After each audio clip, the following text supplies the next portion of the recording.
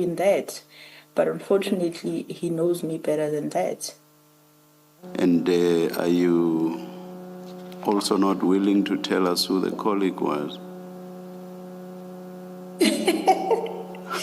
Oh, Commissioner can't. Chair, I'm going to have to protect the witness from you. Sorry? I'm going to have to protect the witness B from you for a little bit.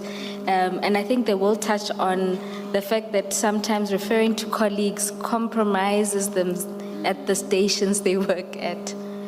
So they aren't able to reveal that Well, information. the witness must tell me that. The witness must tell me that I did not for 1 minute suggest that I was going to press. If for whatever reason the witness says they are not willing to divulge who the colleague is or was. Thank you, Chair. Witness B, can you explain to the Chair why it is you are unwilling to divulge the name of even your colleague? It's gonna expose the identity.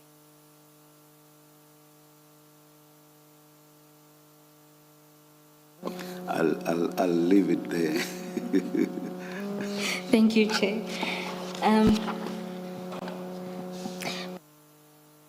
Witness B, you explained that after the escalation or ongoing threats and intimidation, you took measures to protect yourself. Can you take the Commission through what measures you adopted? This happens shortly. Most of our drastic decisions were taken by us after the release of Tau, as much as we were in danger before. But now that it was released, we knew that the danger has escalated. Witness B, let me help you. We are at paragraph 29 of your statement, so we are not at Mr. Tau's release yet. This was when you stopped driving. Oh, yes. No, what I did there, I was really afraid to drive the vehicle that was assigned to me, a state vehicle, because that vehicle I've been driving it since it was handed to first time I was driving that vehicle. So it was easy to track me on that vehicle. Therefore, I was afraid to drive it. And I gave it to my colleague to drive it, and then I stopped completely to drive it. And at paragraph 30, you refer to assistance that was given from a private security company. Can you explain this to the Commission? Yes, this assistance happened shortly. As I'm saying, maybe I'll be too forward because some of these occurrences happened shortly after the Tau was released. Even me stopping driving the vehicle, that was exactly the time when I stopped driving that vehicle, and then we got assistance from the private security that was helping us during the course of investigation, giving us protection, because it was becoming so impossible now to do investigation out of fear, knowing that Tau is out there, and we learned that he already, while inside, tried to facilitate our assassination. Then now that he can do it himself, it was so difficult. And at paragraph 32, you deal with the threat and risk assessment that you initially done. Can you explain this process? Right. And then after this now, before we even go for this TRA, we first, maybe it's time now I start immediately after that was released what happened. That was Friday. On the following Saturday, we had to regroup, me and my colleagues, to Okay, Witness B. look at how. Witness B, let me stop you because chronologically that happens a little later. So perhaps before we deal with the drastic steps that you took after Mr. Buletao's release, let's first deal with then the meeting with General Shibiri that happens in the 15th of May. So you deal with this at paragraph 34 of your statement. You start from the call you received from Colonel Mokoena. Can you take it from there? Oh, yes. And then on this day, it was after hours. I was at home already. Then I received a call from Colonel Mokoena. And then he told me that he was with General Shibiri and he had Witness B? Shibiri through Colonel Mokoena's phone. Witness B? Can we stop for a second? I think the connectivity is bad. Can you say something just so that we can hear that it's gotten better? Can you hear me? Yes. Please start again from the call that you received from Colonel Mokoena. Yes, it was after hours. I was home already. I received a call from Colonel Mokoena, and then he told me he was with General Shibiri, and General Shibiri would like to talk to me.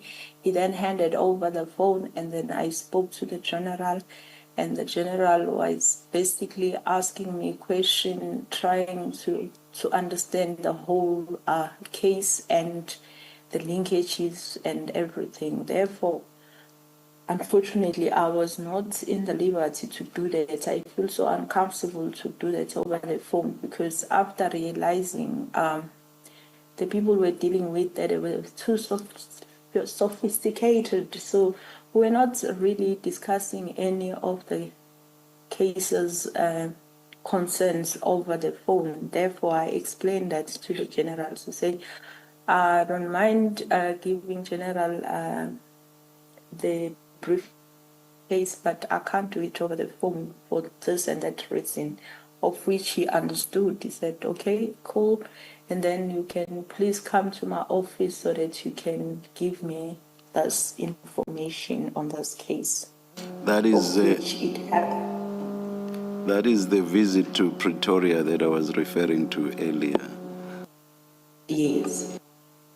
Witness B, in the reporting line or hierarchy, what is Colonel Mokoena in relation to you? Is he your direct superior? That's he was my direct, and then him reporting to the brigadier reporting to the general. Brigadier being who? The name of the brigadier to which Colonel Mokoena reported? Brigadier Khopane, sorry. And then Brigadier Khopane reported to which general? General Khumalo. Because of many Khumalos, you will say General Mbuso Khumalo. All right, thank you.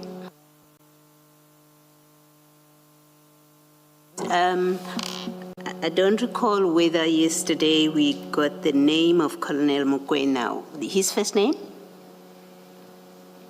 I know him as Colonel Mokoena. I don't know his first name.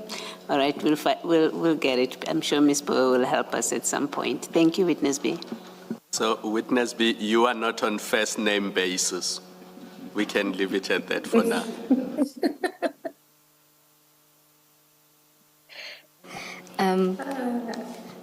Thank you, Commissioners. We are about to go into the content of the meeting, and I note slightly early, 3 minutes before tea. Perhaps, Chair, this is an opportune time to break. Let's adjourn and resume at 5:15.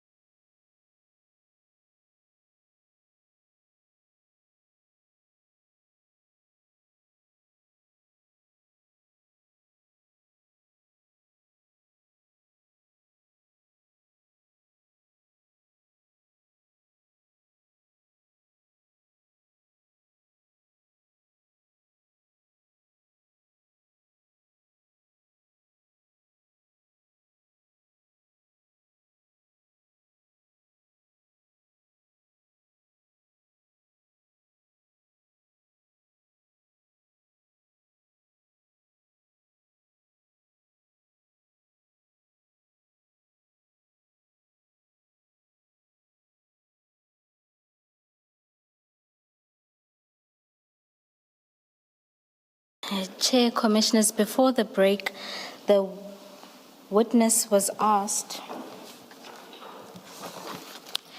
about the names of Colonel Mokoena. It's Isaac Ben Mokoena.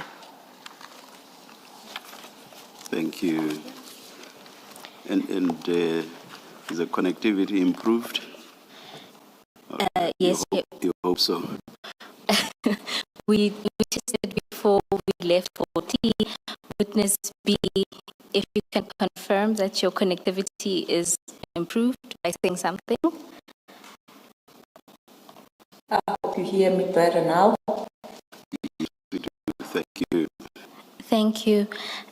Chair, Commissioners, I'd also like to note, that in the service history, so paragraphs 4 to 6, we have referred to the witness's full service history, which is contained in the SAP 96. That's Annexure 1, W1,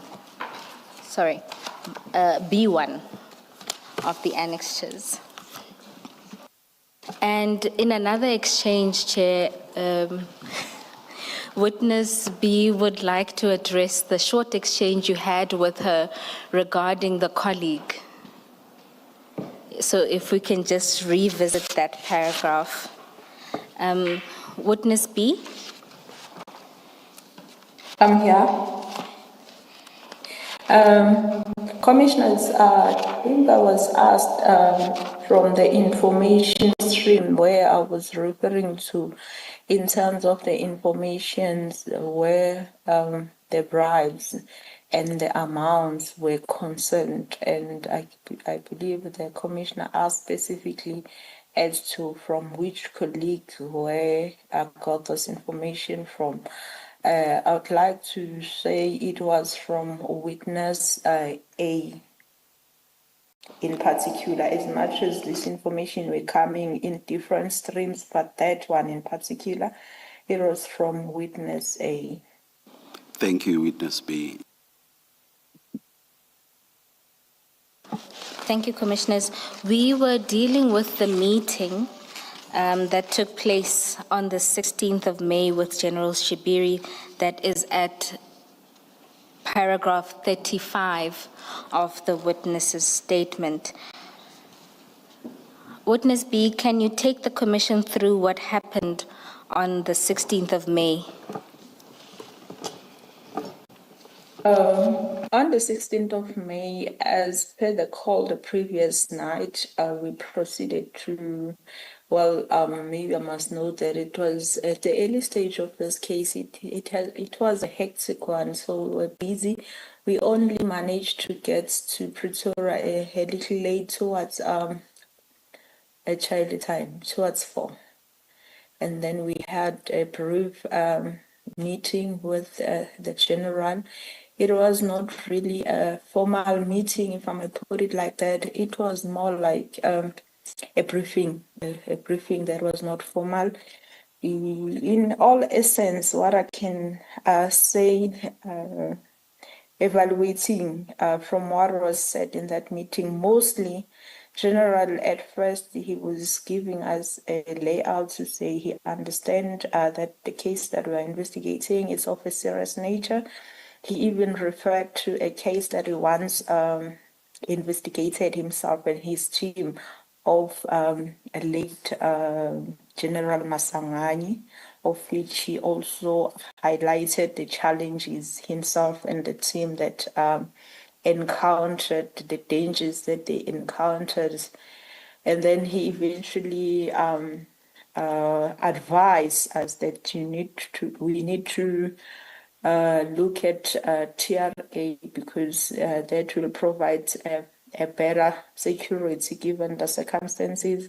And then he took us to the process of safe houses, and then he was giving us a glimpse of what it entails and what it means, and then where it starts. We must first have a TRA, and then those measures may come, because he was speaking from an experience, and then the conversation went on and on and on. And then eventually we were given a chance also to give a brief of the case that we're having. He further gave us also a more insight on this case in particular now to say, oh, well, this case is of a serious nature and your life may be really in danger because these people are connected to a figure called Mswazi, of which at the time I didn't really know. When one says Mswazi, what does that mean? But that name was dropped, and then he furthermore tell us that those guys are of a great danger because they're not only limited to Mswazis, they also working with some of the police officers from Tom's. There was a name there that in particular stood out. He said it was Velani Zungu. Who's working with them. Well, I don't know him. I still don't know him even now. And then there was also a conversation about that he knows who the attorneys that they are using. He knows how do they work, and then he further said that's when now this issue of envelopes come in. That he knows there's already 3 envelopes prepared, of which it had names on it to say one is for magistrate, prosecutor, and the IOs.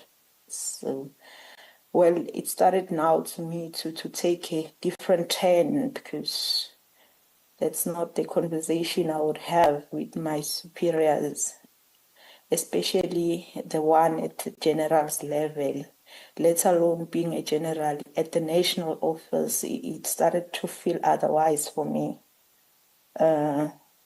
Apparently, I couldn't keep it in because I was in off place at that point of the time to say what possibly this could mean. And then I asked the general to say, oh, General, if now we're sitting here, you're telling us that as a general, you know of the police officers who are doing wrong, and you're telling us what has been done, because I don't think that's the kind of conversation that we should be having. Well, there was no clear answer on that. It was like the inquiry, like he took me through the steps that should be happening, not that are in place already or that I intended. So that was it. And then for me now to move from this uncomfortability that I was in at that time, I decided to take advantage and maybe serve it to help the investigation rather. I then make a request from the general to say, can you please assist me expediting the ballistic reports? Red Bull Vlugtag is coming to Cape Town. Enter your team at redbull.com/vlugtagza.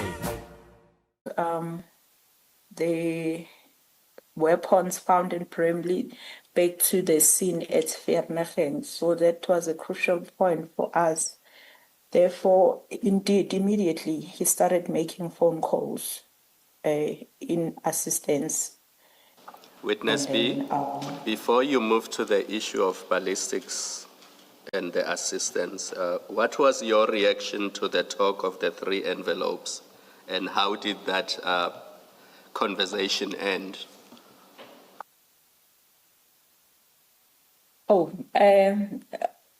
My understanding, hence I've just indicated to the commission that for me it just became uncomfortable because I didn't think me and the general would have such conversation, because according to me it's wrong. Even if maybe the general knows of that, he can't tell me as a junior about it.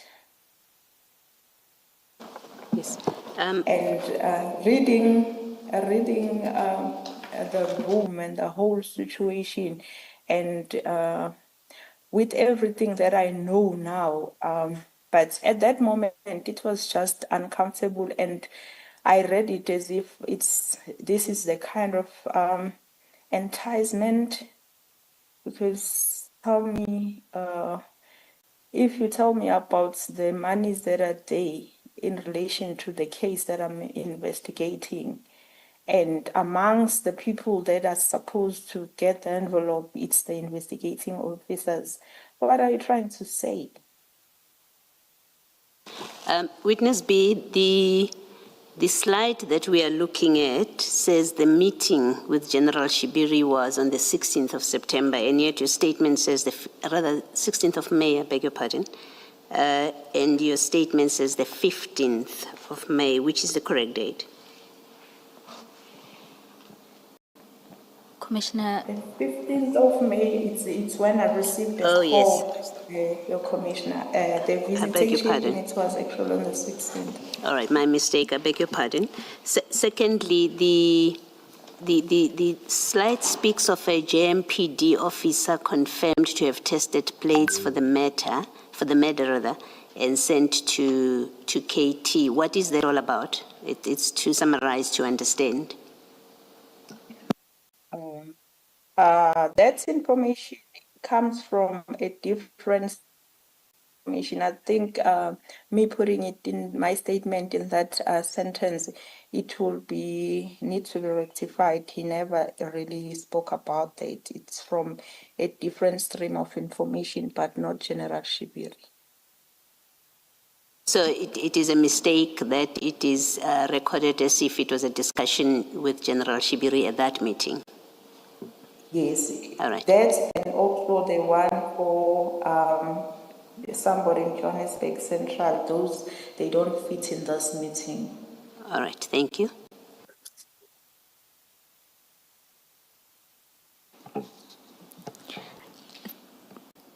Thank you, Witness B.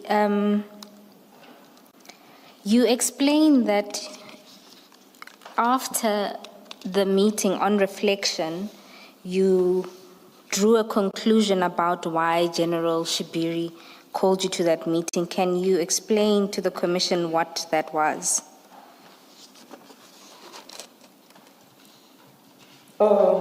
Yes, from our own reflection, all we could conclude is to say he just needed to find out the progress of the case as to how is the accused linked, and then how strong is the case against the accused, of which, well, after this meeting, he indeed gave me a call again, a follow-up call, to ask me the things like the linkages in terms of DNA, in terms of primary residues. So it was like, to me, okay, this was all about that. Witness B, if you could just allow me to take you back a bit. It's a question that I had wanted to ask and forgot somehow. Earlier in your paragraph 33, this is where you are discussing the TRA that you requested right at the beginning. And you say you filed a form and submitted it to Colonel Mkwena's office. You remember that, where you then... I do. You remember that. Now, you conclude that paragraph 33 by saying, unfortunately, nothing ever came of that process. Did you make inquiries, or did you come to understand why that request was not met? Nothing happened. No, Commissioner, we really never make a follow-up on that, but as when things started escalating, there was another TRA, but we didn't really follow it up to say why nothing came out of this, and where does it got stuck and everything. No, we didn't. But there's something about it that struck me, because shortly after we we filled this form. The very same information from the stream of from witness A, he touched on this, of which it was so strange to say there's nothing coming forth out of this, but he seems to know something about this TRA because he made a comment to witness B to say, oh, these days I understand you are belonging to General Kalakala, knowing that General Kalakala's office will be the one handling the TRA. It struck me to say, how did you know? Because even inside here home, we don't get any feedback, but he seems to know. So, if just to make sure I understand, are you saying that after you submitted the TRA, an informant came to know about it? I don't know if he knew about it physically, but he knew that there's a process of Yes. us escalating things to General Kalakala. Okay, thank you. Thank you, Ms. Paul. Thank you, Commissioner Baloyi. In your statement, Witness B, you move on to talk about how you proceeded to move after the meeting with General Shibiri and that you exercised caution. Can you explain this to the Commission?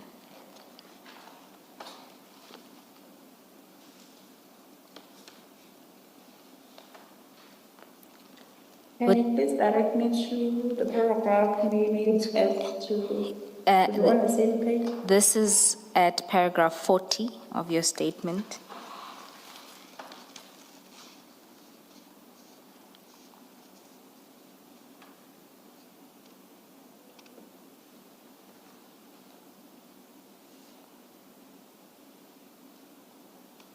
Oh, yes. This is where now we took measures about the case itself as to how to treat it, as to who do we communicate with in terms of this case. And besides that, we were also instructed by Brigadier Khupane after she learned that we already had a meeting with the general without her knowledge. Then there was a strict instruction that she gave to us to say, this case is too sensitive. Therefore, I would appreciate if you only give progress to me or to General Kumalo.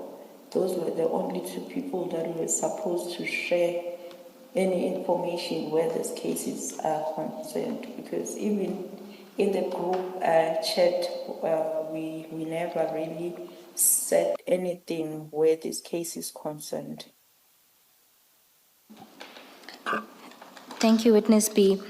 In your statement, you then move on to the ballistics investigation. And at paragraph 41, you begin with the call that you received from Colonel Mokoena telling you about a telephone call from General Shibiri. Can you take the Commission through that call? Yes. I don't remember the exact dates, but it was between May and July and June, actually, early June. I received a call again from my Colonel Mokoena. He informed me that General Shibiri has called. He said that the report is ready, I can collect. And then I went to ballistic together with other colleagues. I didn't go alone. And then we went there. On our arrival, we went to the office where the report is supposed to be handed, because there's a specific office. When we got there, we were told that we should wait. The Witness B, did you move away a little bit from the computer? Your voice is fading, Witness B. Can I try again? Try again and just a little louder. Okay. Between end of May and Witness B, can you hold on 1 second? Did you make any movements to where you were sitting? no. Oh, no, it sounds better now. If you can proceed to your arrival and going to the collection office at the ballistic section. Yes. I received a call again from Michael Mkwena, telling me that the general has called, telling me that the report is ready, I can go and collect. Indeed, I proceeded to the ballistic together with my 2 other colleagues.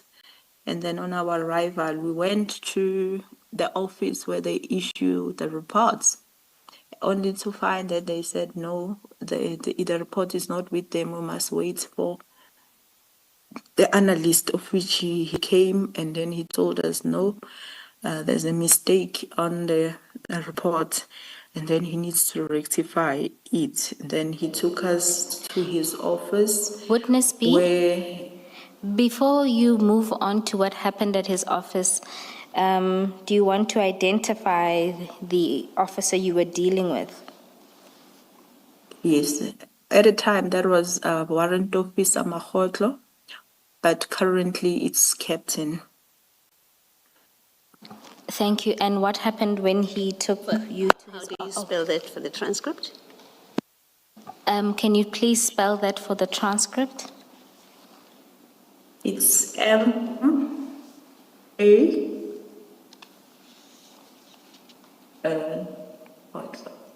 it's G-O-T-L-O-E. It appears here. That's KG. Yes. It's M-A-K-G-O-T-L-O-E.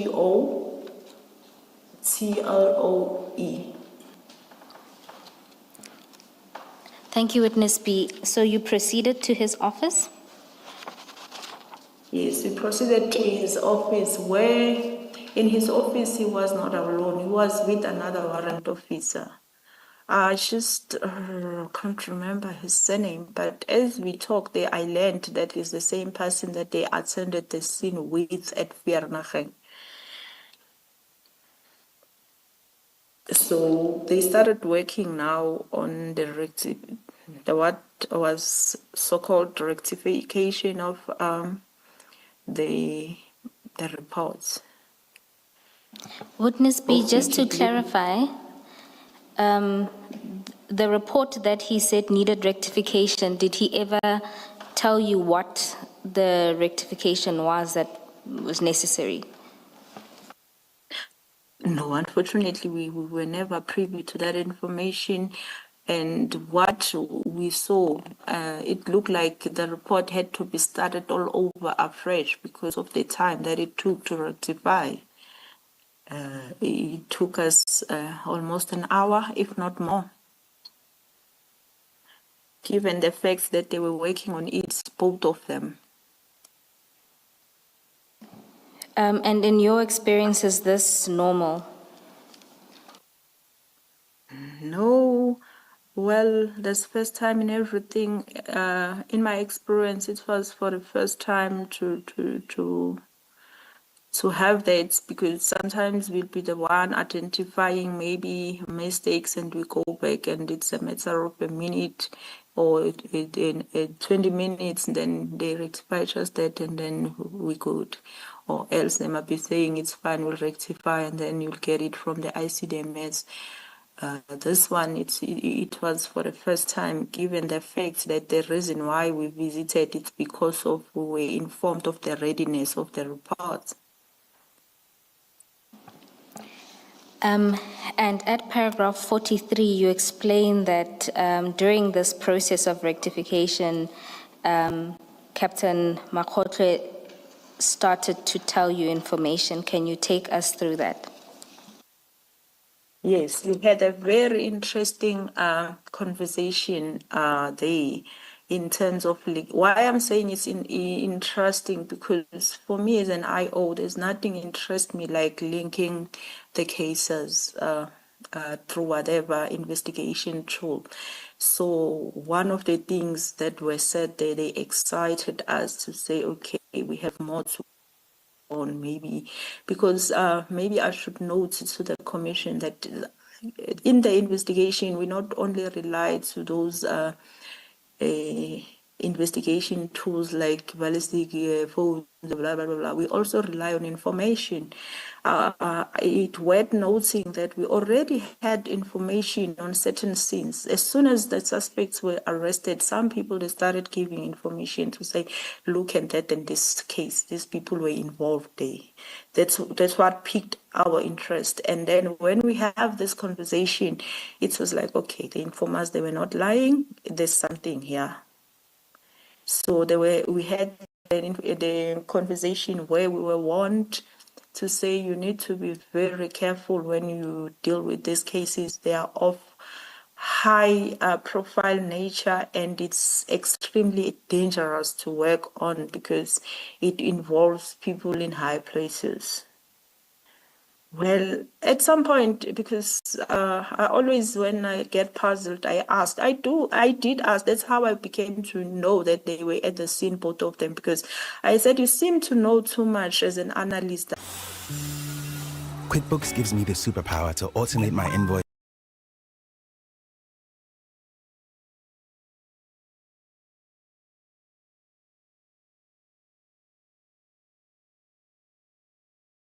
That I know when you are at the scene, you get to hear all this sort of information, because indeed people, they do talk. Is the scene now the scene in Vereeniging or Bramley? In Vereeniging, Commissioner. Thank you. But now, it's the part that I said it's interesting. Now he started to be specific to say these cases are linked to high profile. I know, so okay, high profile, meaning now you have an insight. This is not just anyone can say this. And he also mentioned that they also involved in the CITs, and like it piqued my interest. And as they were working on the report, and it took this long, at the back of my mind, without even asking, it was like, okay, they dealing with all this information that they're telling us about, only to find when we're done and the report is handed, like the mood was okay, that the conversation was flowing. There was no reason for us to even suspect that we won't find what we are told about in the report. It was like we're talking about something that is there in that report, only to find that when we get to the car, one of our colleagues decided to look at the reports, and the discoveries was, hey, what were those people were talking about? Because there's none of those in this report except the linkage between Vereeniging and Bramley, of which we anticipated, because from the initial investigation, it was expected. It was just to confirm.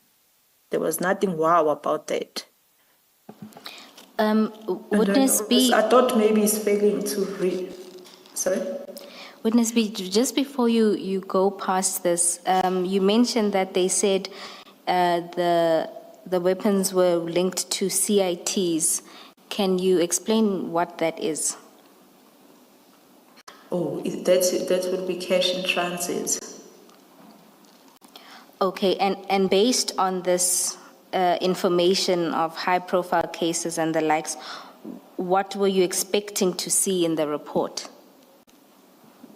I was expecting to see the linkages of the cases of CITs as stipulated, the cases where high-profile people were involved, as like alluded, but there was none of that. It was like limited exactly to what we already anticipated, and we were like having it at the back of our minds that the chances are these firearms are going to come back and say they are the ones that shot at Vernagen, given the period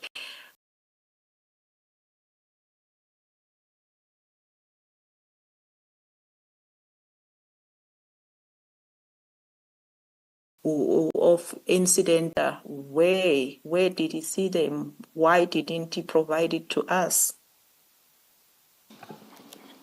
And Commissioners, just for the record, the initial report that was done by Captain Makgotle is marked B2 at pages 15 to 23 of the annexure bundle. Witness B will do a side-by-side comparison when we get there later, just to explain the discrepancies. Witness B, so after you see the report and that it doesn't have the linkages that Captain Makgotle referred to, what did you then do?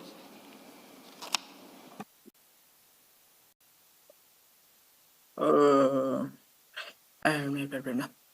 I think those linkages not being there, we went and then we decided to consult further with our commanders to say we have this information, but we don't have this report.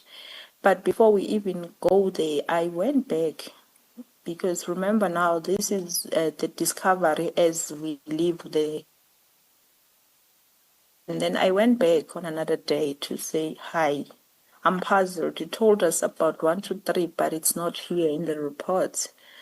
And to my surprise, when I come to make a follow-up, now I find the captain, he wants to pretend as if he doesn't know what am I talking about. He never have this conversation with me. It's like as if I have some sort of amnesia also.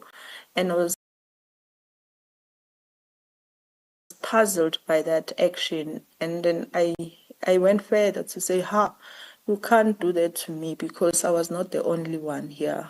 It was 3 of us. You were also not alone. There was a second person in the room when this conversation was heard.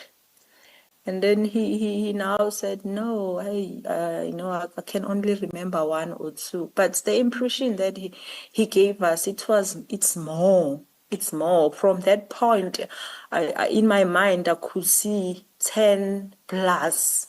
But now he says to me, I can remember 1 or 2. Even that, it's not ready. I must speak to the IBs and stuff like that.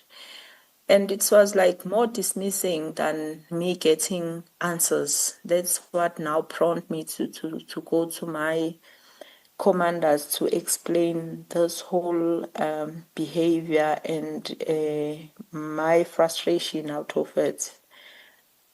And then given the fact that there was information that I was sharing with my commanders that, look, we already have information of 1, 2, 3, 4, 5.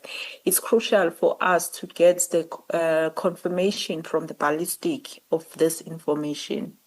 And now things are hinted to us, but we don't get any joy in terms of the report.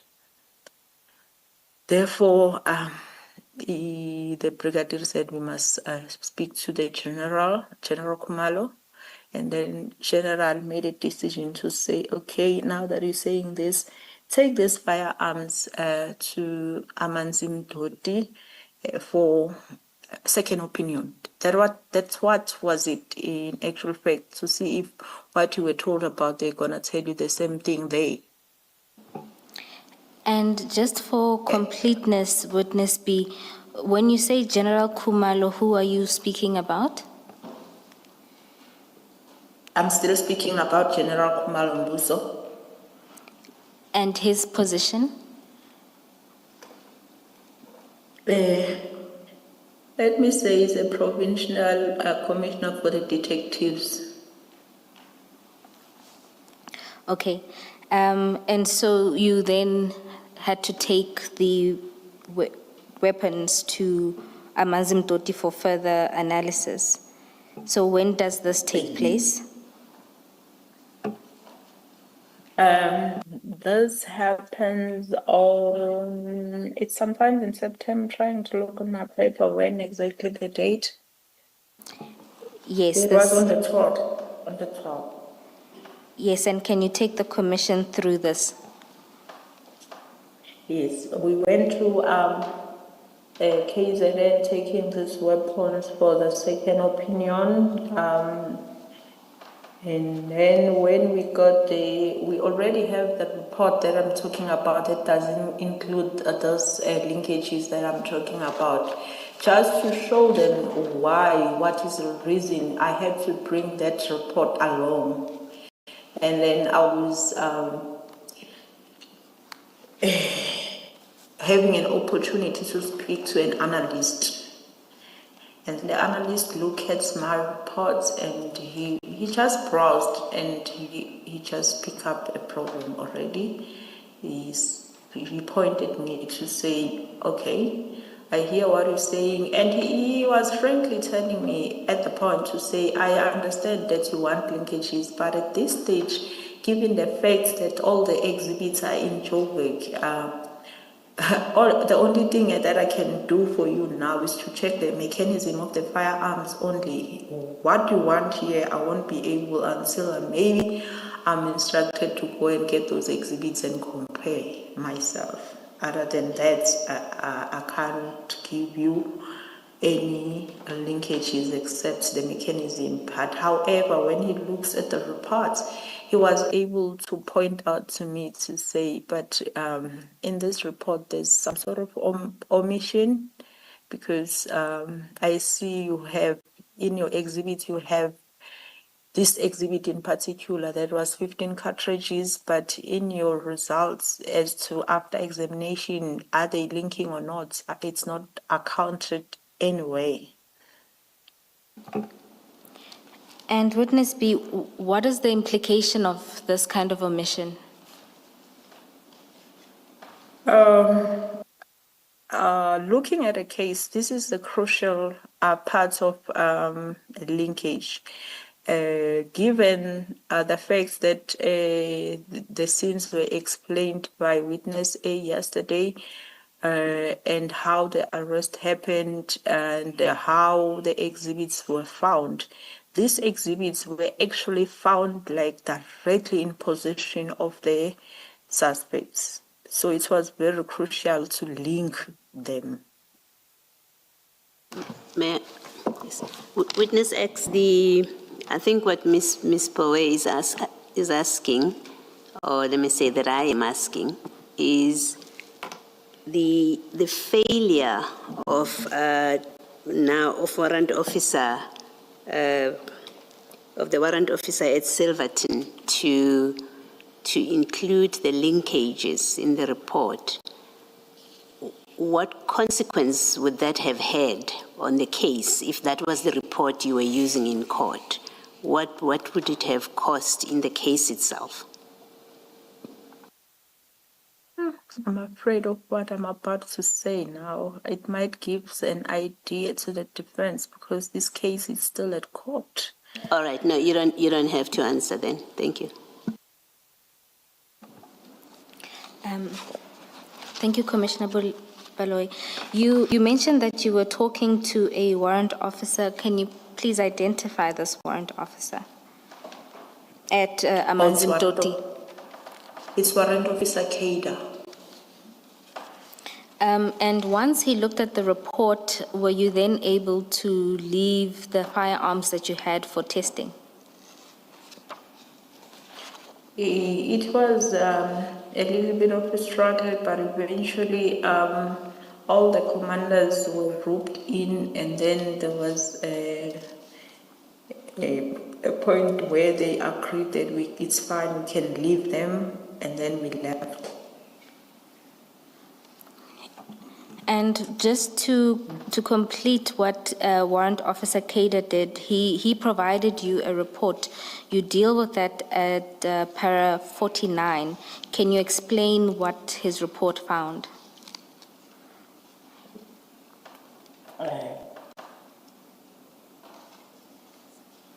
Just to be 49.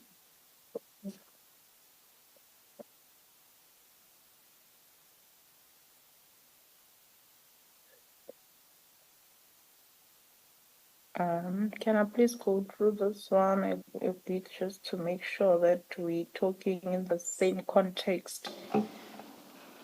Yes, this is the report that Warrant Officer Kader gives much later, but because of the limitations in his analysis, you dealt with the report here. Oh, we're talking about etching. Okay. Yes.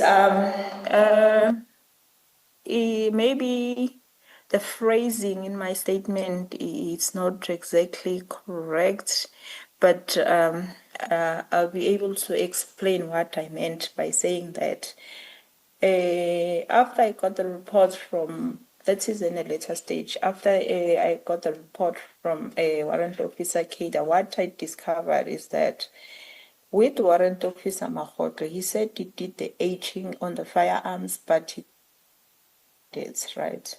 But when I take the firearms to KZN, in one of the firearms, Warrant Officer Kader managed to do the etching and he was able to reveal the serial number of the firearm.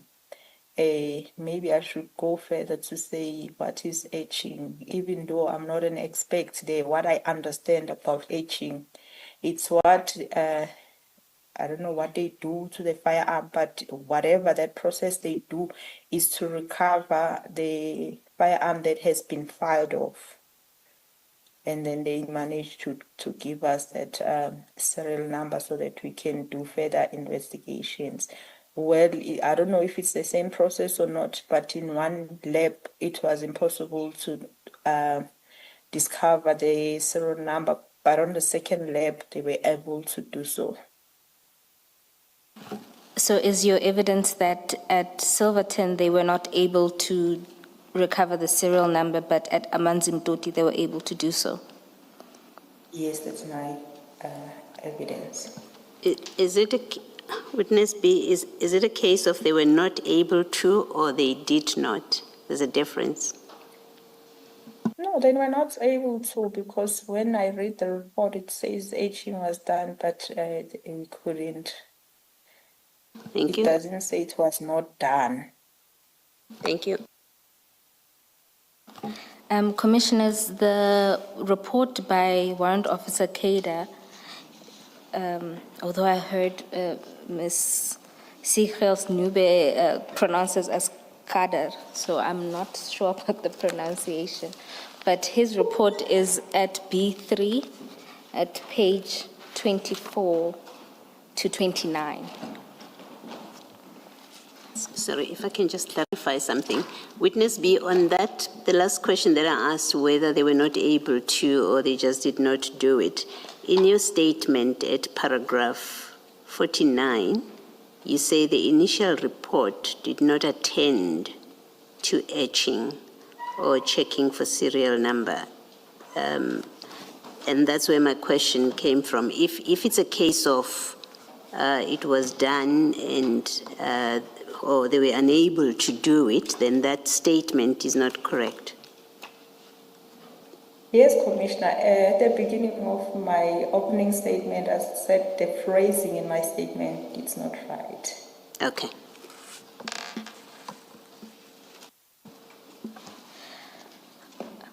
Witness B, in paragraph 50, you note that upon your return, you then proceeded to see the prosecutor in this matter. Can you explain this? Yes, given the fact that now I explained that how was the relationship when I keep on following up on the linkages, it felt even to me that now I become unwanted here, so I didn't want to push the limits, maybe to make the relationship sour also by keep coming with questions or queries or something like that. So I decided to go a different route time around. I just went to the prosecutor, senior prosecutor was working on this matter.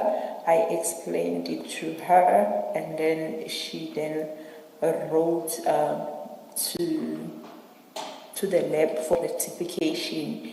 And maybe before we go any further, it's worth noting that as much as at that point there was this omission noted, at that point of investigation, it was like we didn't take it as if maybe there's something more than just a human error in it at that point. That's why I said, no, let me take it to a senior prosecutor Kusiye so that she can help me resolve this amicable without any, how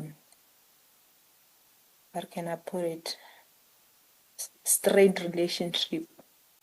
So that's how it happened. And she indeed wrote to the lab, and then that was rectified indeed. And she gave me a copy, and then investigation proceeded until we get to the disclosure of the docket, where now we needed now to have the original report.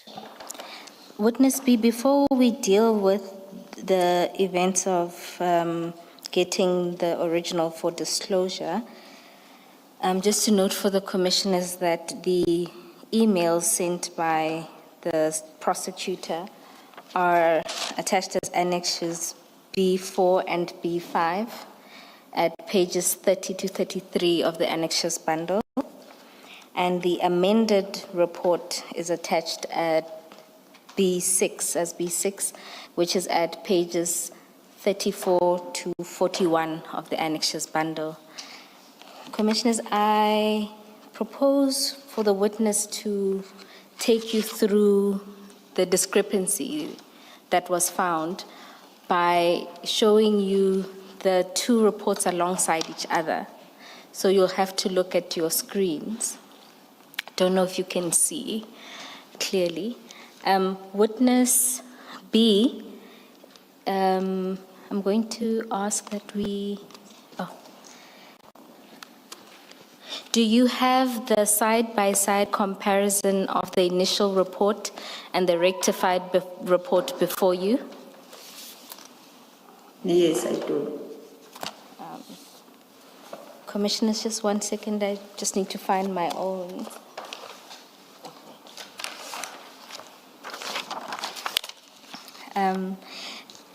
Just for the record, the pages we're looking at in the initial report is page 15, and in the rectified report, it's page 34. That's where the reports begin. And the particular page that are displayed for the initial report, the first sort of extract deals with page 19 compared to page 37 of the rectified report. Witness B, could you enlarge a bit?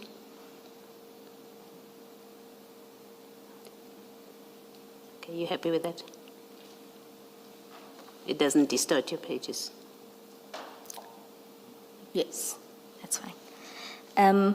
Witness B, can you explain what would ordinarily be found in that paragraph 4.9 or paragraph 4 of the ballistics report? On 4.9, it's exhibits of which it's 15 cartridges, 7.62 times 39mm caliber fired cartridge cases, and mark them, and there is a mark there. Maybe I should read it. Should I? No, I don't believe that the mark will make much of a difference for our understanding. What I would like you to explain is that in the actual report, paragraph 4 lists the exhibits that would have been provided to the lab. Is that correct? Yes. Where is this 4 on the screen? I see 4.8 and 4.9, for example. 4.9. Commissioners, if you can open your annexes bundle, in particular Annex B2 at page 18. 218.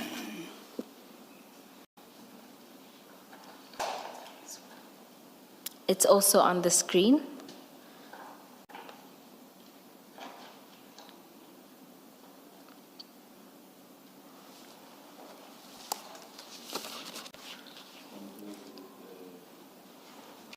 Did you say compared with B6 at 34?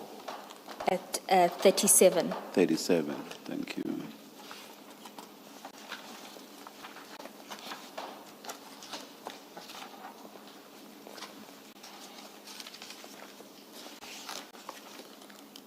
So the point there, Commissioners, is that the 15 cartridges were noted as part of the exhibits given to the lab for examination.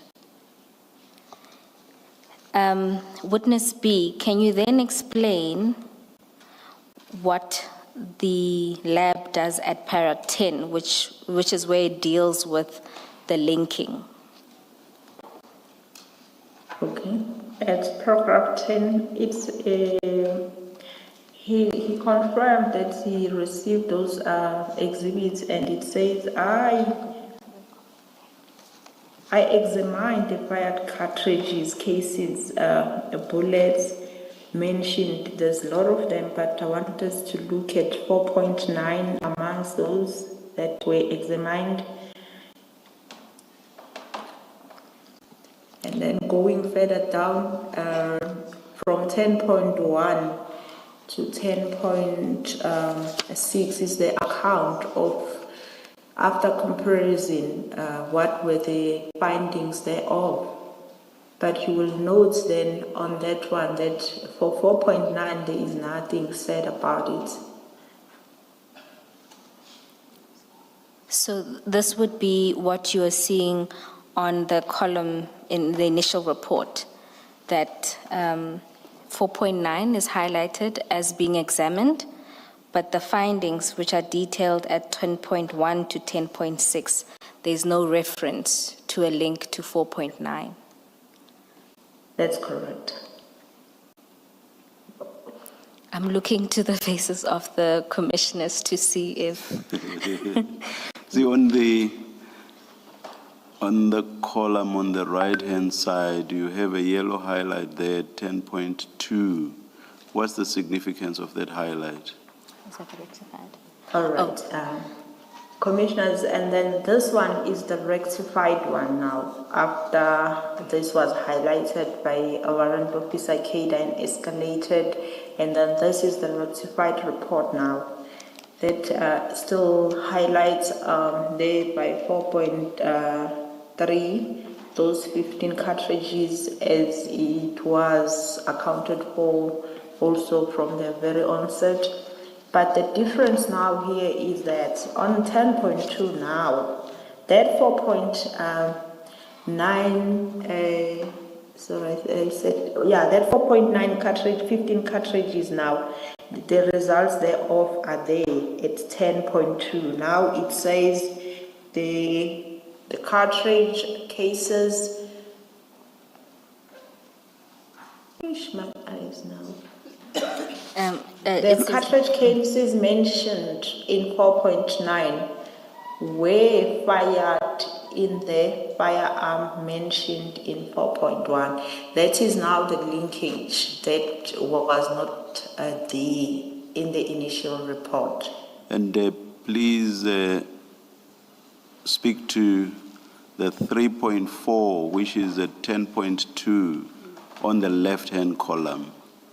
The sentence looks exactly the same in both columns, except that in the column on the left, there's reference to 3.4, and on the column on the right, there's reference to 4.9, but the rest is exactly the same. Can you please explain what the significance of the differences is? Do you get? Where now not the right witness to deal with that. All I can say is that on 10.2 now I can see these 15 cartridges being linked to the firearm. And then as to now, what happened to this 3.4 and 4.1, I'm not the right person to speak to that. Can I just try? Chair, if you have regard to the initial report at 3.4, which is on page 18, yeah, it describes the item itself that was checked, and you'll see there it's a 7.62 caliber fired bullet scores and marked with them with a particular reference number. And you see 4.1 being an assault rifle. So what 10.2 did was to link the assault rifle with 3.4 being the 2 caliber fired bullet in the initial report, that is. Yeah. Maybe also just to try and see if I Witness B, go ahead.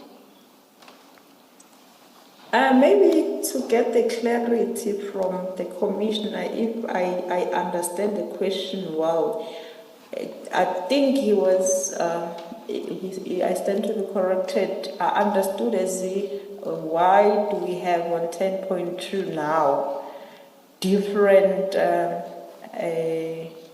entry of 4.9 linked to the firearm. What happened to the linkage that was at 10.2 from the initial report? That was the question.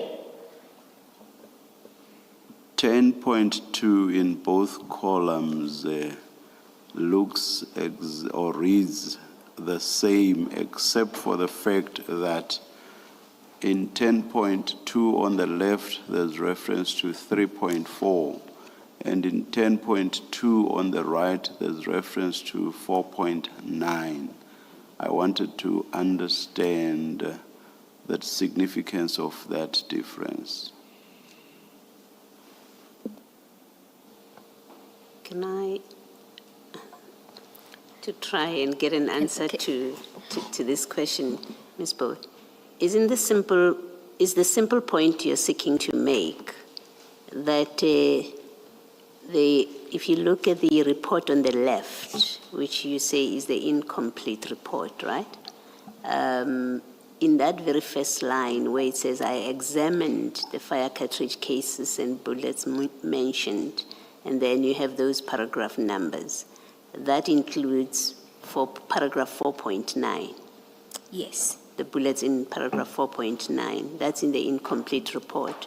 And then in the revised report, and then you say, in the body of that incomplete report, nothing is said about the cartridges in 4.9.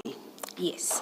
Is that the point you're making? Yes. And then in the new report, in the very first line, that report says, I examined the cartridges in all of those paragraphs, including 4.9. And now in paragraph 10.2 of that revised report, we now see findings about the paragraph 4.9. Yes. Is that the simple point you're making? Yes, and that it's only at this stage that the 15 cartridges are now linked to the firearms. Okay. Yes. Can you confirm that Thank you. witness I B? get what my co-commissioner says, but I still do not follow why there's 3.4 on the left column. That's all I'm trying to establish. And I thought the witness will be able to speak to that. Commissioners, the answer is at 10.6. You'll note there in both reports that the findings related to 3.4, those bullets, was that it was not suitable for microscopic comparison due to the damage. There will be a stage where the witness explains whether she believes this was an omission or otherwise, but that was the rectification that was sought from the lab. Okay, thank you. Isn't the other point that 3.4 has nothing to do with the cartridge cases? So if you just go to Yes. 3.4 on page 18, it refers to fired bullet calls, and that's what you find in 10.6. Yes, that's So- the case. There was an omission in 10.2 of the 15 cartridges that had been found in Bramley, I believe. Yes. Yes. Witness I B, guess can that's you? a simple explanation I wanted from the witness because this is not my area of expertise. My apologies, Chair. I will say that we also had to take a crash course in ballistics to be able to read and understand the nature of the omission. Thank you.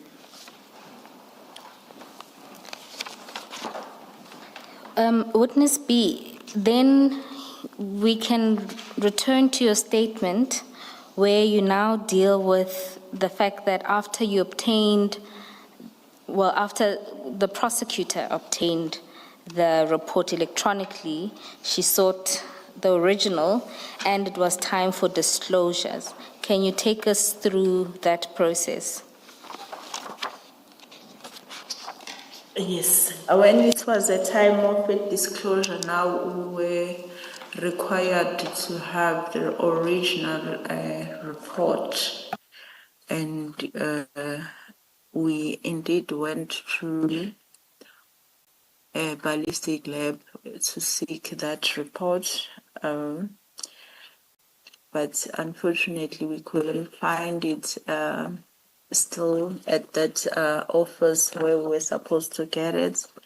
And then we were taken through a lot of process helped by Kenneth Lisu trying to locate that report. He went as far going to the system now trying to check where he can get it, and then still he couldn't find it.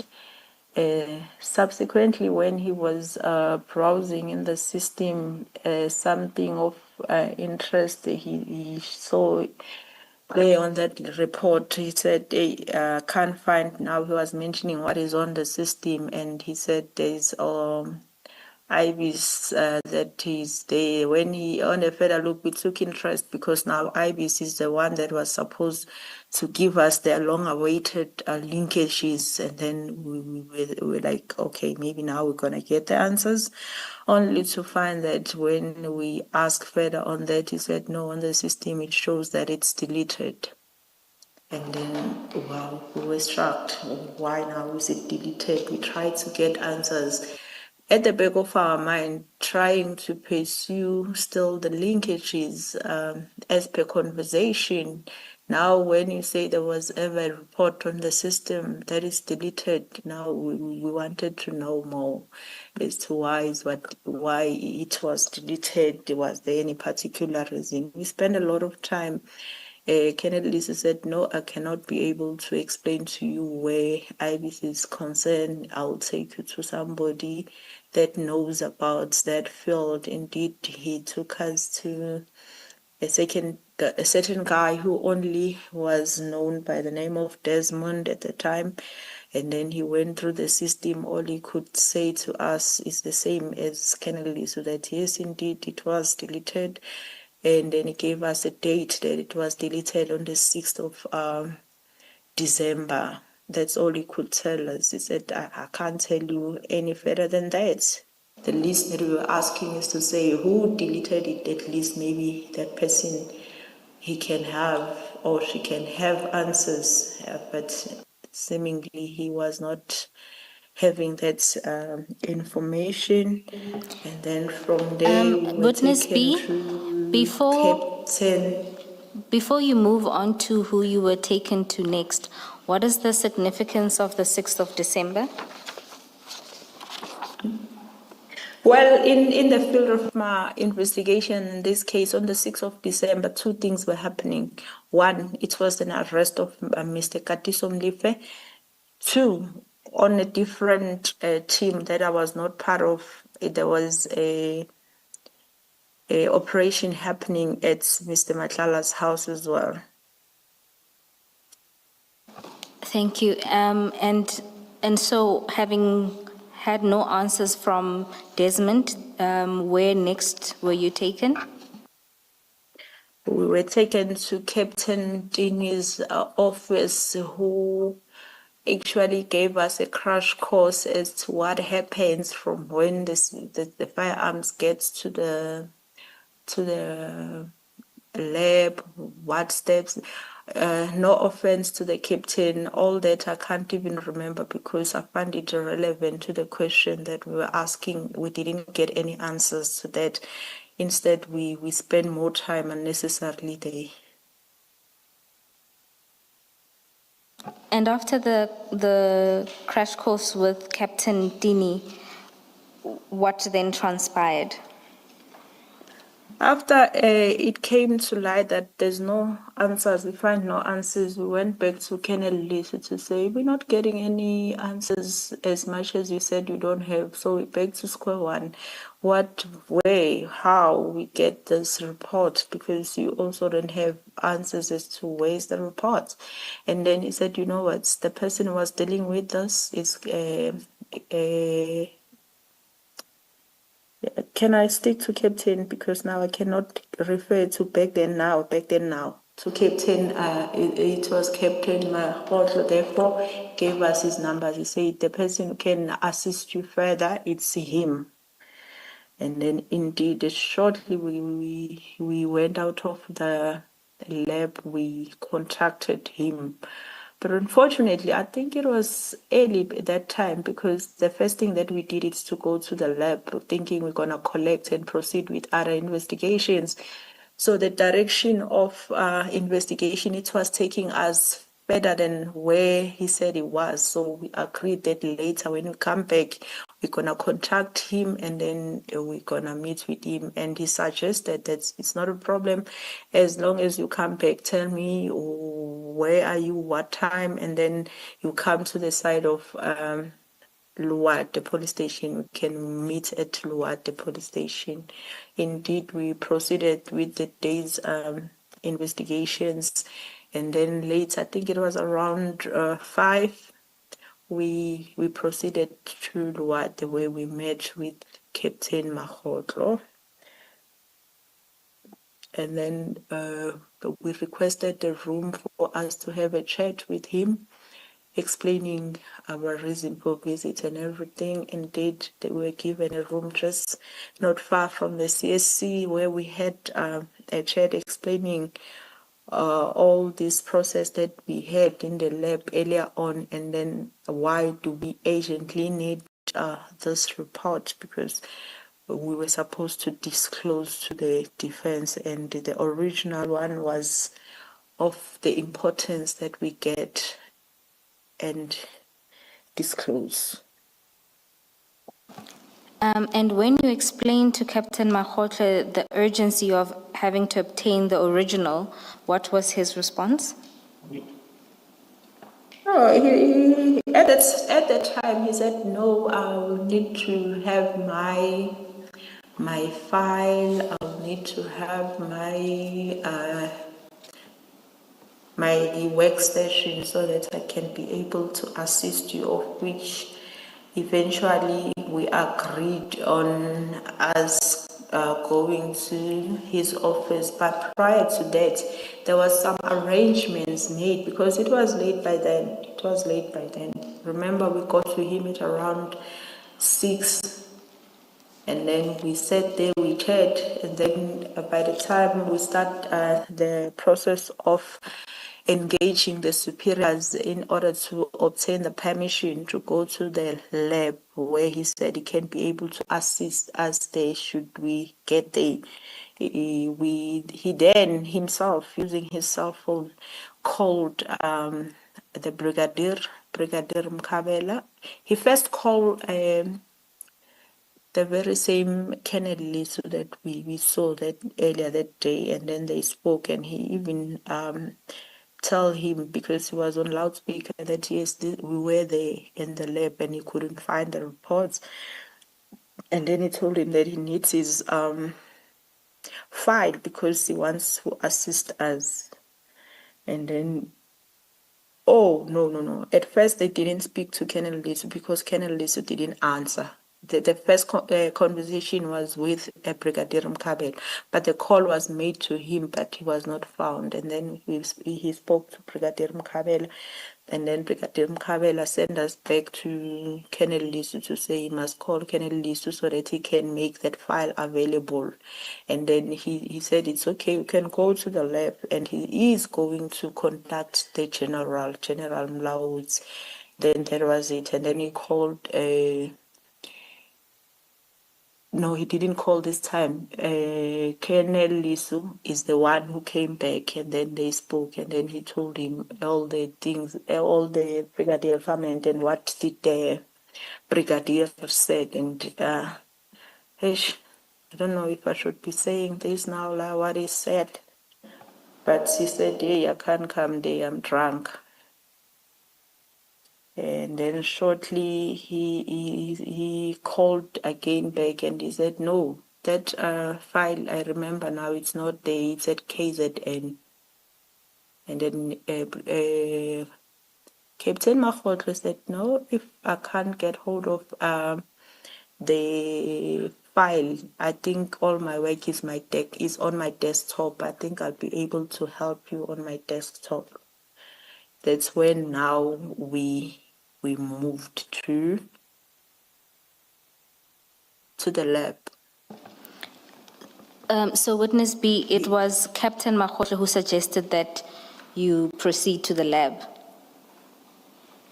Yes, because he first said we can go to the lab, and then but we prior need to make arrangement. That's why all these calls to the brigadier, to Colonel Lisu were made, and then with an understanding that we're going there. That's why he made those arrangements for us to go there. You were now moving to the lab from Luwate. Yes, he further said, okay, it's good because he has his keys in his car.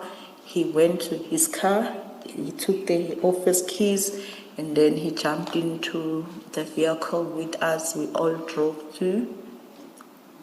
I was actually going to ask if he had come to Luwate in his own car, so you've answered that. What's the explanation for him getting into one of your cars or getting into your car instead of driving to the lab in his own car?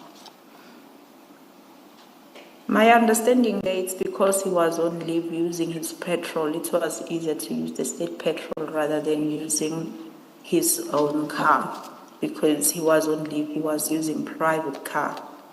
Well, thank you. I'm sure you know why I'm asking. It's because there's the allegation of kidnapping.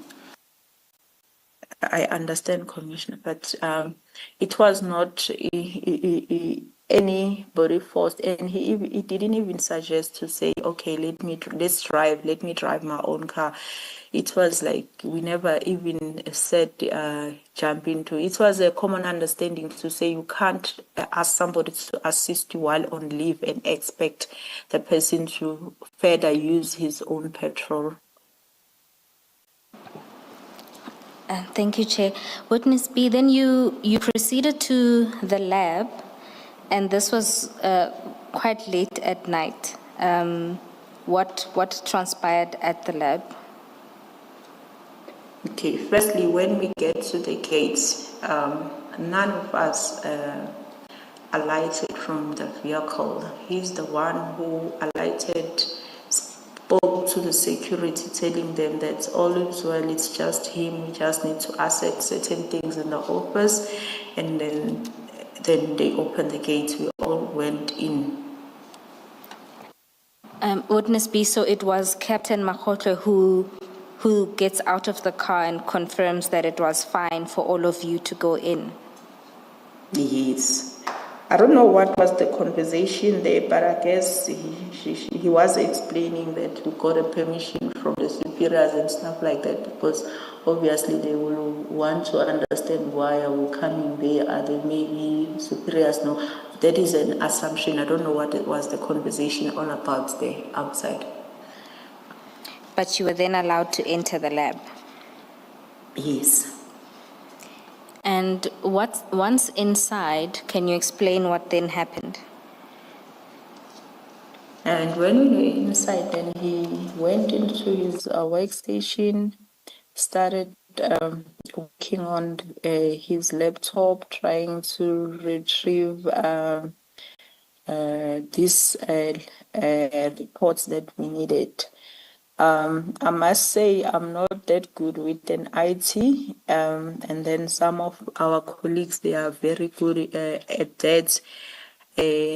Maybe as the details of what was found on there and what was found not to be in witness is the one who's gonna dwell on that, because it's gonna give the commission a better understanding than what I can do if I try to do that now. Witness B, in light of the fact that as far back as April, May, you had asked for the ballistics report to be expedited, what did you make of all these delays? Because it looks like we are now in December of the same year, which is 7 months later, and you still do not have what you had asked for and what you had asked to be expedited. Commissioner, can I clarify what I was asked to be expedited at the time?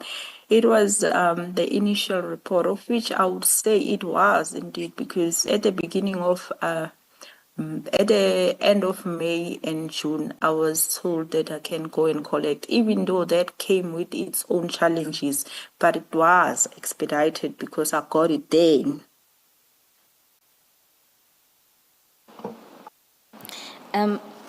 Perhaps Witness B, if you can explain the initial report you obtained in May, and you had been asking for rectification of the report without success, and the prosecutor had to intervene. And even after that intervention, you only now physically have to go and get the report in January. And so I think Commissioner Khumalo is asking what you made of that delay.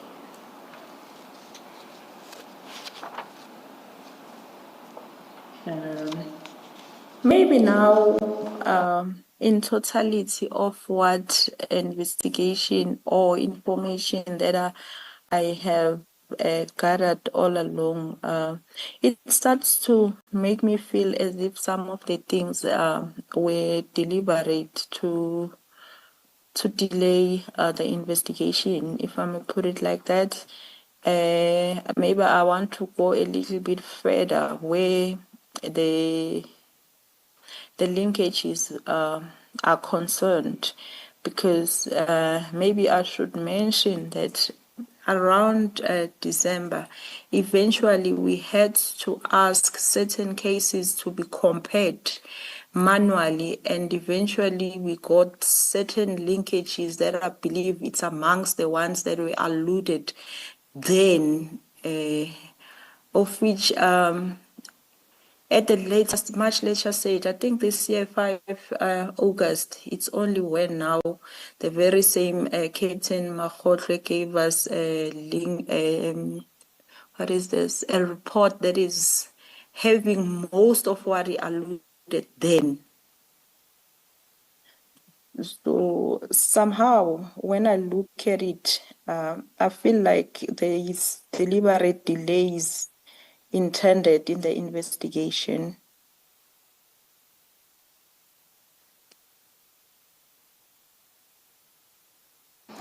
Witness B, you've now explained that Witness C will take the commission through what was found on his computer. However, you note in paragraph 62 that multiple versions of the reports were found on his computer, and you took steps after that. Can you take the commission through that? Oh, yes. After that, then the decision was taken to say we have now to confiscates that workstation in order to take it to the cyber for the integrity now, because it was quite concerning, given the fact that we still have the report that was wrong, that we don't know what was wrong about it. And then in relation to Captain Makgotlo, did you, and this is in reference to what you say at paragraph 64. So you've already spoken about seizing his workstation. Was there anything else?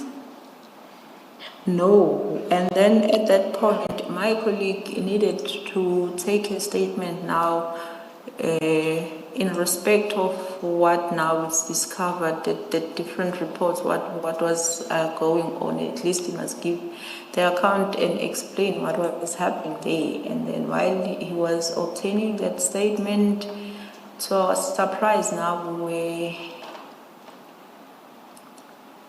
there was Colonel Shole and other colleagues of ours who came there and informed us that there was a kidnapping. We were all shocked about the kidnapping. Who's kidnapping now? Witness B, before you talk in detail about the kidnapping, during the time that you were engaging with Captain Makgotlo, and that's from the moment you enter his office at about 9:30 to 11 o'clock, when you inform him that his workstation would be seized and he needed to make a statement. During that time, before that, the statement taking and the seizure of the workstation, what was Captain Makgotlo doing, and what was the general interaction between you all in the room? He was mostly on his phone. He was mostly on his phone, and then there was calls coming in. He was keep telling people, I guess they were checking on him. He was keep telling people, no, it's fine, he's fine, and then he's coming back soon and stuff like that. There was nothing in particular that I can point out that he was doing. And so now you'd say to him he needs to do a statement and that his workstation would be seized to preserve the evidence. Before the police officers come in alleging that there is a kidnapping, at paragraph 65, you deal with the calls that were received by some members of your team. Oh, yes, there was a member that were outside in the vehicles, and then we learned that Captain Amasilo received a call as well, checking on him where he was, because he was needed by his office to say there was a hostage situation at the lab, and he was shocked. He said, no, I know nothing of that, and I'm at the lab.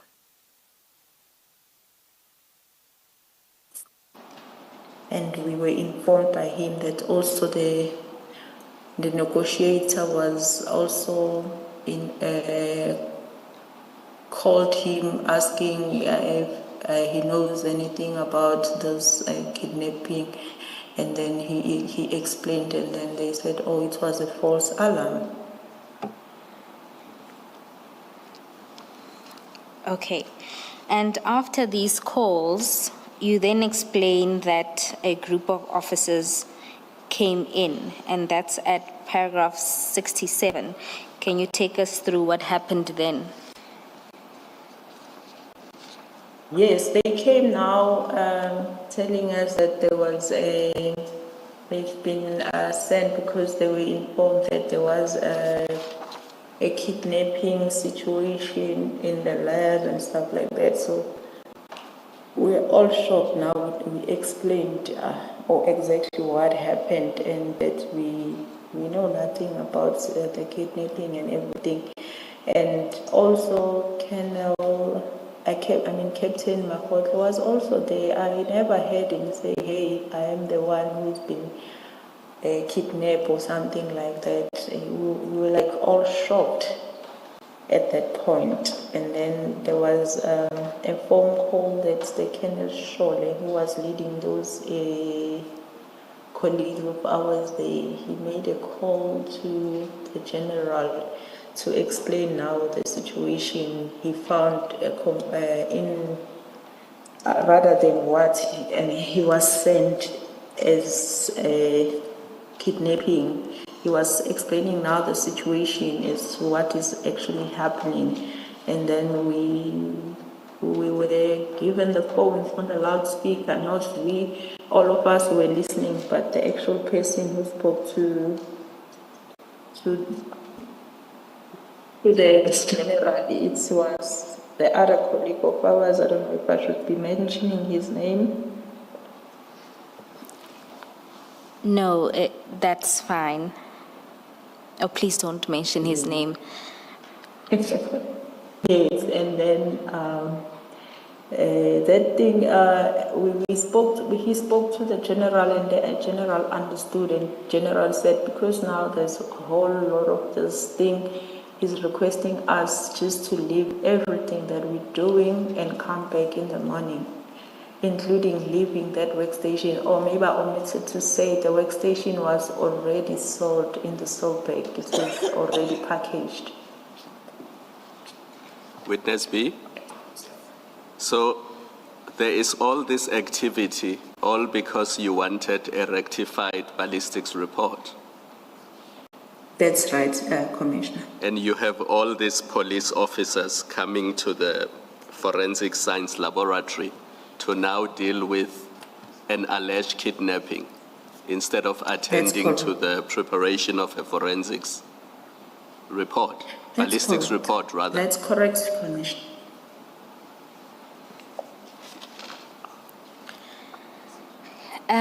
And Miss Poe, before you proceed, and I don't know if witness B is able to do this and do it now, there's a whole lot of names from paragraph 65, and some of them appear to be people of importance because they give instructions to inform the team to instruct the team to withdraw and come back the following day. Are we going to get evidence about who are these people? For example, there's a Colonel Bartis, there's a Colonel McIntosh, and so on and so on. So that's the one question, and there's a General Mulaudzi and others who seems to be of seniority that he gave instructions, but why is he able to give this instruction, and what's the significance of him being the one that gives the instruction? That's the one. The second is just to clarify with witness B. Witness B, in paragraph 65, you speak about that false alarm, that there is a hostage situation by people in a black Vito, and this is the first time a black Vito is mentioned. Is that a vehicle that you were driving in and your team, you were all driving in one car? That's correct, Commissioner. That will be the car that we were driving in, and that was the only car that we were driving in on that day. Yes. So, Ms. Poe, if you, I don't mean to burden you and the witness unnecessarily, but there are many names, and one I'm not sure about their significance for purpose of this evidence, but in the course of the terms of reference that we are required to comment on. Commissioner Paloi, perhaps we can bookmark the end of paragraph 67, just to turn back to paragraph 59, because that's where the names begin. The first name that appears in this instance is Brigadier Mkabela.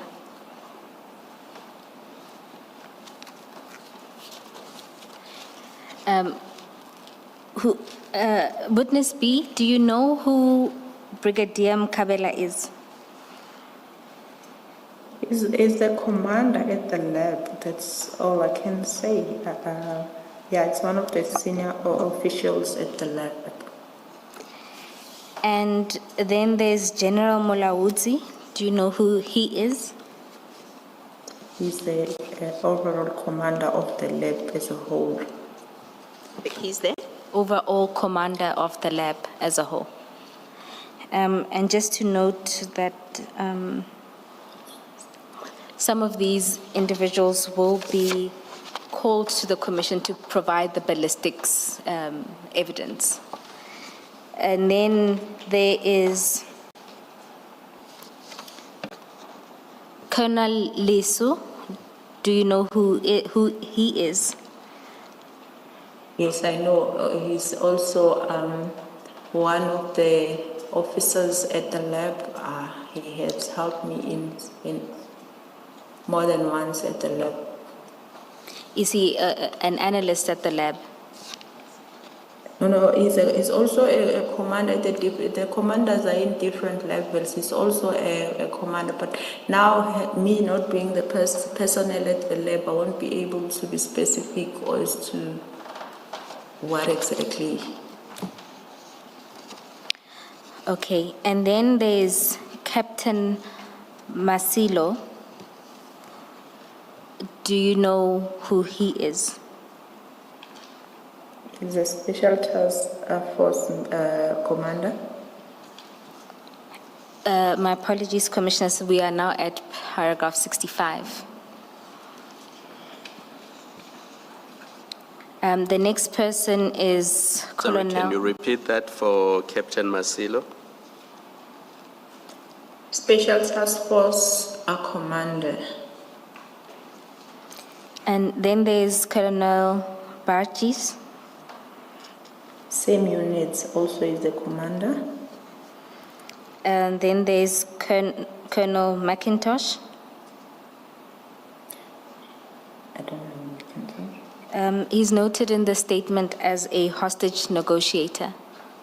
Oh, yes.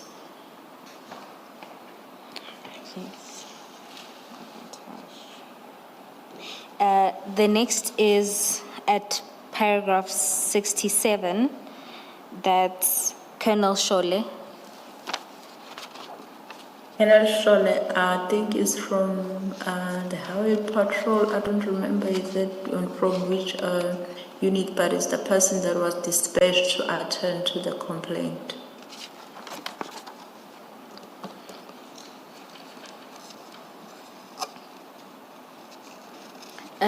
The next person is Warrant Officer Ndumiso.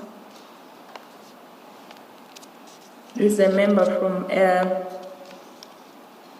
LCRC. Yes. The next is Colonel Shaku. Colonel Shaku and Shole is one person. I think it's a spelling error. Okay. I think we've dealt with General Mulawudzi. Okay. Commissioners, those are the names that appear in the preceding paragraphs to 68, which is where we are. Thank you, Ms. Bell. Witness B, you note at paragraph 67 that you then withdrew from the lab. Can you explain what then happens at that point of withdrawal? After instruction from General Lawrence that we must leave everything and come back tomorrow, that was the part where we left everything as instructed and we went outside. While we were outside, we were walking outside, all of us, those members, Colonel Shole,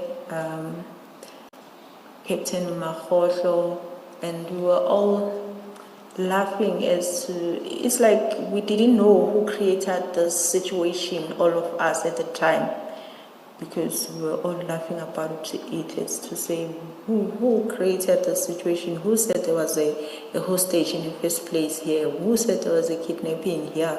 And then, but there was something I noted after that.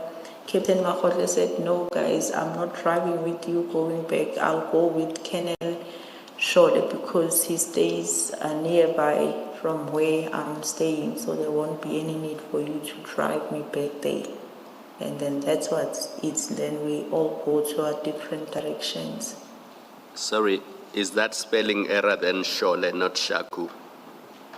Yes, Commissioner. So in paragraph 68 and 67, we must replace Shaku with Shole. That's correct. And at the point that Captain Makgotlo tells you that he'll no longer drive with you, what was his mood or attitude towards you?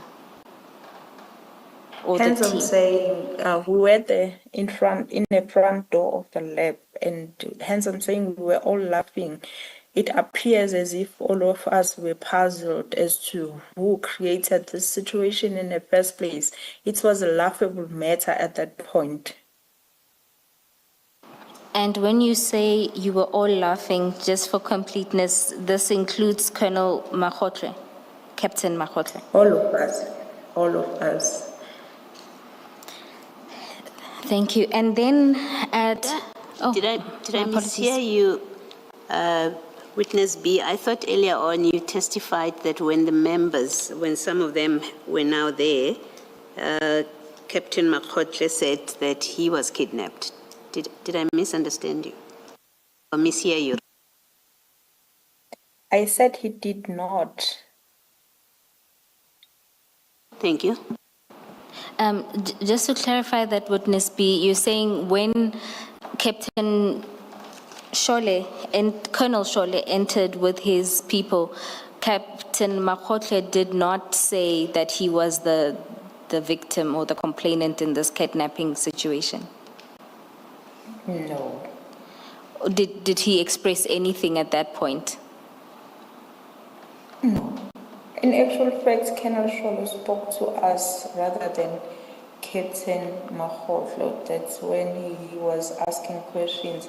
That what took us to the point where he informed the general, because it was like he was not understanding why he was sent there in the first place, because the explanation is different now, and there was nothing that came from the captain to say maybe, hey, Captain, Colonel, these people, they kidnapped me, this and that and that.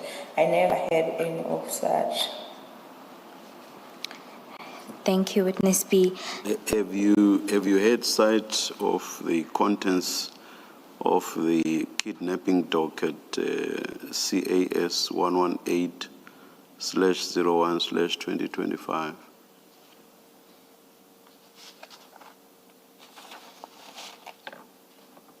Unfortunately, I don't know what is in that kidnapping, because we only learned maybe 3 days later about, we were not aware that there's kidnapping and stuff, so we never had the liberty to see what is in there.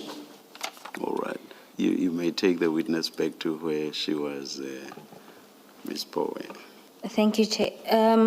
Witness B, we were now at paragraph 69, where you detail what happens the following day, as General Mulaudzi had instructed that you leave everything and return the following day. So this is now the 8th of January.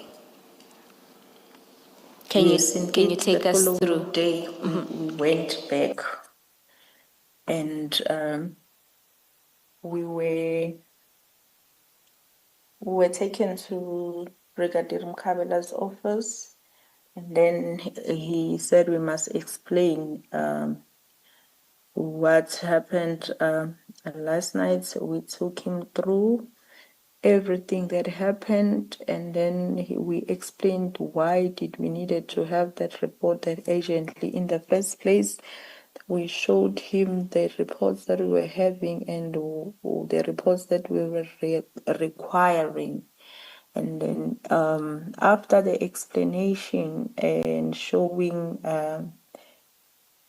the brigadier the reports that we were having and the omissions there, or not the omission at this time, it was a backdate of a commission, and then he eventually understood, and he said to us he can see now where the problem is, and he said indeed you must take those workstation, and when you get the report you must share with us because we need to institute our internal what did it say? It's internal proceedings in terms of what we pointed out, because he even took the phone and called the general and put him on the loudspeaker and explained what exactly is going on. And the only thing that he said, the general, he said, I told these people not to do this, and Makgotlo is guilty as charged. And then he was happy now that the brigadier to say we can take this workstation, but he said we mustn't take it too long because they're using it. And then he said, but mostly we must share the outcomes therefore with them. And he further told us that they were not understanding what was happening. And then according to what they were briefed on, I don't know who briefed them, it's not exactly what we're telling them. Therefore, they advised the captain to open the case, and he said therefore they will tell him not to proceed because there's no reason for him to open the case. The reason why they advised him is because they were not understanding at the time. And then we thought then everything is resolved. Maybe it's worth mentioning that for the first time visiting a police office, and then you may find the brigadier buying you some food and cold drinks. We enjoyed ourselves there, and then we left. But in the process of taking the workstation, there was a female colonel, I just forgot her name, that was part of the process instructed by the brigadier. Did you eventually get a statement from Captain Makgotlo as to why there were multiple reports in his workstation? Unfortunately, we haven't, because from that day on, when we go to the lab, we were not even allowed to enter the gates. We needed to be, there was a certain way of handling us when we go to the lab, up to when witness C, I think, is gonna dwell on that, when now he was instructed or tasked to go and obtain the statements of the events as I'm narrating as happened. Then now the generals, they didn't want to give those statements. The brigadier, they didn't want to give the statements. Even the colonel, they didn't want to give the statement of all the happenings as they happened from when we were in a quest to find this final report. Let us adjourn and resume at 2 o'clock.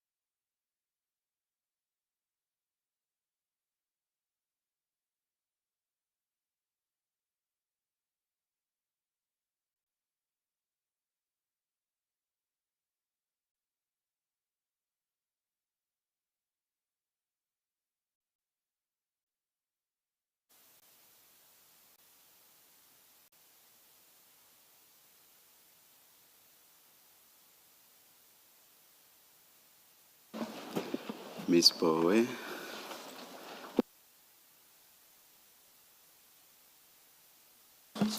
Thank you, Chair. We were at paragraph 70, just concluding the meetings, trying to obtain the original amended ballistics report. Witness B, if I can take you to paragraph 70, there you deal with the collection after the collection of the workstation and processing that it was returned. Yes. Can you explain what happened there to the Commission?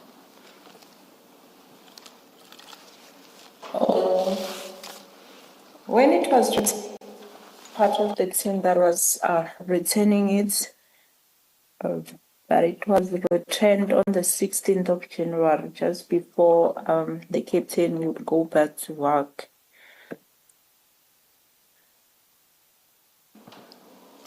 And then you deal with the efforts of witness C to try and obtain a statement from General Mulaudzi. Can you explain why the statement was sought and what efforts was taken to obtain the statement? After now, we learned now that there was a case opened, and also we were seeking to have the statements because all the steps that were followed and all the permissions that were granted, we needed now the general and the brigadier to put it in writing now, because it became relevant to have such statements given the fact now that the so-called case that the captain was advised. And I want us to look at this point of being advised, that initially it was not even Captain Makgotlo's initiation. He was advised to do this. So we had to have such statements at disposal because we followed certain procedures. We seek certain permissions that were granted. There's nothing that, of our knowledge, we did forcefully or any other way. Therefore, witness C was the one tasked to go and obtain such statements, and he had some interactions even over the phone with the relevant people that were supposed to depose the statements. However, I would rather leave it at that. Maybe witness C can tell the commission a little better, hence he was the one interacting and he was the one tasked to do such. Thank you, Witness B.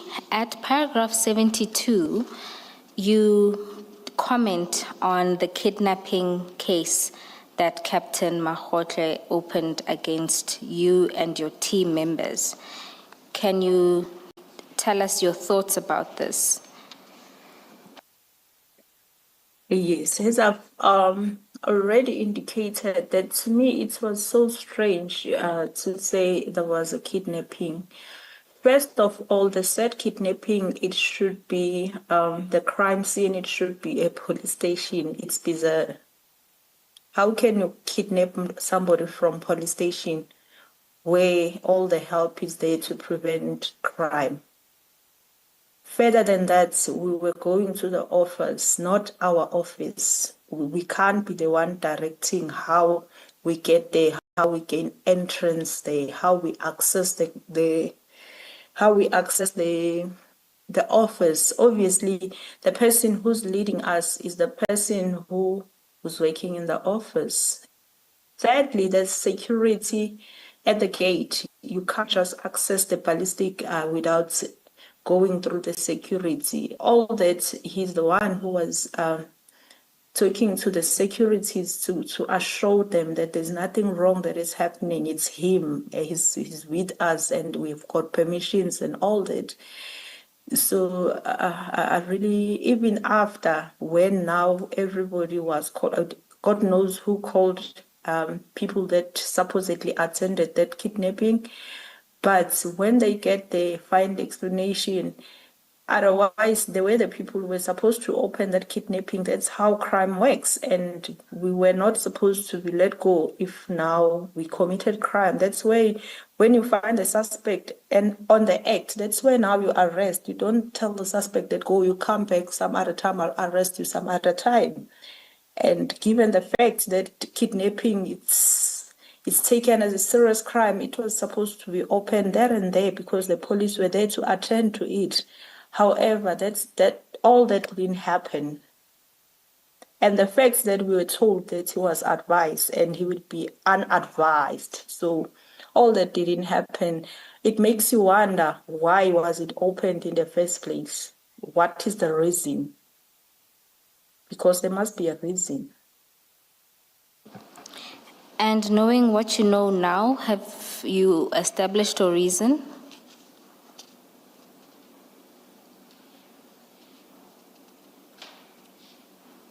All I can say now is just that there are things that I would rather speak to it maybe to the commission only because of the integrity of the investigation, because to be mindful that this case is still at court, it's not yet finalized, and there's sensitive information that I wouldn't want to speak on this platform, maybe to add on a comment. Witness B, when you say this case, you mean which case are we talking about? I'm talking about the Bernard case 275 because all these reports that we're referring to, most of them, they're from that case. Okay, thank you. Witness B, we are at the end of that section.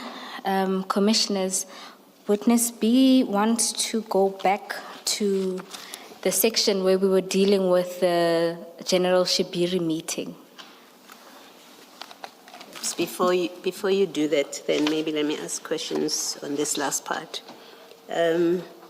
Witness B, in your paragraph 71, that's where you discuss contact with General Mulaudzi to interview him and take a statement. And you explain that he didn't make himself available. So should we take it that as matters stand now, there is no statement from General Mulaudzi? That's correct. And you say General Mulaudzi is the head, the overall head of the laboratory? That's correct, Commission. And do you know what is happening with that case that is now, you say, sitting with IPID? Have they interviewed you? Is anything happening there? All I know that we submitted our warning statements to the IP. As to how far, we never had any other report as to what is happening. We don't know. Okay. Thank you. Thank you, Ms. Bell. Thank you, Commissioner Balwe. If we can...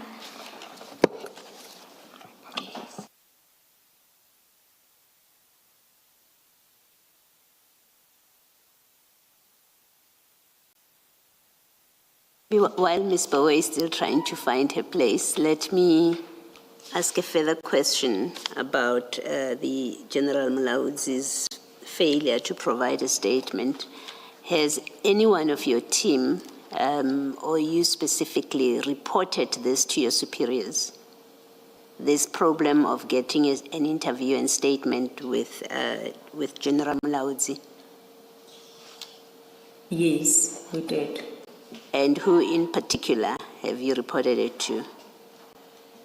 We reported it to our immediate commander, where we are reporting currently. That will be Colonel Kumalo. Okay. And you don't know whether he has done anything about it or what he has done about it? No, I don't know. Okay, thank you. Thank you, Ms. Bell. Thank you, Commissioner Baloyi. If we could go back to page 15 of the witness's statement. This is where we end, where witness B ends talking about the meeting with General Shibiri. Witness B, you mentioned that you would want to make some observations based on what you know now in relation to your meeting with General Shibiri.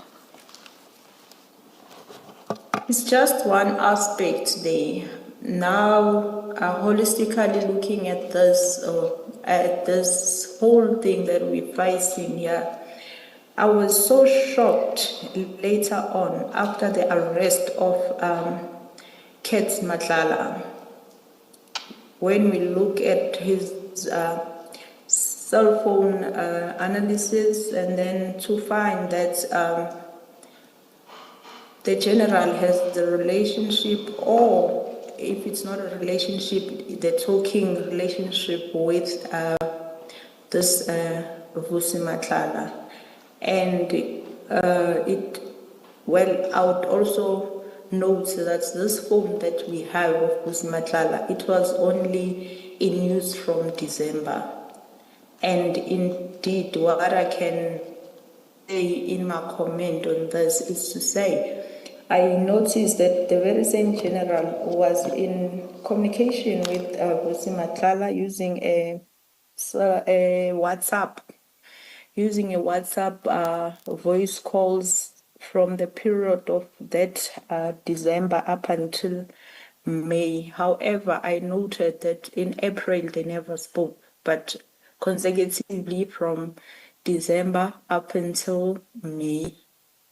However, April is not there. And furthermore, I learned that the relationship is so serious that there is even an exchange of monies between them. So it made me question everything that I questioned initially as to what was the purpose, what was supposed to mean especially the conversation of the envelopes.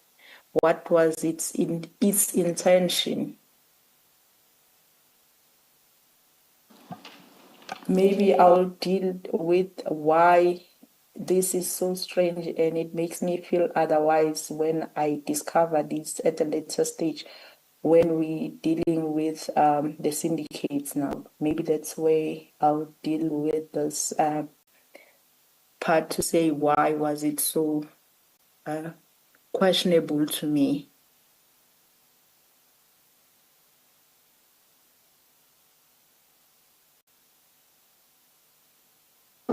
Commissioners, without the AV people displaying my screen, just to say that the conversations that the witness is referring to is displayed. I know that it is part of the record. I'm just not sure which part of the record. This evidence has been presented to the Commission. So that those are the conversations that the witness is referring to.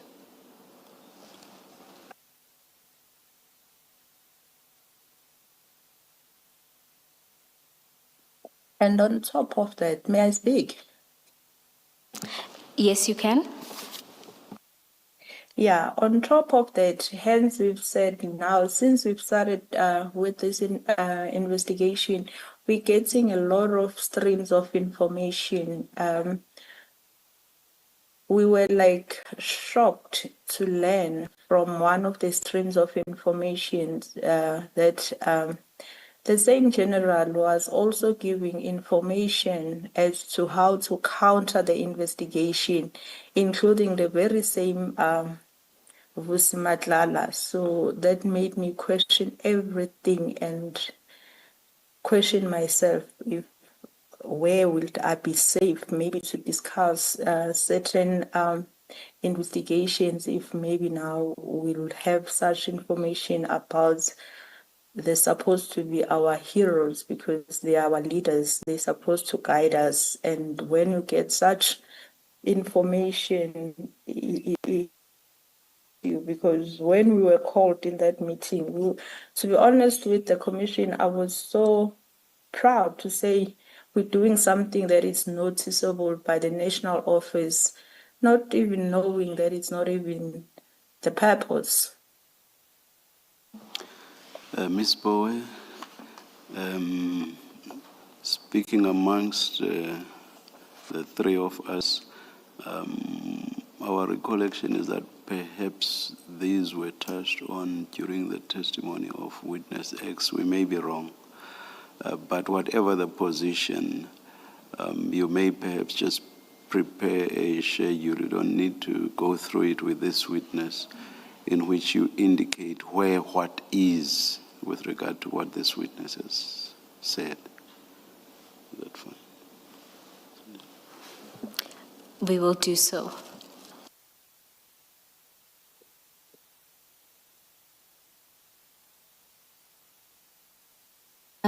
Commissioners, if we go back to paragraph 74 at page 26 of the witness's statement. Witness B, there you begin to talk about the bail application that Mr. Tau made. Can you take us through this? Yes. Tau's bail was scheduled to the 2nd of August. And then Perhaps before you go to when it was scheduled, can you explain to the Commission what happened to his prior bail applications? okay, the initial bail application where all three accused have applied, that bail was denied by the magistrate at Vereeniging. And then later on, Tau brought a new bail application on new facts, of which on those new facts, he alluded that he was sick and his sickness was worsening since he was in prison. And according to him, the doctor recommended that he needed to go to a certain clinic that is the only clinic can assist to control his disease. And then apparently he was granted a bail on those bases. However, I would like to put on record that prior he was granted this bail, he was at the prison since the 17th after the arrest. And his condition has been treated. There is facility inside the prison that is treating the very same condition. And when we learned that he brought this based on this sickness, I went to the prison. I met with the health practitioner there in prison. And then I asked them if they have means to assist a person with this condition. They told us that yes, of course, they've been managing this sickness as like his for years, and they've got about 120. I don't remember the number very well because I'm not referring it to anything. I just relying on my recollection of the events then. He said they have some 100 plus of the patients with exactly the same sickness, and they manage it very well. And we learned that people with the same sickness, they know even how to manipulate it to make it look like it's uncontrollable. And according to the health practitioner, that was the case with Tau anyway. For the record, Witness B, for the record, second. witness B, what is the medical condition? Okay. It is diabetic.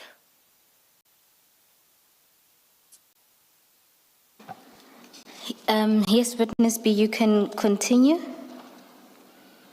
Yes, I've learned that from the health practitioner that those patients, they know how to manipulate the sickness to make it look like it's uncontrollable.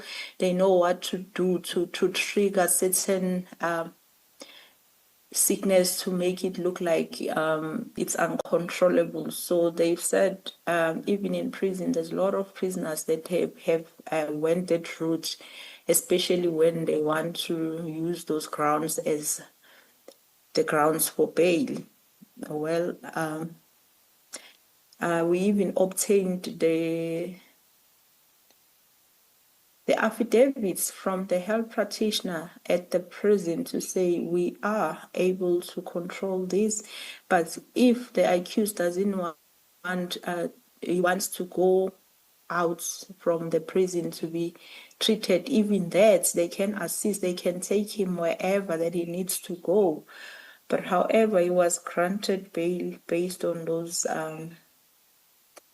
conditions, and then he was placed on the house arrest with strict condition, I must say, because he was not even supposed to go out anywhere other than 3 places, of which it will be court, it will be the clinic that he alluded, and to see his legal team only. And even then, it was said that he must use the shortest route without via, and prior he must let the IO know and the routes thereof. Witness B, in paragraph 75.1 of your evidence, you talk about an inappropriate discussion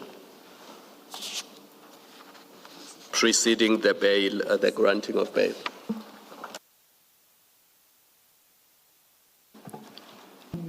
Can I just... Commissioner Kumalo, before we go there, just to complete this,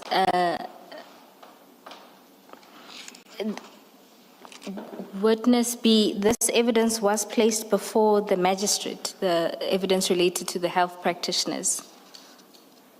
Yes, it was.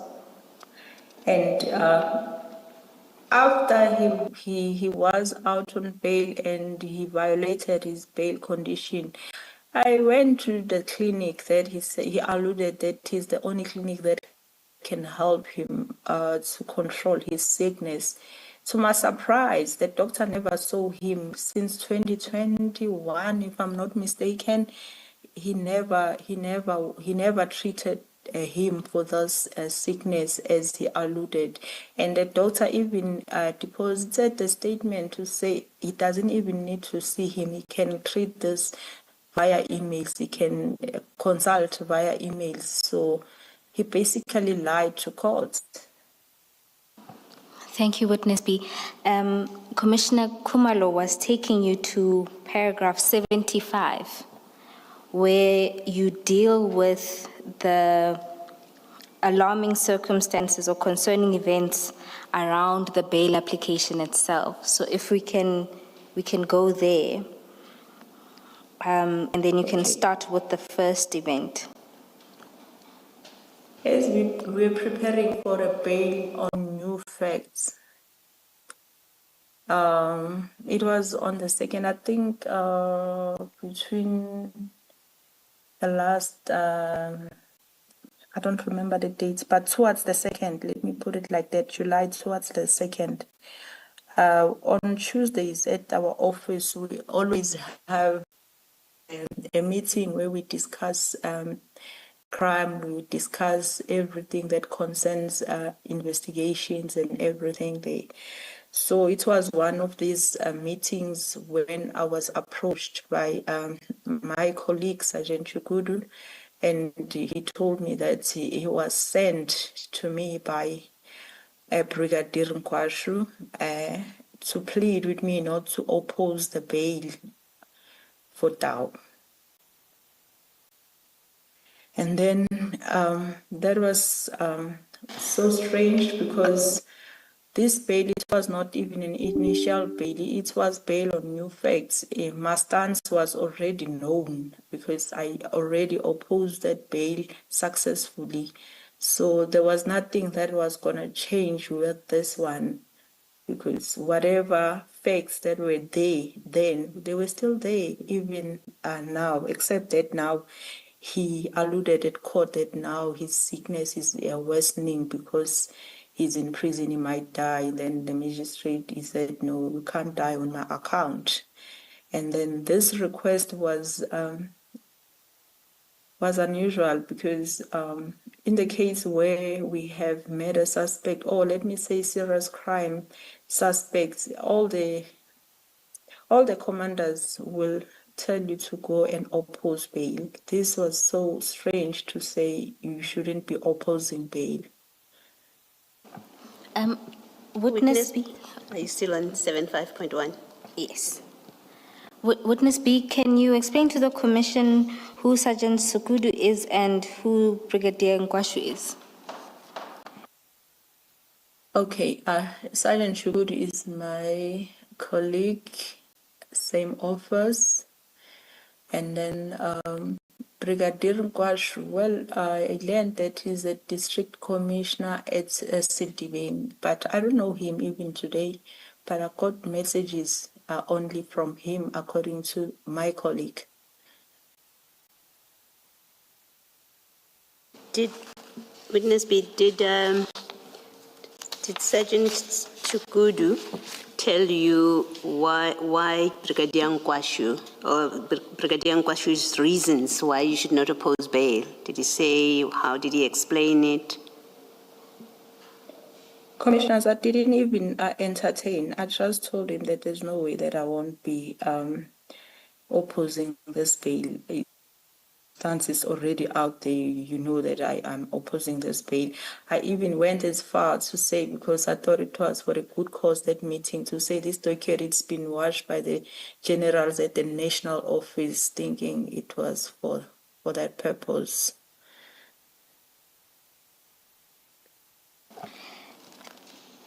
Then at paragraph 75.2, you deal with a call that witness A received. Can you tell us about that? Yes, before the bail verdict, he received a call telling him that Dow was going to get the bail.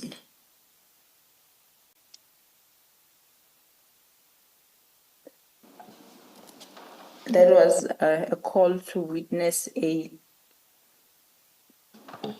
from his contact, and then indeed on the 2nd he was granted bail. And then after he was granted bail, I still received a call from the very same colleague of mine, Sergeant Mchunu. He requested us to meet, and remember, at this point, I'm afraid even to leave my house because of, I understand the danger has escalated now. So he called me, and then we met somewhere around Mall of the South, and then he delivered the message to me. He says he was sent again by Brigadier Nkwashu to say thank you. And I was like, that was so uncomfortable, that one, because I was like, why? Why are you thanking me? Because you came with a request that I didn't grant. What is the reason for thanking me now? I asked him, why is he thanking me? He said, no, I don't know, I'm just a messenger. And to me, that felt like a disguised threat to say, with or without you, and now that you made your point, where do you stand? Thank you. So that's how it felt to me. Even today, it felt like a disguised threat. And worse, because it was delivered by somebody who knew what was the answer from the request. Why did he feel the need to bring this message? What is supposed to mean? Witness B, this Sergeant Mchunu, are you friends with him, or is he just a colleague? How do you interact with him socially and work-wise? We colleagues, but we had a good relationship in that space. It's somebody that I would request assistance from, knowing that he would really come through. That he's a bubbly person, if I may put it like that. Well, I'm asking because I want to understand why would he feel so comfortable to come and relay to you what looks like obviously irregular, if not unlawful communication with you?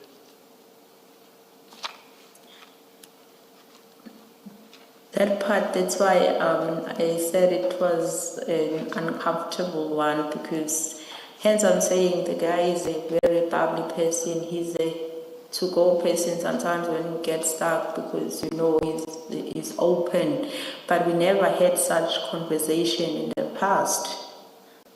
Yeah. So you think maybe it's because he's bubbly that he's sent to relay these kind of messages, inappropriate messages? I won't really know what was the reason, but what I know is that I'm not the first person that he tried to relay.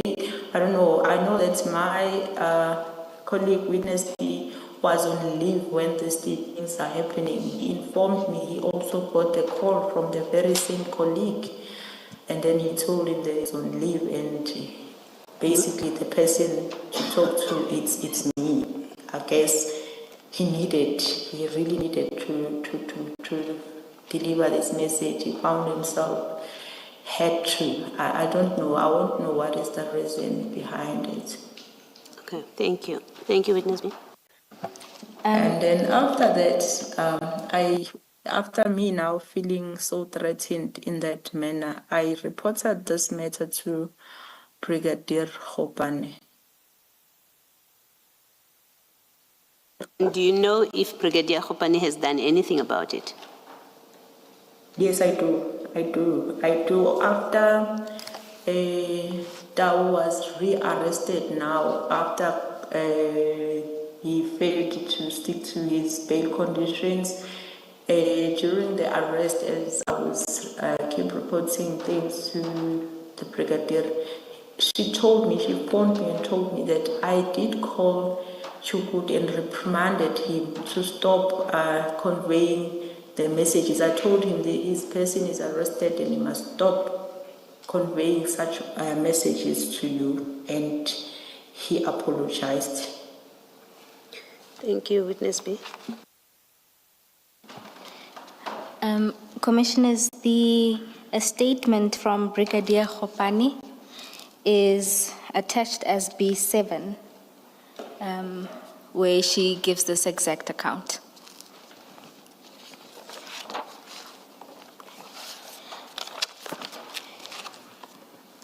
Witness B, at paragraph 76, you deal with yet another encounter, this time directly with Brigadier Nkwashu. Can you explain to the Commission what happened there? All right. This is the later now, this year. Like when I say later, I mean like in the events that I've been speaking to. Now we come to 2025, April 16. I received a phone call from Colonel Grandling from Vereeniging. He was telling me that I need, he got the call from district commissioner. He wants the docket. He wants certain dockets, let me put it like that, including the one that I was investigating. And then there was timelines there. And it was like he was getting pressure. That's why he called me and he said, you know what? I told him that I don't have a docket. It's at DPP. He said, okay, fine, because this is, I was pressurized to give this docket. Please speak. He gave me the cell phone numbers of the brigadier And then he said, please call him and explain what you're explaining to me, because he doesn't want any explanations from me once the docket. So you are in the better position to give account to the docket, because I don't have a docket. I just know you are investigating the docket. Of which indeed I called the brigadier, I explained, I introduced myself, I explained my situation where the docket is concerned. And then he said it's okay. Yeah, that it's okay. Then if the docket it's at the DPP. But shortly after that, he called me back. Said no, this docket is that one of Mlive. I said yes. He said no, don't bring that docket to me. I don't want it. You must give it to the provincial commissioner. But I don't want anything to do with it, a docket.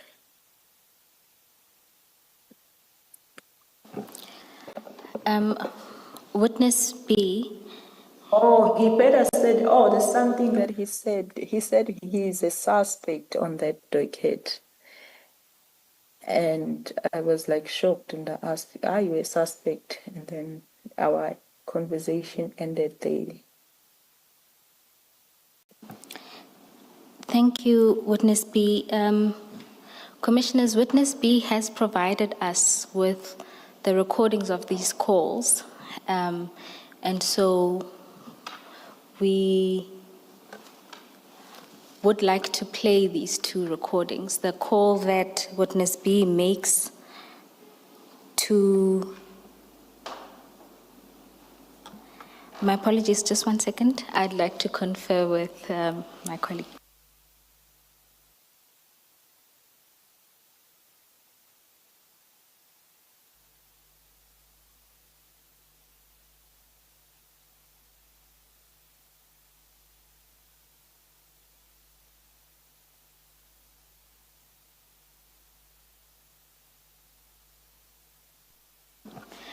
Commissioners, my apologies. In order to play the two recordings, we just need a short adjournment to sort out the sound.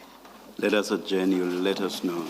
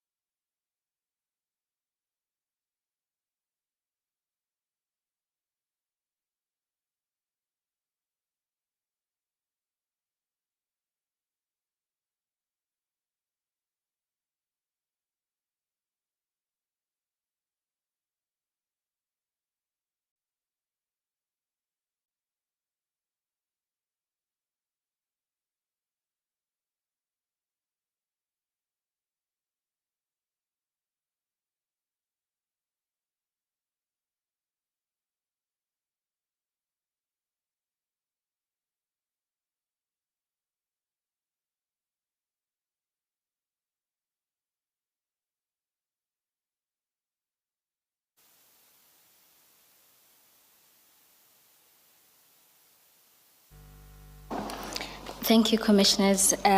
We will first start with the call that witness B makes to Brigadier Nkwashu.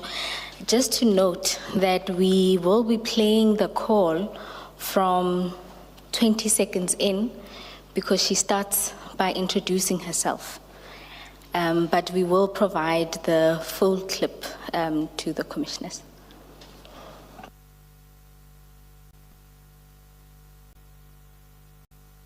And you are sure Brigadier Nkwashu does not address the witness by name somewhere in the conversation? We have listened to both to make sure. All right, thank you.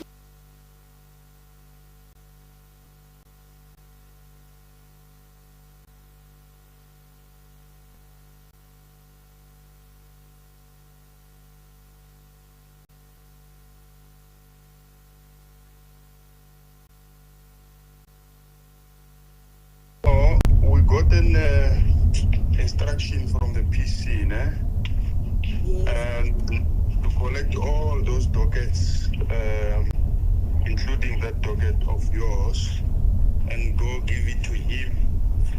And the instruction were given to us as district commissioners. And if we are not handing in those dockets to him, we're gonna be facing the disciplinary steps. So I gave the case numbers to all the stations, to collect all the stations for me to go and give it to the PC. So that is the reason we want that docket. Oh, Rick, for now, Yeah. I mean, I'm a problem because I don't have the docket with me. You said DPP. Okay. No, it's not a problem. You can just write me a report that the docket is at the DPP, and you send me that report on email. And my email is nkwashuam2@subs.gov.za, or you can send it to the district commissioner email at Citibank. Then we will, as we hand the other dockets, we will tell him that that one is at the DPP. It's not a problem. All right, Rick, I'll do so. Okay, thank you so much. Thank you, Mayor. Bye. Commissioners, I hope that was clear and there's no need to replay. Can I just ask witness B to identify the people on the call for the record? Witness B? Commissioners, that will be myself and the brigadier. Thank you. Commissioners will proceed to play the call that happens shortly thereafter. And this call is from the brigadier to witness B.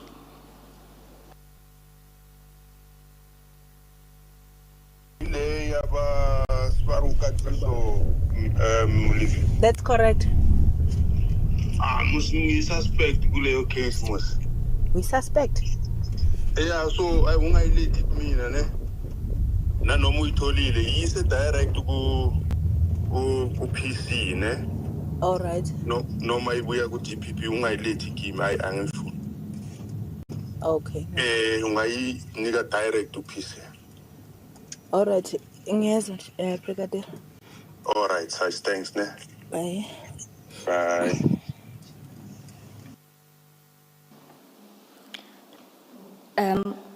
Commissioners, I hope that was also clear. Witness B, for the record, can you please confirm?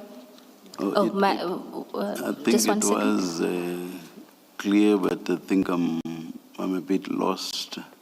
Maybe context or I'm not sure I follow that. Yeah.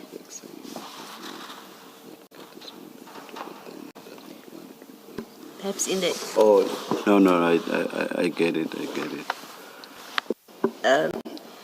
Ms. Power, the recording is in Zulu for the record, I think you do need the witness to explain what that conversation was. Commissioner Baloyi, this is specifically in reference to the second. It's the second call, yes. Witness B, the second call is in isiZulu. Can you translate that call to the commissioners?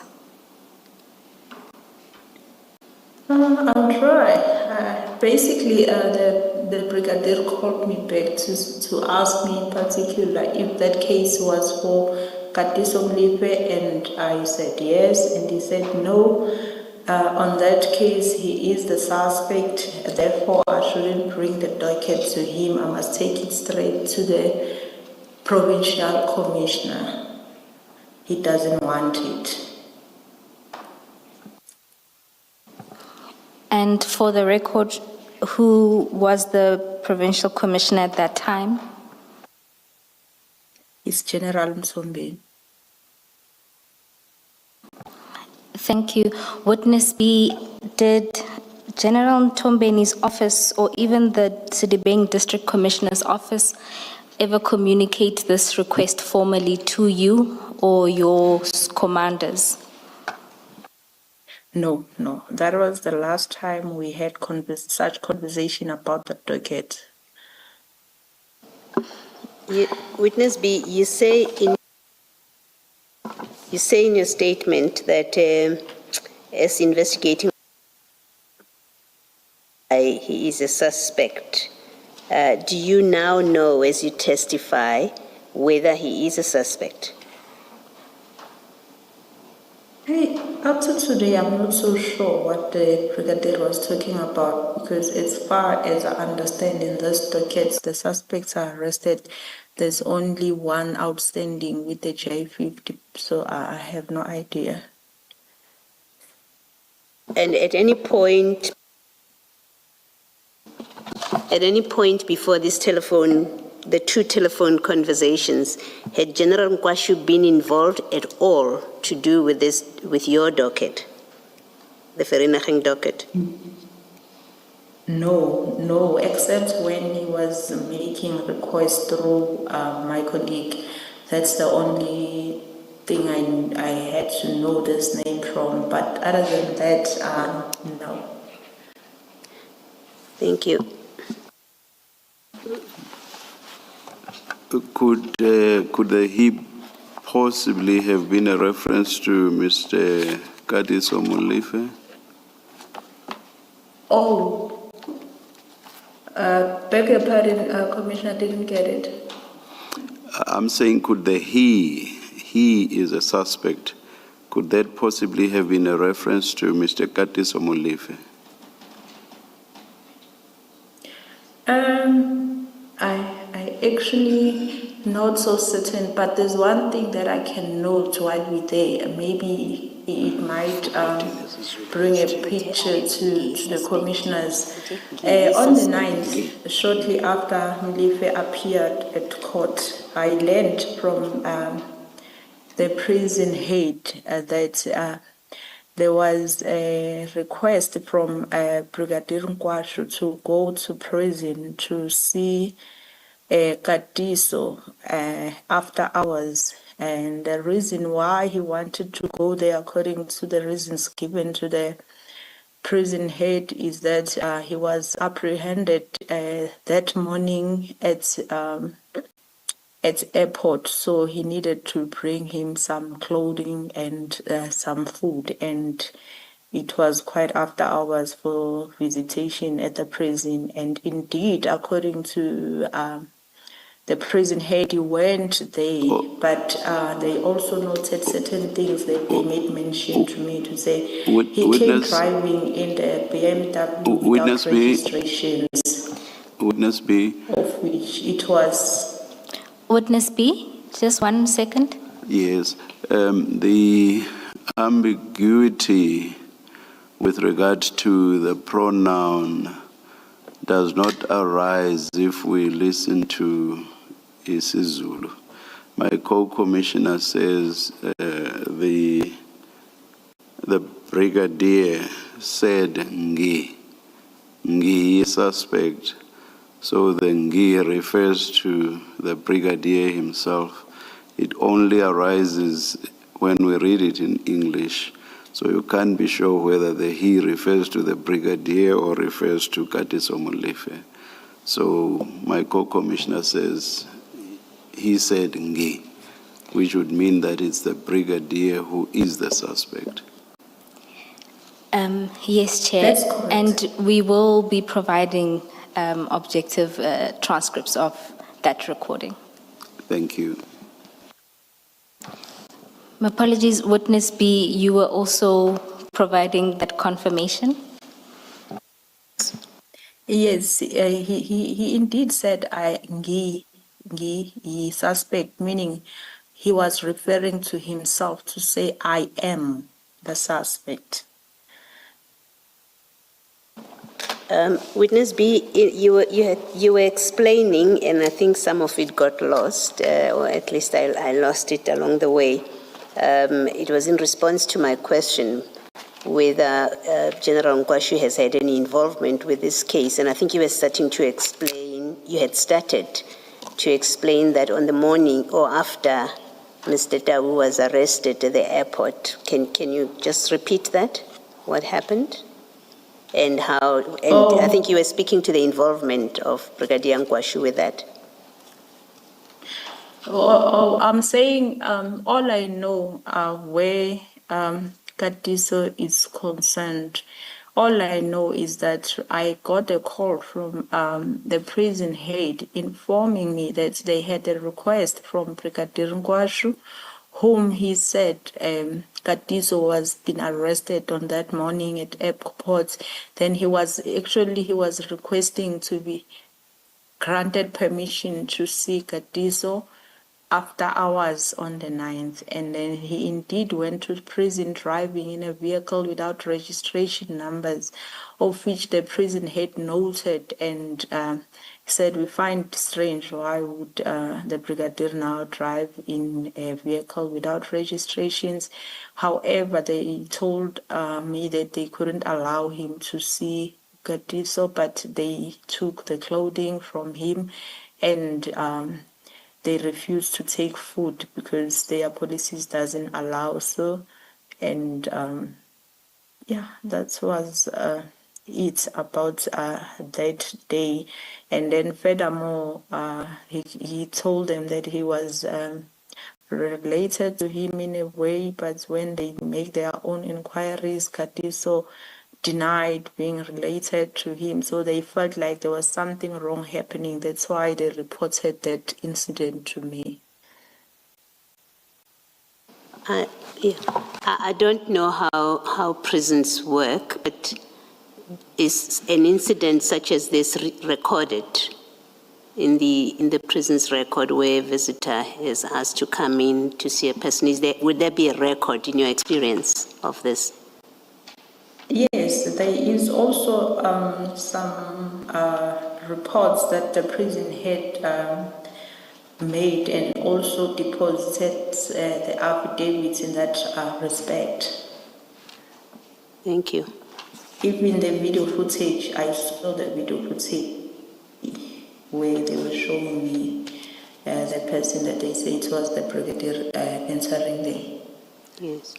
And do you know if anything has been done about this arising from that report, whether any action has been taken to deal with this? No. Okay. Thank you, Witness B. Commissioners, just to link the past 2 days' testimony, Witness A, you will recall, testified that he placed with the prison officials strict instructions that if there are only certain categories of people who are allowed to visit, and this is part of the reason why they were alerted of the visit. Furthermore, Witness C will come and deal with the specifics of the visit, including the records they received from the prison officials. Thank you.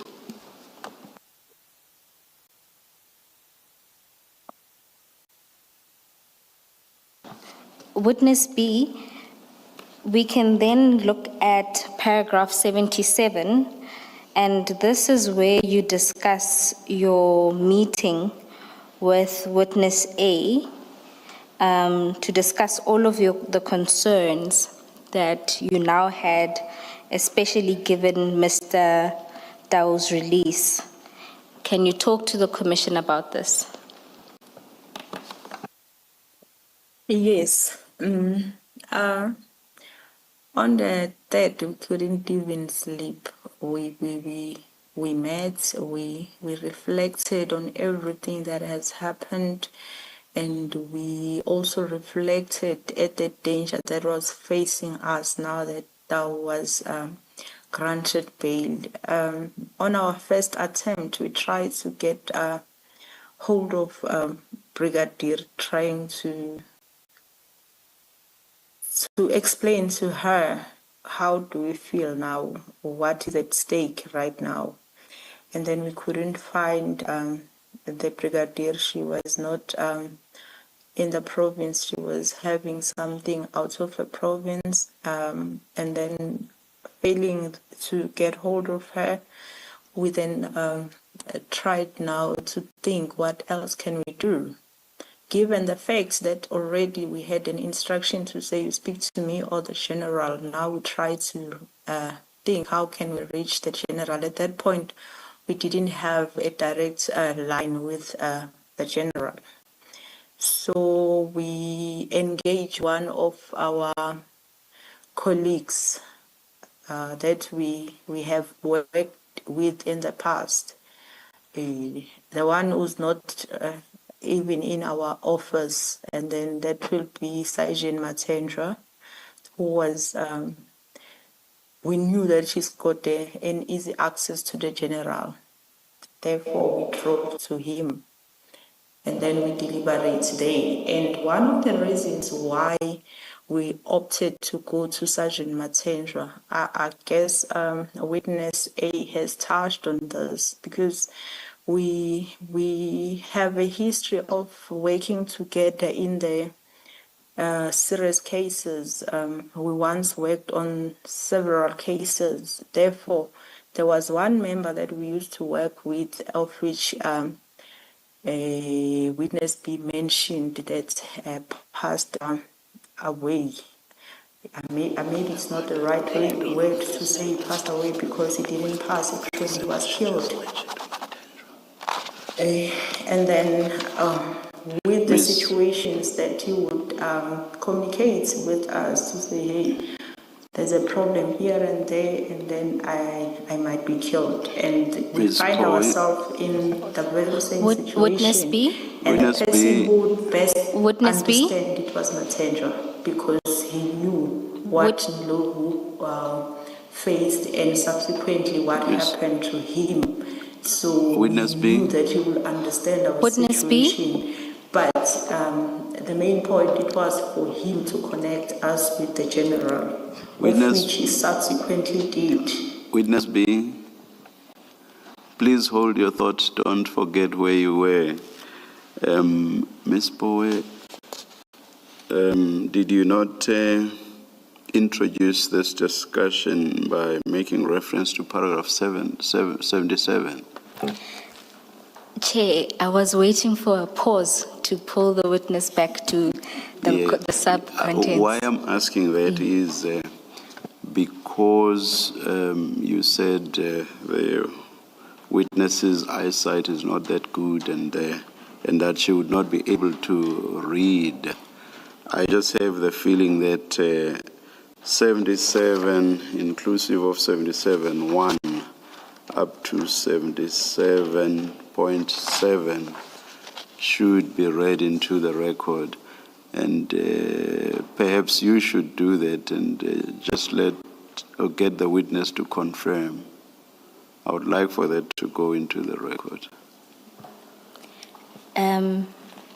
Chair, not to be defined, I'll first ask the witness if she can touch on these issues, because I think she had forgotten them and went straight.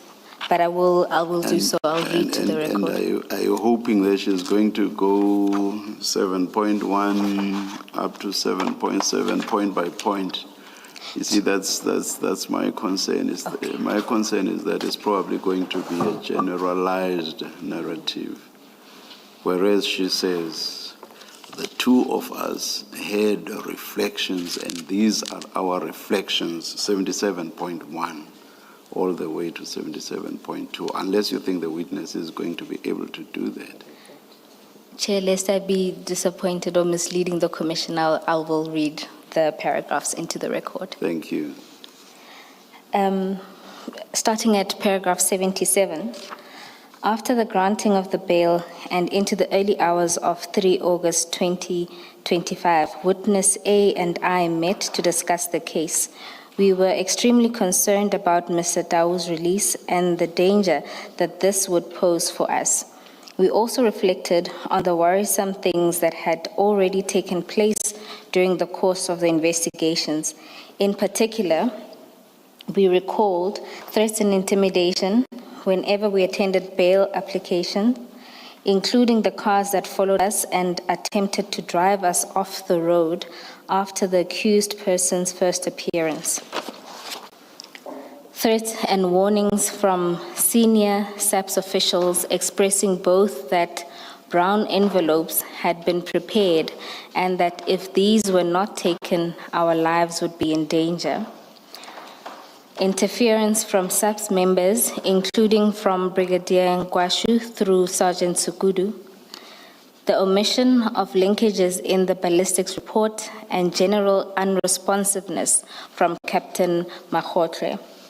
Intelligence on the nature of the criminals involved and their reach, in particular that the targets of the investigations were close to senior SAPS members. The withdrawal of 3 of the 5 members who were working on the case with us. Mr. Dau had now been released on bail. We were aware of his access to resources and had been warned that if released, we would be his target. Moreover, we learned from an inmate informer that he had tried to procure hitmen to assassinate us while incarcerated. Witness B, can you confirm the contents of these paragraphs? I confirm. Thank you.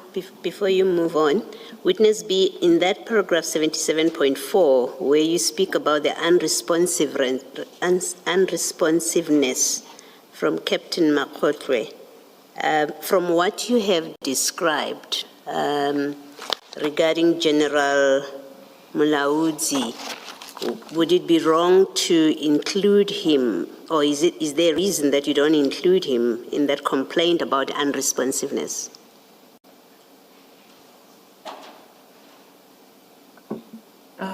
I don't think I understand the question, Commissioner. You have described to us in your evidence earlier that General Mulaudzi has been uncooperative in giving you an interview and a statement about the events that have happened at the laboratory. And what I'm asking you is, doesn't that conduct also qualify his failure to cooperate with you? Does it not qualify as unresponsiveness as well? It could, but at this point we are concerned with what we saw as the threats and the issue of General not giving the statement. It came later on. I guess by the time I was looking at those things, I was looking way back from where it started as we reflected as and at this point I didn't really look at that to form part of the reflections that we were having at the time. And remember, these reflections we were having on the 3rd of August before we even attempt to get statements from the generals. I understand. Thank you. Commissioner Baloyi, on that point, there is a typo on paragraph 77. It should read 3 August 2024, not 5.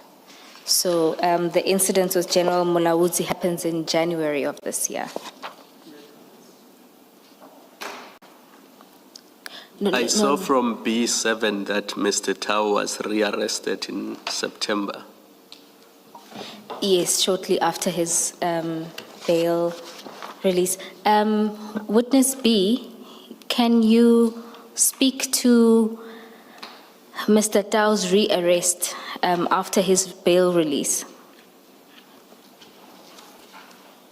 Oh yes, he was arrested on the 20th of September. And after he violated his bail conditions, and then what happened is amongst the what is this bail conditions was expected to check on him anytime, any day. He was instructed to allow the police to check on him anytime, any day. And then by the first day when I decided to go to check on him, he was not at home. And then we found his son there who told us that he went to work and he's the person who will always go. Then I just knew there and there that we have a problem now. We applied for search and seizure for his DVR because we learned that he had some cameras to monitor now what was happening all along. Only to find that shortly after his arrest, he never even obeyed that house arresting. He was going as if there was no restrictions. He would leave come midnight and everything. Then the docket as per section 67A was opened, and then subsequently J50 was applied and granted, and on the 20th of September it was executed. And then he has been in prison since then, and then that case has since been finalized and he has been convicted on that.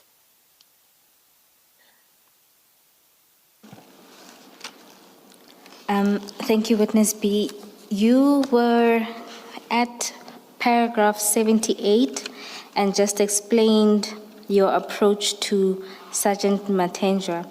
And in your explanation, you told the Commission why Sergeant Matendra was the right person to approach. And I believe that the story you were conveying there is important to you. So if you can explain to the Commission there what happened. Sergeant Matendra is a colleague that we have been working with, especially in the serious crimes that involve multiple murders.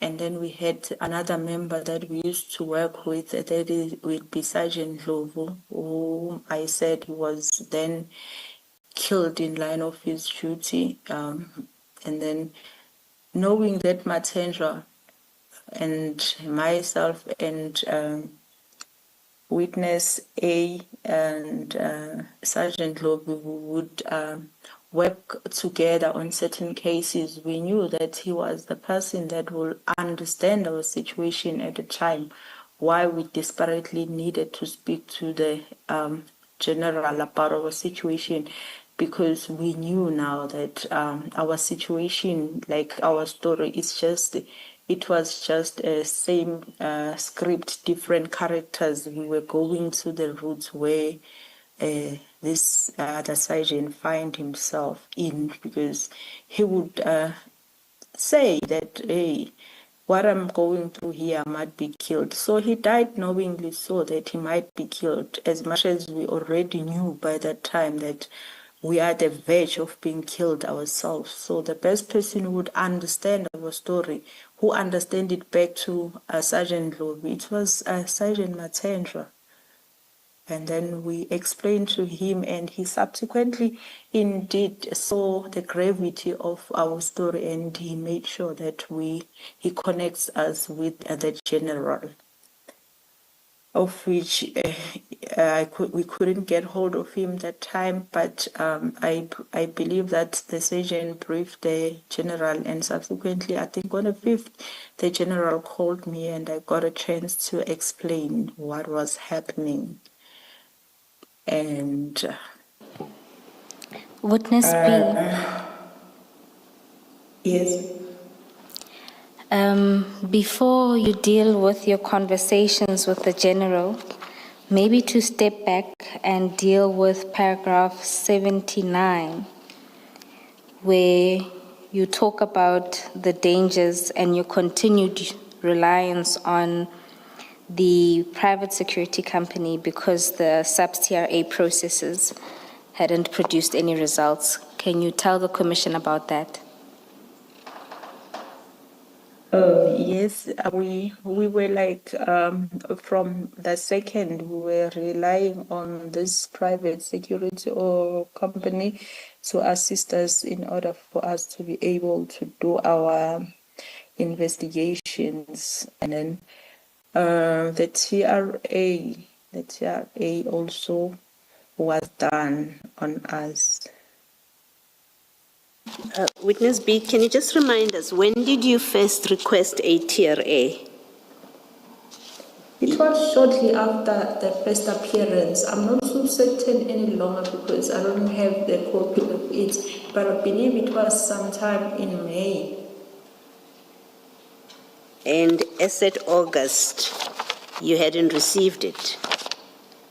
Because And as in I August, say, there was a second TRA now that was conducted, seeing that one, we don't know what happened to it.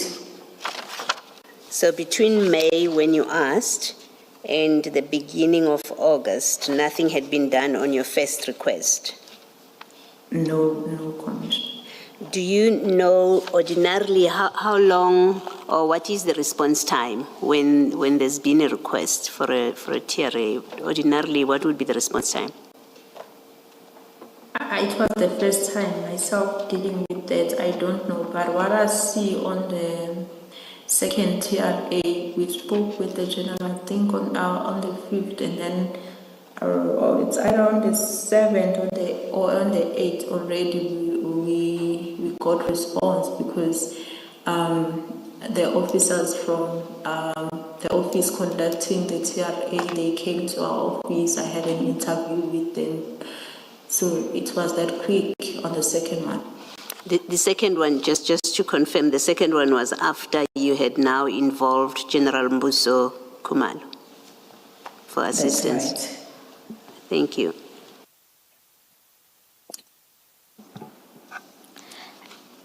Witness B, oh, my apologies, Commissioner Khumalo.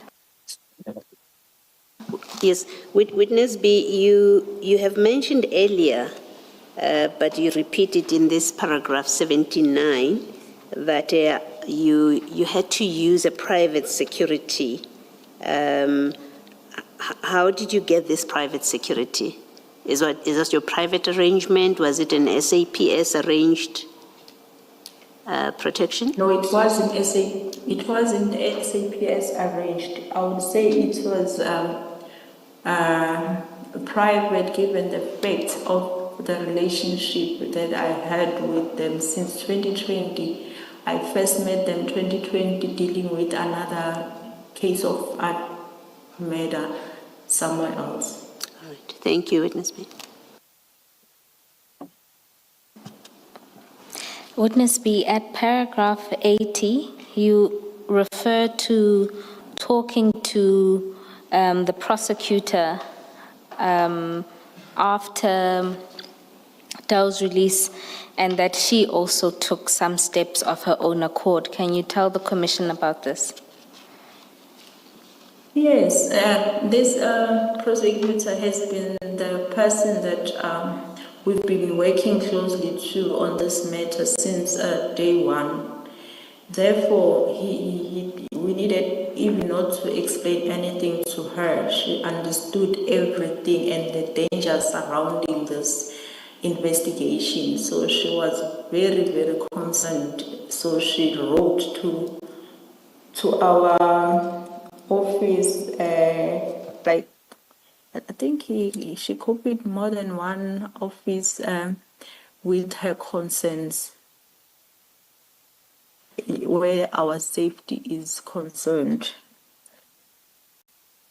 So she was requesting that the SAPS must do something in order to protect us and the docket.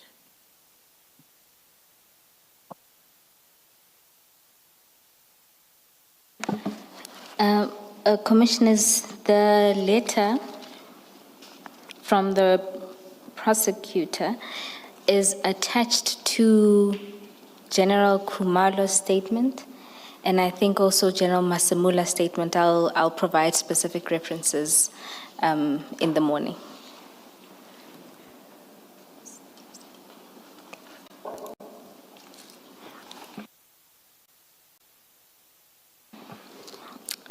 Witness B, you then deal with now when General Mbuso Khumalo calls you back after being briefed by Sergeant Matenja. Can you explain what happens there? Yes. And then the general called me. I explained everything that we were facing, and then I summarized and all the threats against the investigation team, and then and our consent since the accused was released. And then the general, the following day, I believe, when I go for investigation, he provided some TRT members to assist, accompany me on my investigation, even though I don't know what was the reason, but it was on that day, and then it was withdrew after that. But I saw something moving after that, because after that on the 8th, that call I got from the general, it was on the 6th, and then the 7th, the TRT members came. On the 8th, the TRA members also came for interview. Even though this TRA thing, it also take its course. It's not like shortly after that you'll get the results. It took its time, I think plus or minus 3 months in progress. But at least something was happening. Somebody was talking to us. We knew that something was being done, unlike the first one where no one contacted us. And just for the record, TRT stands for? Tactical Response Team. Advocate Poe, because the witness is not reading from her statement, and I know you know where the witness is and where you are, maybe just indicate to us that we've skipped 4 paragraphs. We are now in paragraph 84. My apologies, Commissioner Khumalo. The witness dealt with the prosecutor's letter, which is covered from paragraphs 80 to 82, and then 83 deals with the call that she receives from General Khumalo. And then we are now at paragraph 84, where she was provided with support from TRT and the interview with an officer from the TRA. Just for the record, the letter from the prosecutor is attached in General Mkhwanazi's statement, MK8, at pages 181 to 183.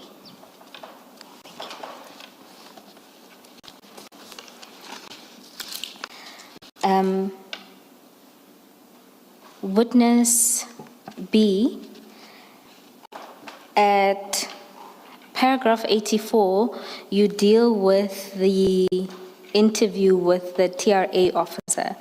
Can you tell the Commission about that? Yes, I would say I had an interview with the Colonel and Dooley and Colonel Theron, of which I don't think I'll be able to say on record what we were dealing with in that interview. That's fine, witness B. And at paragraph 85, you deal at a high level with the findings of Colonel Ntuli. Can you explain that to the Commission? Oh yes, Colonel Dooley, in his findings, he classified the risk or the danger that we were facing as high risk. And witness B, do you know what this means for somebody who doesn't understand the categories of risk?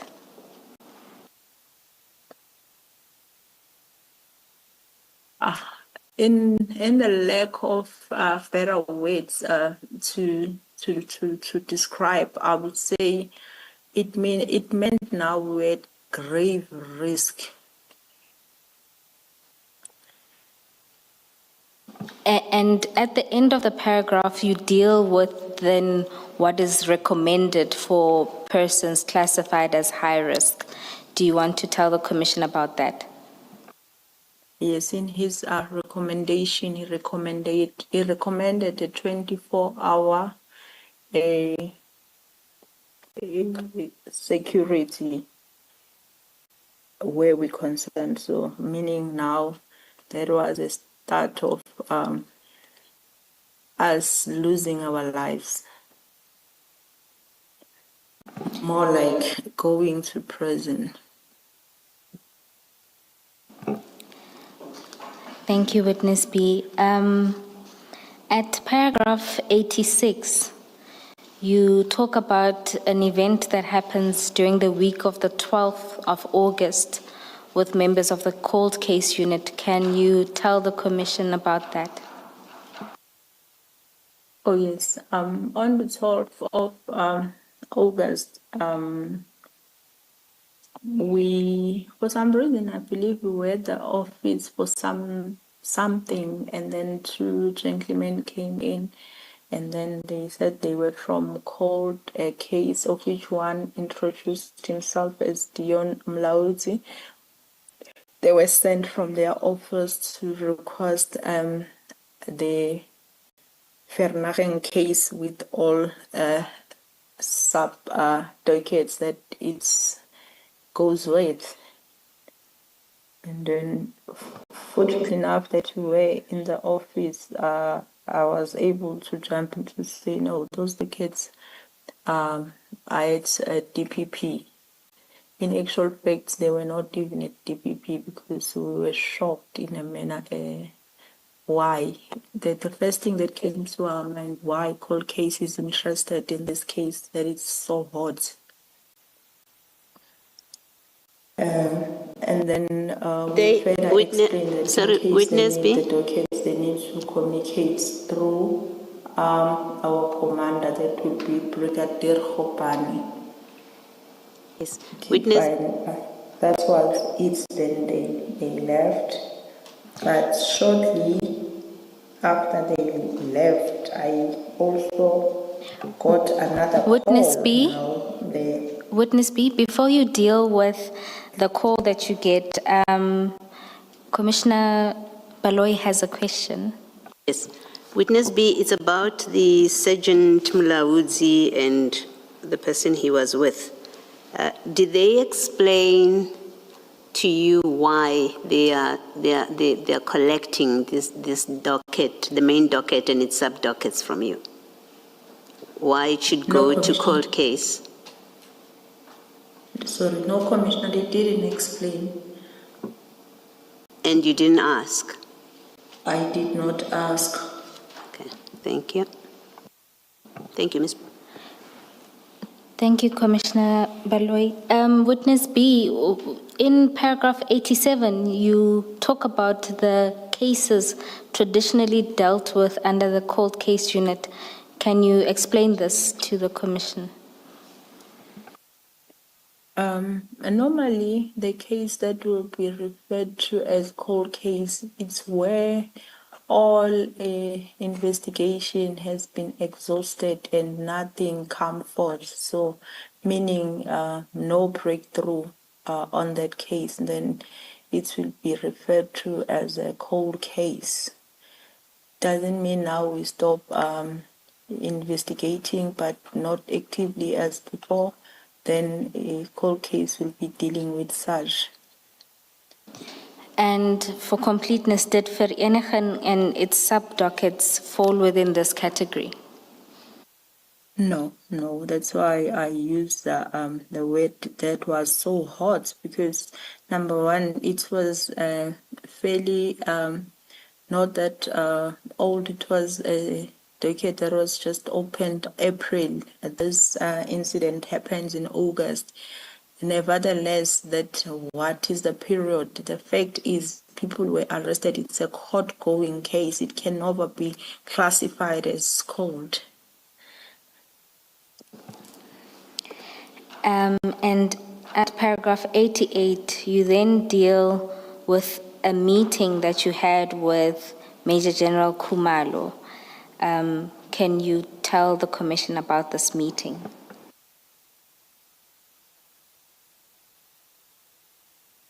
I think on this meeting, it was the first meeting that we had with the general after witness A came back from leave, and then we went and see the general.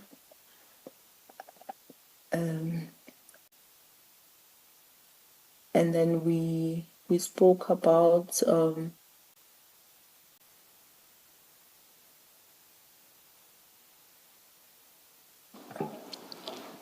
Witness B?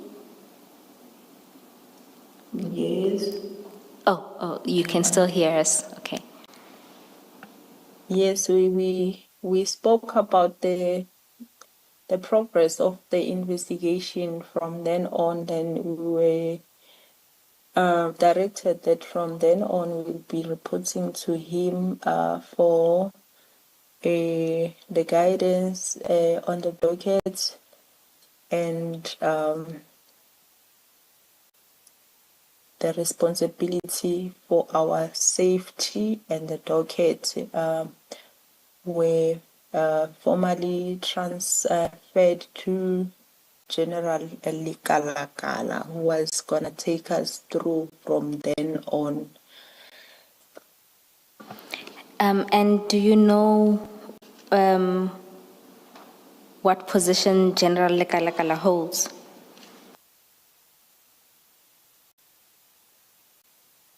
Oh, he's at Gauteng Counterintelligence.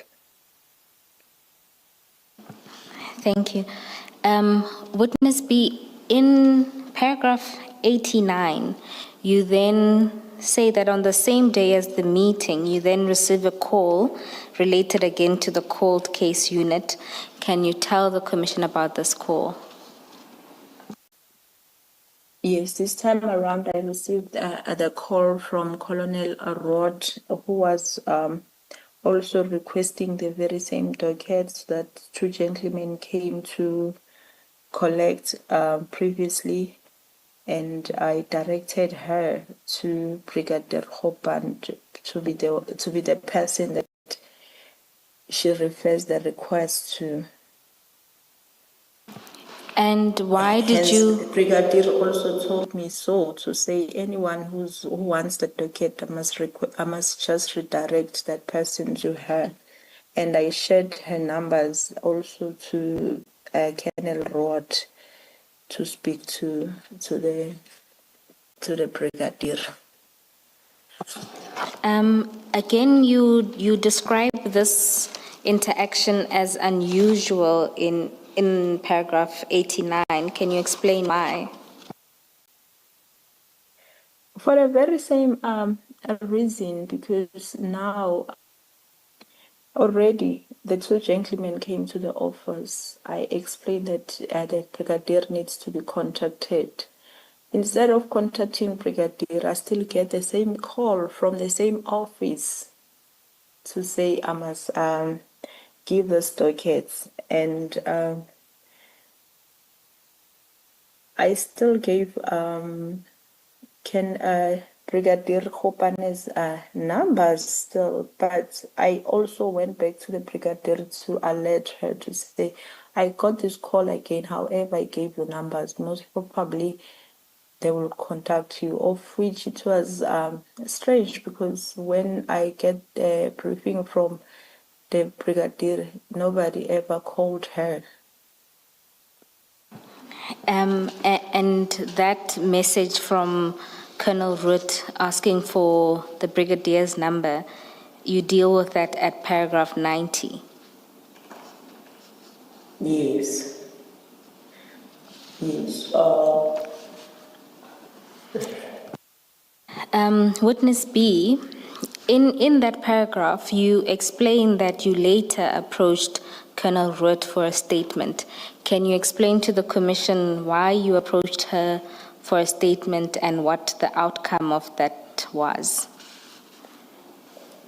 Okay. Later on, during the course of our investigation, I was instructed by the commander here to say we must get the statement talking to the because he wanted to understand the reason why, in the first place, the docket was requested, and then we first spoke over the phone, and she said it's okay, I can come see her. I went to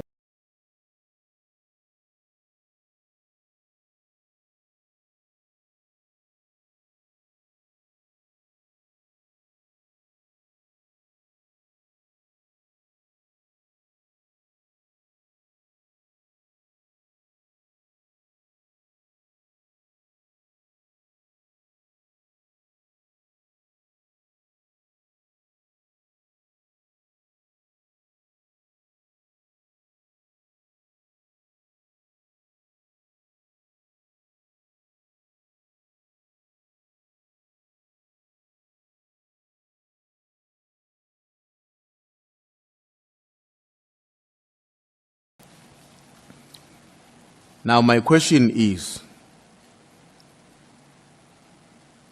in terms of that position, Minister,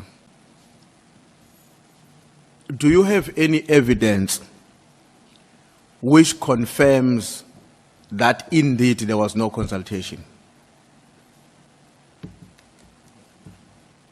Rather that there was no extension. Sorry, yeah. No, let me explain why I'm putting it this way. Remember, your contention is that throughout the period after General Stolle departed, the two generals who came before us were unable to provide evidence that the sustenance of the PKTT was as a consequence of a confirmed consultation between the National Commissioner and the Minister. That would be Minister Pegicel in this case. Now, my question is, do you have evidence that actually there wasn't any consultation? Remember, they didn't give us evidence that there was a consultation according to your contention. But will you be in the position to give us evidence contrary? That actually, here is the evidence. There was never a consultation. I'm trying to think what form other than that it's not there. Maybe some investigation, because you can have it concretely when it is there, but when it is not there, it will be difficult to say here is evidence other than via an investigation within the department to say. But on my check, I was satisfied that none exists. Okay. Now, in the normal course of events, would that consultation only be limited to a written and signed document between the minister and the national commissioner, or it might also include a conversation between the two?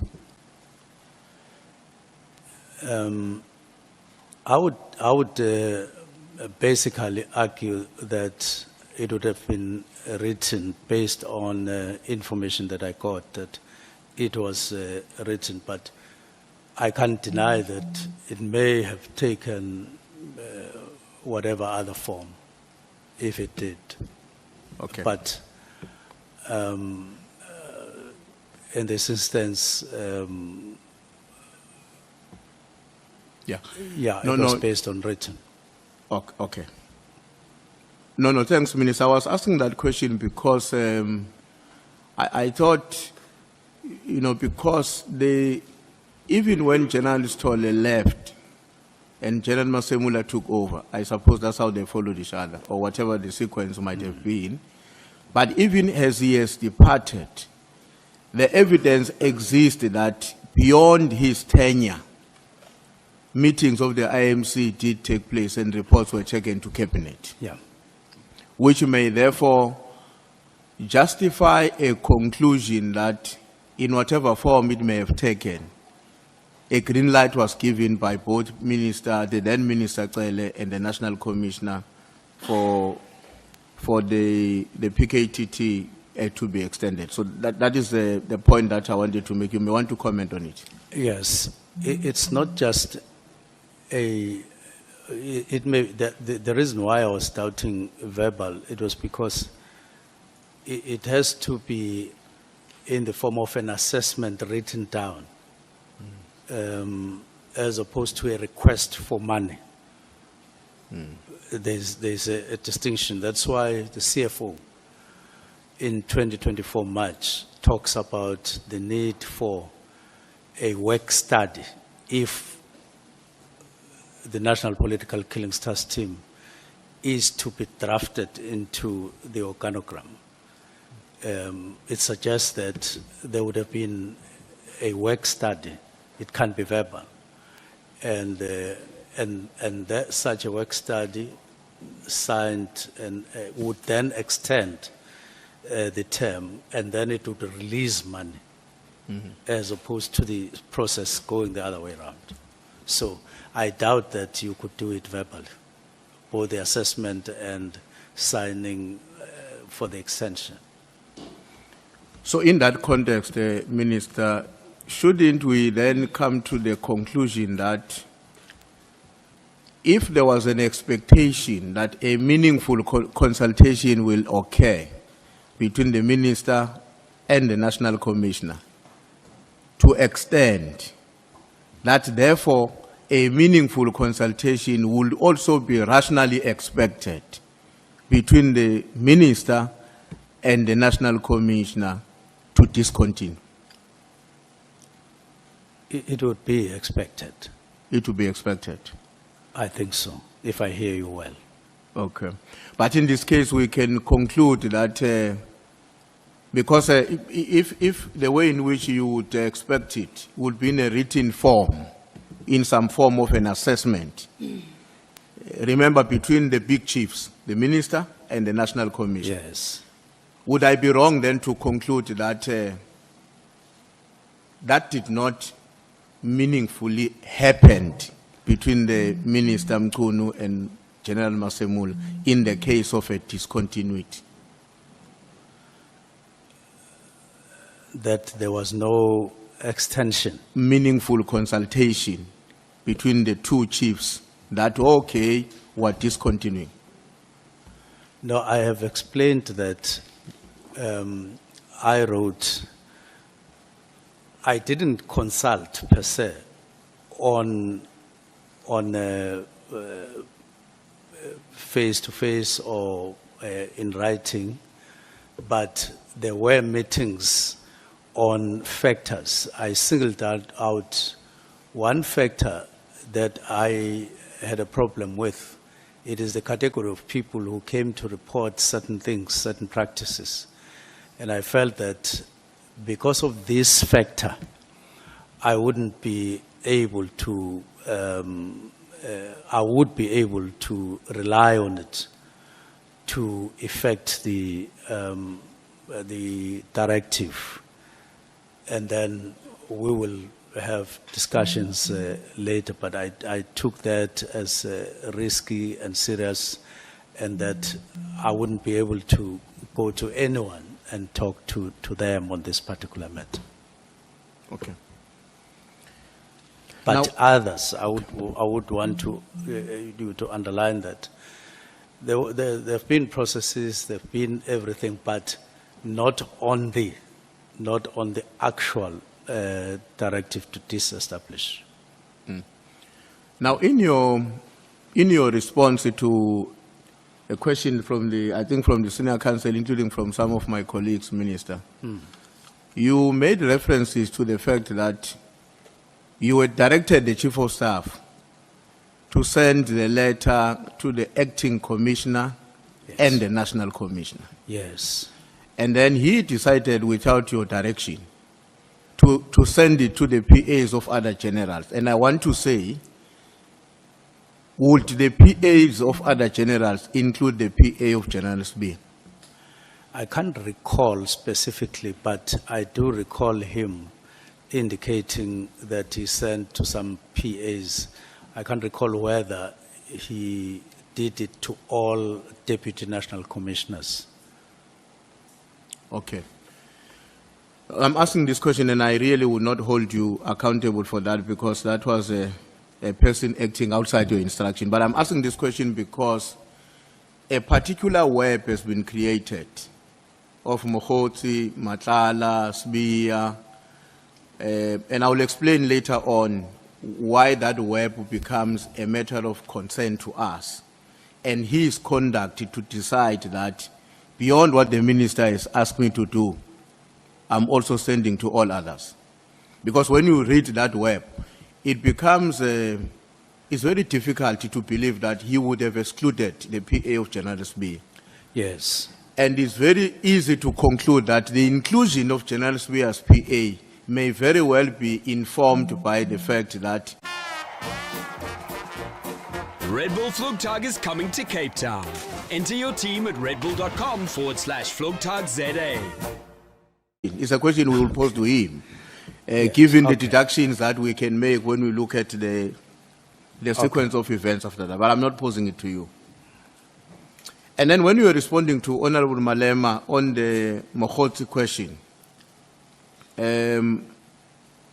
of course, you referred to the character that you did not know, and we explained what you explained. I don't want to get into details about what exactly did you say.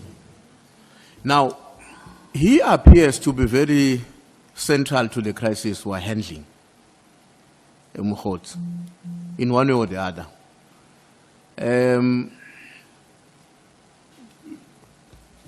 Will there be a way in which this will have an impact in your relationship with him? Will it define the relationship in any way? You don't have to tell me in what way, but given what has happened now, and here is this correct, do you think that is going to redefine the way in which you related to him? Without it being central, and my view is that it is not central, but your second question, definitely it will have to affect the relationship. Why? Because I related to him as an ordinary comrade, just like I do to other comrades, many comrades. And then I relate to all of them without asking them many questions. Like when I heard that he may have had his membership expired, I recall, I never asked him whether your card is current. And it happened so with other comrades. So I would say that I just took it as a comrade whenever we talk and relate. It's only now that I get to know other things that, there's this as well. He talks to so-and-so, he talks to so-and-so, all these people that are being revealed in the Madlanga Commission, which I had no information about. The first time I sort of blew my nose was when somebody said, this guy seems to be talking about you dropping your name, and so on. It was sometime this year, to which I reacted by calling him to say, I'm getting information that you dropped my name where you are and all of that, which he denied. And I had no way of, confronting him at that time to say, but here and so on. But it will definitely redefine the relationship. It will have to redefine. Okay, thanks. Now, when you were responding to Honorable Nomvalo, I think he was asking you a question in relation to how you gathered together the information which helped you to come to a conclusion. Some of it was from the public, others, so it came from different centers or different platforms. Yes. Now, given what I would say, Minister, is an established fact, at least in my own assessment, that there's been a huge public condemnation of this decision. Now, the decision I'm talking about is a decision to de-establish the National Political Killing Task Team. I may be wrong, but my own assessment is that there's been a huge public condemnation. And of course, it's informed by many things, some of which I will come to it later on. Would you say that had you been alive to all that you know today, you could have taken a different decision? I would specifically say I would have taken the same decision, but the form would have been different. Like I said yesterday, I said when somebody was asking me, given what has happened, whether I would find a different approach to this, whether I would do it differently. I said yes, I would do, now that all these things, I would do it differently. Now, I'm saying the same thing.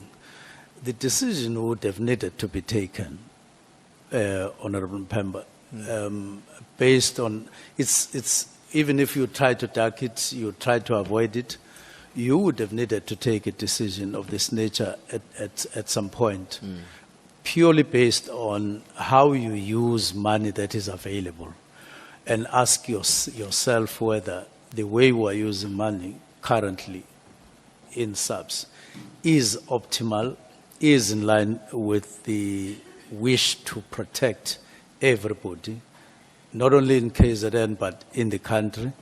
Is it optimal use, and also given the fact that you now have the new structure which does everything that the National Political Killings Task Team is meant to do, and so on. So you would have had to take the decision, but maybe the form that it would take, you definitely would have needed, if you were aware, if I was aware, I would have taken, it would have taken a different form, the same decision. On paragraph 84 of your affidavit, Minister, you are referring to the meeting that took place on the 21st of November. And that is a meeting of the minister and his two deputy ministers. And you are very particular that that meeting, among its own part of its decisions, was that the minister must have a meeting with the National Commission. Yes, there was a web of, a lot of allegations that were there, and the direction was that the minister must meet with the National Commission. Now, before you answer that, on the 22nd, there's another meeting that takes place, which is not a meeting of the minister and the National Commission, but it's all other people who are there. Was the meeting of the 22nd already planned when you went to the meeting of the 21st? Yes, because we can't we couldn't call a meeting in a day. It was already planned. It was already in our plans. I think we had a little chat about that even on the 21st. But yes, it was already planned. But on the first question, the actual resolution was that no, engage the National Commissioner, of course, in the meeting. That was how we framed it. Don't you think that maybe if you had engaged the National Commissioner in a way that I think you were directed by your meeting with your colleagues, as opposed to engaging him in a bigger meeting with everybody else on the 22nd, you would have understood each other very well? And I'm asking that in the context of the fact that the National Commissioner came to you a month earlier, in October, and raised concerns about some of his colleagues, including his deputy, General Sbia. Now, you now meet on the 21st of November, again on the 22nd. And we got a sense that on the 22nd, that is where a discussion took place about challenges facing the organization. But don't you think that a one-on-one with him to go deeper on these matters would have been helpful as opposed to the 22nd meeting? They perhaps would, but on the 22nd, I still had no idea how, what the engagement would need to take, what form it would need to take, because we had just met the previous day. So I was beginning to think, what would be the issues, what would be the approach, and so on, and I was still way before I could circle with anything that would make sense to me at that particular time. But theoretically, had something circled already to me, definitely I see that would have been the case, assisted, yes. I'm asking that, Minister, because I mean, you sit with your deputies, and that's a political leadership of the department. And I imagine that when you were looking at these allegations, you were not looking at them in general. There may have been some general things, but you would be particularly concerned about their evolution. Maybe the allegations now, they might tomorrow evolve to be the truth. So now you're the political head, you're sitting with your colleagues, and they're saying, please go and engage the chief of the police, because we can all see these things are going to lead into a major national crisis if they remain unattended. So that is why I was raising this question, because I was worried that it seems like you place less value to that conversation, and yet the October meeting, you met with him and he raised concerns himself about some of his colleagues.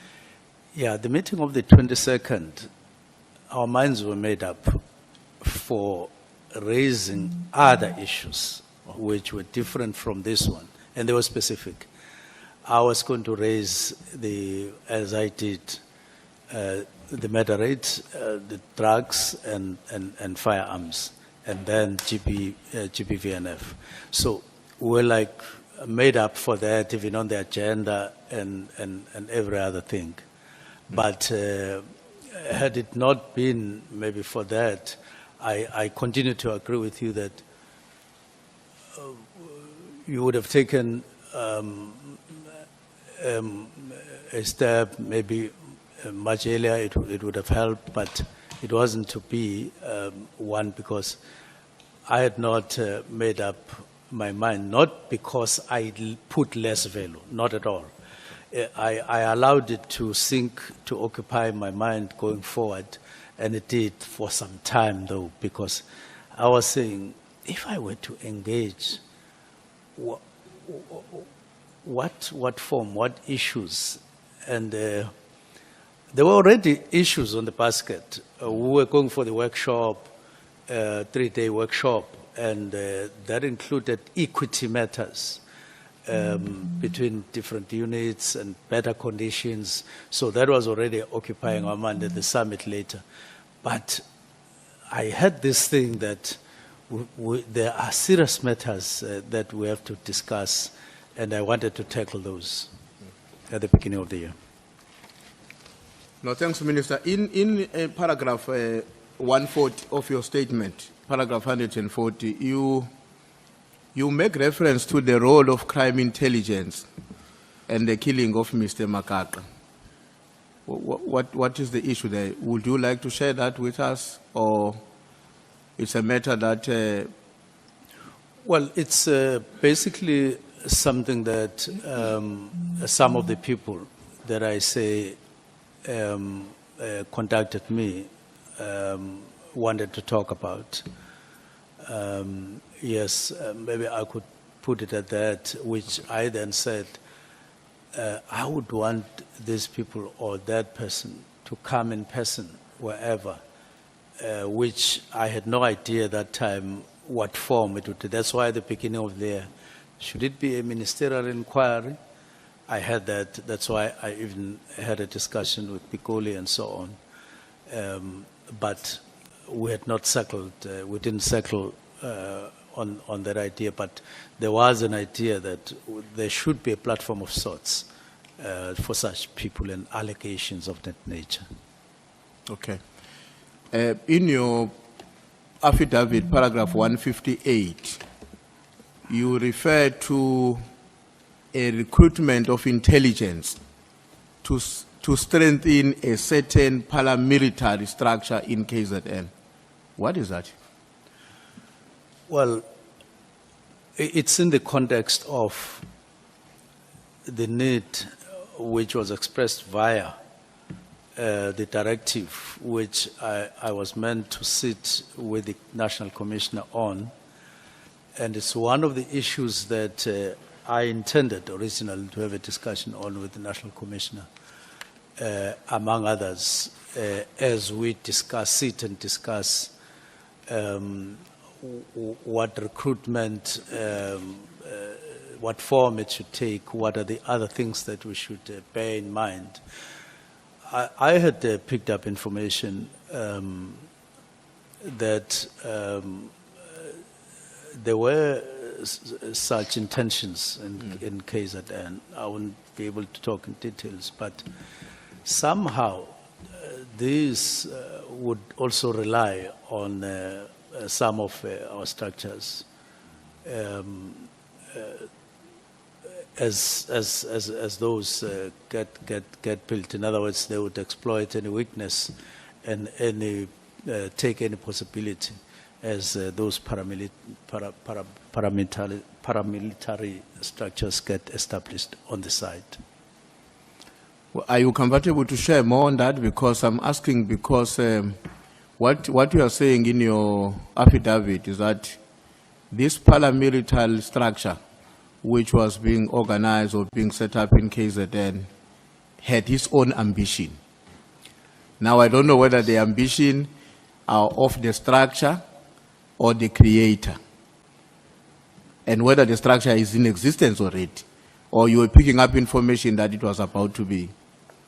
Because, but your statement says to strengthen the paramilitary structure in KZN. So I would imagine strengthening means it's existing already. Existing, and it has ambitions. Existing in some form, but there was that, according to what I got, and the ambition is that of those who were said to be behind such structures.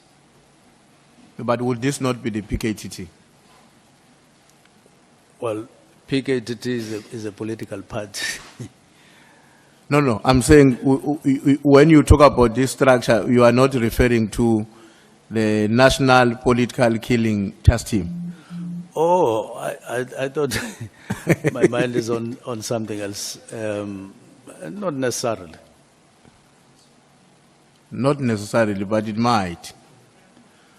Well, I'm sure if any matter would have been gone into, if such a fact would turn out to be true, then it would be. But from the legal that I got, it just came in that form that some paramilitary is in the formation, strengthening, and so on. Were you given a sense by the people who shared that information with you? Were you given a sense of the nature of the relationship between the PKTT and the paramilitary structure? Not necessarily. Not necessarily. Not necessarily. Okay. I hope that matter, Minister, will have to be followed very urgently, given the fact that, as you know, you know where we come from in KZN. I don't have to educate you or anyone about it. And of course, if at your level, there's an observation of a structure like that being in existence and with its own ambitions, which I would imagine are devoid from the ambition of the South African security forces, that does present a particular threat. I agree with you fully. Thank you. And then, Minister, the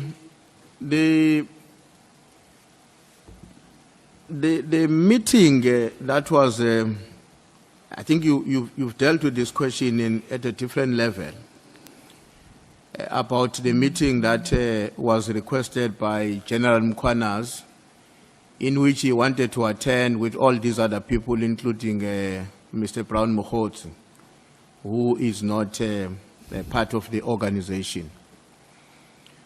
Now, I know you responded why you did not grant that meeting, and you explained, and you had a plan that you were also having an intention at some point to have a one-on-one with General Mchunu. Yes. So that he can have an opportunity to express himself and you can understand each other. Yes. But some of the issues that resulted in you not taking that direction, and this may not be exhaustive, but some of those issues was the level of anger on his part and the threat that he meted against you. What would you say to a South African that is sitting somewhere and saying, in that environment, was it not the case that the individual interest or circumstances of the minister, our minister, remember this is our minister, all of us as South Africans, were now taking precedence? They were taking precedence over national interest. Because here is a very senior general. I'm saying senior because it's a provincial commissioner, and he says, among other things, when he's asking for a meeting, besides his family issues and what, but he begins by talking about internal challenges in the organization. Now we are sitting there as a South African, you hear that part of the reason that the minister could not meet with this general were around the question of the threat and the anger of the general. How would you respond to this South African who say, maybe at that moment, the individual interests of the minister were taking precedence over our national interest? Not really, because I decided that the meeting would rather take a different form. Let me start with a meeting of General Masimula and General Sibia. Let me then go to the meeting with General Sibia and General Mchunu, which were not my interests, beyond that of the nation.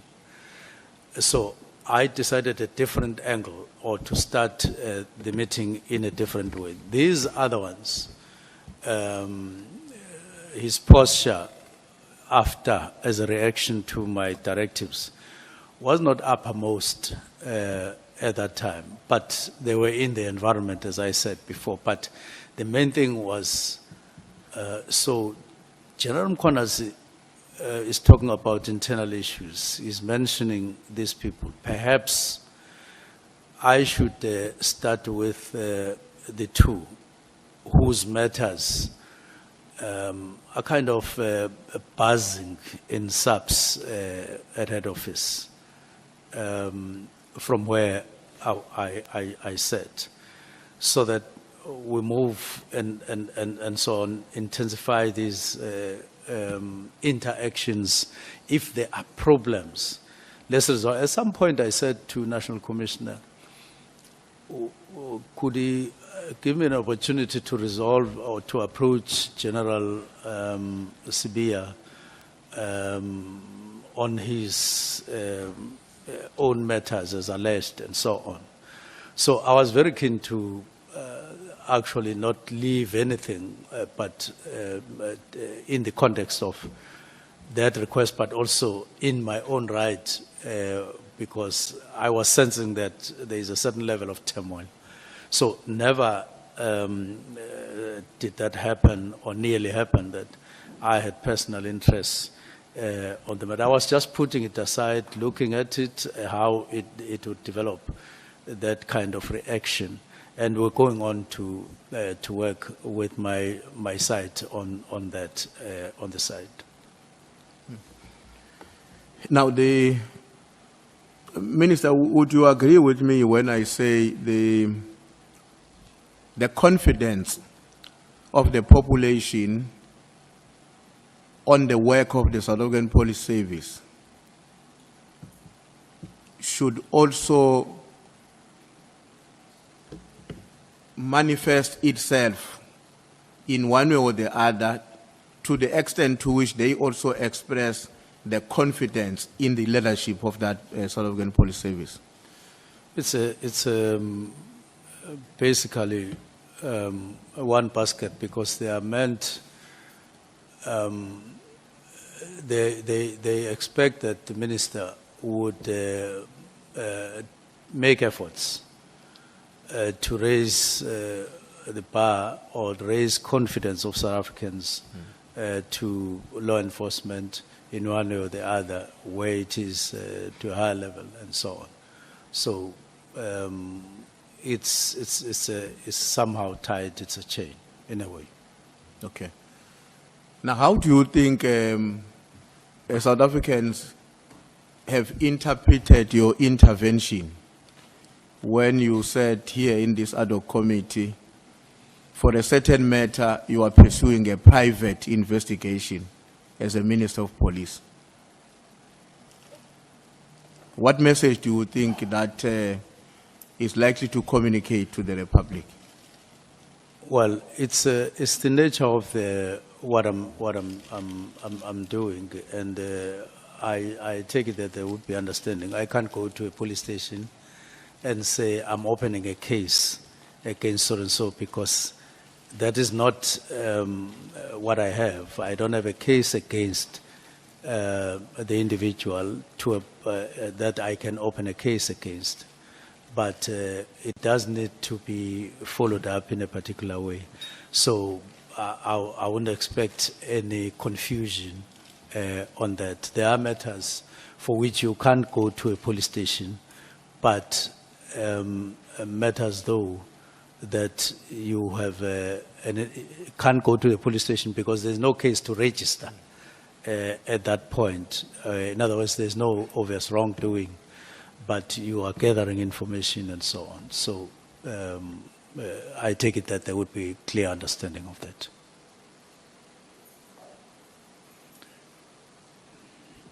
Honorable Sangoni. Thank you, Chair. Sorry, just to follow up. I'm sorry, Chief Whip. Minister, you complained at length about General Mkhwanazi, what's the word I'm looking for, going out to look for a case about you post facto. You said he has no case, he can't prove corruption, and he's going to look for it. How is what you are saying now different? You are the Minister of Police. You're supposed to have confidence in the police. If there's things that you're unhappy with, you report them to the police because there's a case. But you're saying you're going after someone, you don't have enough information, you've hired a private investigator. How does that differ from what General Mkhwanazi did to you or is doing to you? No, it's different. Here, you've got a certain chain of activities that have emerged about, and they are aligned with a particular individual. Now, I then get a warning that so-and-so gets to drop your matters or your name here and there and so on. I phone him. And my intention is to talk to him and say, look, I have appointed somebody to look at whatever.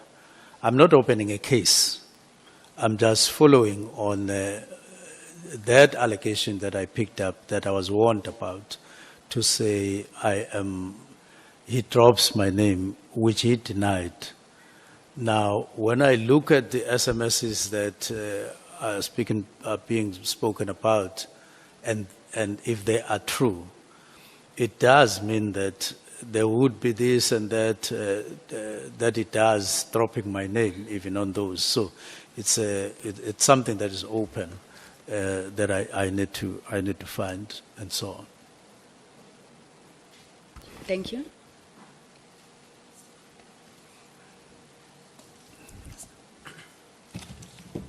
Chief Whip, you may proceed. Okay, no, thanks, Chair. Let me just give a second to the lawyer is still giving some information to the minister. No, I'm not a problem. I just want to be certain that the minister can hear me. I'm not condemning you. You are doing your work, yeah. Now, Minister, maybe let me just share this with you because it was raised earlier on, maybe without it being specific. This issue of how people interpret immediately other people. Let me just share with you what General Sbiya said to us. And he says that at paragraph 46 of his sworn affidavit, he told us that immediately does not mean 6 months or within a month. It means immediately, now. It's written like that in his affidavit. It means immediately, now. And of course, that position, that perspective has to be our understanding of that. In a way, it does coalesce with the understanding of the other two generals, which is Mkhwanazi and Masemula, that the intervention was with immediate effect. You can comment if you want to on this issue, but I'm just making you aware that your subordinates, the recipient of your instruction, if there's one thing that they are converging about, the three generals, the only thing I've heard that these ones are agreeing on is the fact that immediately means now. How's it, Doof? How's it, Sevi? What are you doing, Doof? Selling my car, Sev. I don't trust the internet. I'm not getting car-fished again.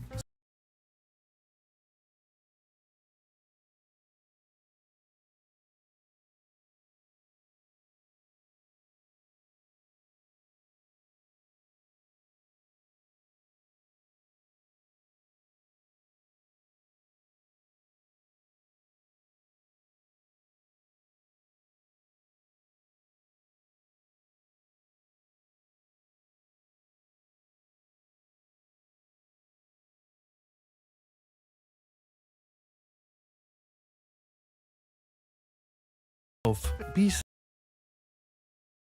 geared. That's number one.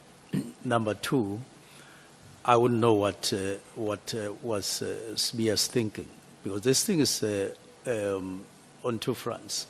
Immediate means now, but in terms of understanding that a decision has been taken, and then you start processes. But that in actual fact, you could say now, like switch off the light. I would say switch off the light now. You can stand up, and that's not the ordinary. That's not the thinking of an ordinary person in terms of what this thing would mean. Even now, we'll say, when are you going to Johannesburg? You say, I'm going to Johannesburg now, but you are going, the next thing you do, you go and wait in the airport for an hour or two. So I think let's be practical and ordinary and not seek to change the flow of things in the normal life. But when I wrote with a full understanding of what I meant. I'm taking a decision now, but let's meet on the 20th. Let's meet on the 20th, which itself was open. If anybody had a query, would have phoned, would have done all of that. But it's a, so I don't think we need to be fussy and rigid in terms of the meaning of immediate, even though it's applied. It has to be applied, like any other, I would say. And I even went on to say it's not like in a drill. I made an example. You can, so people can argue and so on. Otherwise, but when I wrote, that's what I meant. That's how I saw things. That's why I wrote preliminary report. Even though I had said now, but said preliminary report, and I pointed at the 20th, and then later. And I know you don't stick with your dates necessarily like a robot. Sometimes things get postponed and so on. So it was in that context. Chief Whip, let's just hold it there. Okay. I see you are left with very, very few minutes. I see there are 3 hands there. The minutes left are 4 for you, Chief Whip. No, the 4 minutes is more than enough for me. Yeah, no, I'm informing you that your time left is 4 minutes. Honorable Skosana, Honorable James, Honorable Ngola. Thank you, Chair. I thought that the minister by today, he will have accepted, the issue and the meaning that, it's like they are insulting our intelligence. Explaining this issue of immediate as if we don't understand, and mhlambe asazi ukuthi immediate usho ini. And this is all, there was an illustration here. If you tell your driver that he must stop the car immediately, your driver will think and stop 100 kilometers away after you told him to stop the car. It can't be. I think, Minister, you must accept that immediate means immediate, not what we are trying to, the way you are responding to us is like we are going around the bush. We understand exactly what immediate means. Please respect us, Minister. Thank you, Chair. I'm ruling you out because I thought you are asking a clarity-seeking question. Honorable James. Chairperson, we must be mindful of the fact that there are children watching. And I think it's really, I want to agree with Honorable here. I think it's really insulting our intelligence to be going over this and saying that the word immediately may mean now or later and coming up with all of these examples. Can you not insult us like that? Can we just be clear? There's then a clear language barrier that is then evident in this room that we've been entertaining for the last couple of days, and we've been dragging on issues based on the simple meaning of words. Chair, we cannot continue like this. It takes up so much time. In every engagement with so many of the members, we've had to unpack what the word immediately means, and so many other words. Please protect us from this blatant undermining of our intelligence. Thank you, Chair. I'm ruling you out of order because it's not a clarity-seeking question. Honorable Ngola.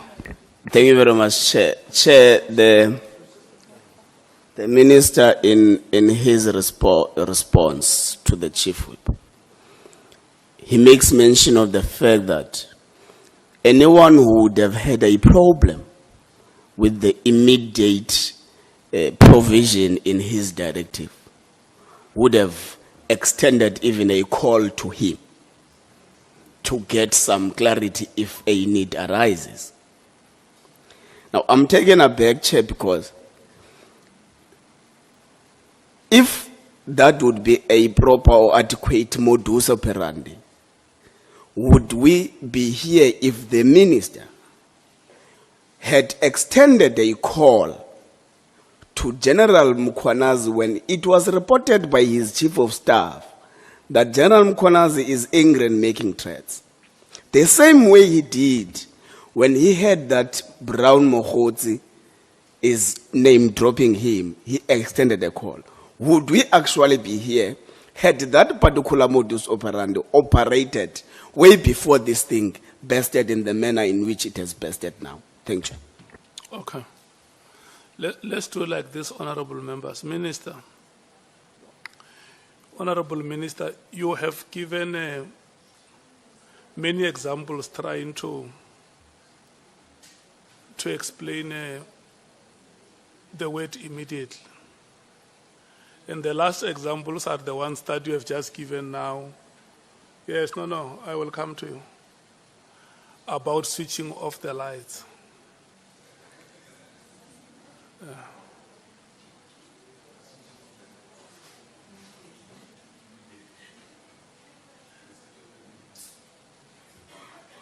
Yes. And there are other examples that you have given earlier on, what the word immediately means and what the word immediately does not mean. And I want to plead with you and also plead with you, honorable members. If we make it a habit of this parliament to discuss words like swimming pool, fire pool, immediately, not immediately. We want to make it a habit of this parliament. It's a problem. We are leadership. A swimming pool must stay a swimming pool. And immediately must stay immediately. I don't see us wasting any time, Chief Whip, trying to discuss English words here. It's very clear. So immediately is immediately, we know it, Minister, what it means. It means now. Yes. Yes, it cannot be any other thing, and I just want us to move away from being hostages of semantics. There is an established understanding of what the word means. So we can't be a parliament that is known for what it is not supposed to be. Thank you so much. Honorable Nomvalo, your hand was up. Yeah, no, on the same issue, Chair, I know that you have closed it.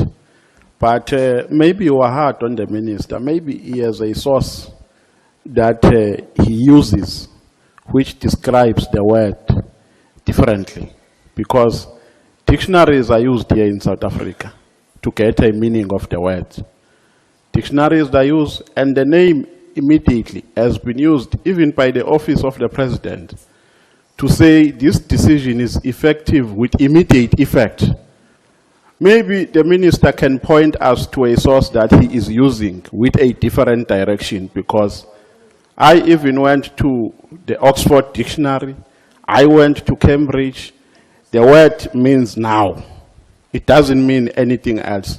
So I was going to ask, where does the minister get that definition from? It's a clarity-seeking question, because it might happen that really he genuinely believes that it doesn't mean now, because there is a source that he uses which describes words.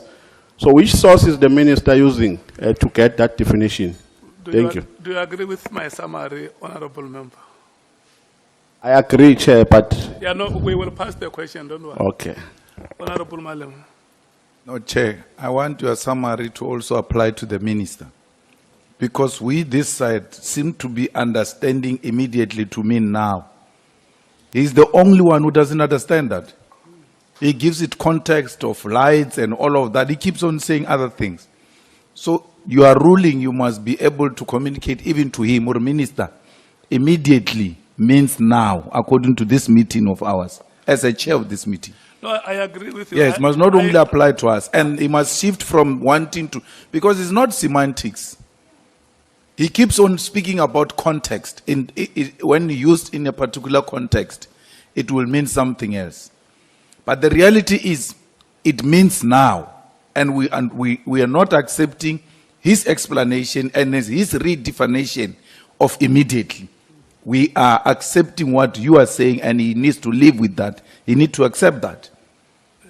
No, I agree with you because I have said it that it must not be a bad precedent for this parliament where every time we have proceedings, South Africans will have to bring their dictionaries along because they know Parliament will be arguing if this is immediately or it's hereafter or it's this and that. So, Honorable Minister, we have an established understanding of what the word immediately means. And let us not go back to the past.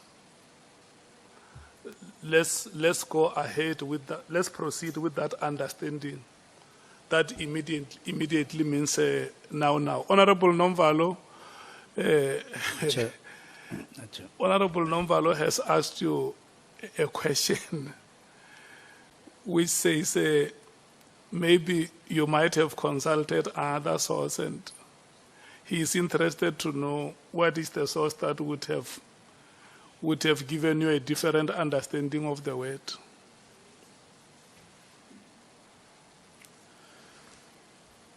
I wrote immediately. And then I said preliminary report. And then I said UNESCO. Now, I can't say any other thing, but it is the right of the committee to exclude what I included in the letter. I won't contest that because you are the ad hoc committee. I'm not dealing with the meaning of immediate. I'm talking about it as applied in the letter that I wrote. Thank you.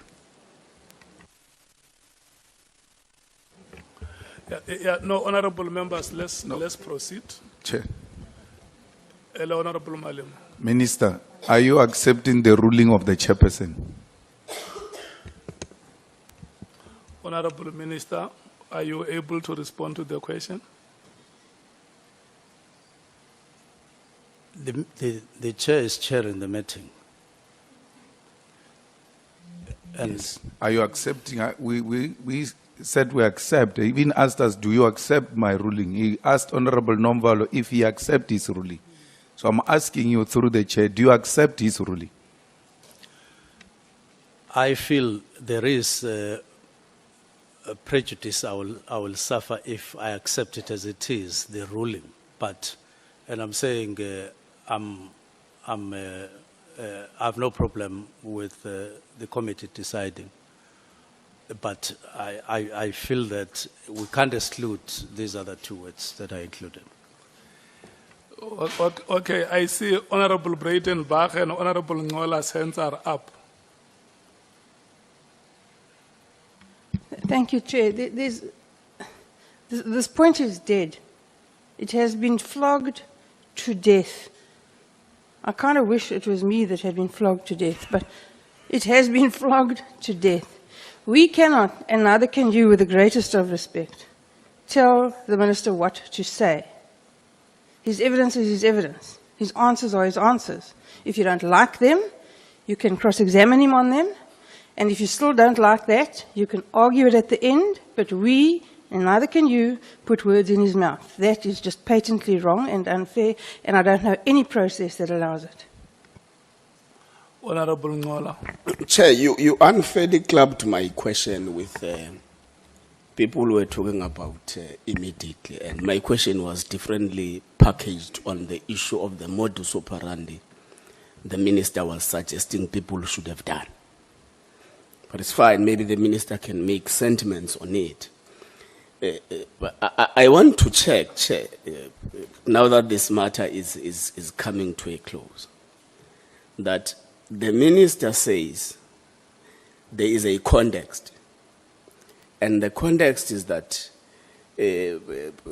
immediately then the 20th. And that is not the context in my understanding. Yeah, no, I don't want us to debate the matter.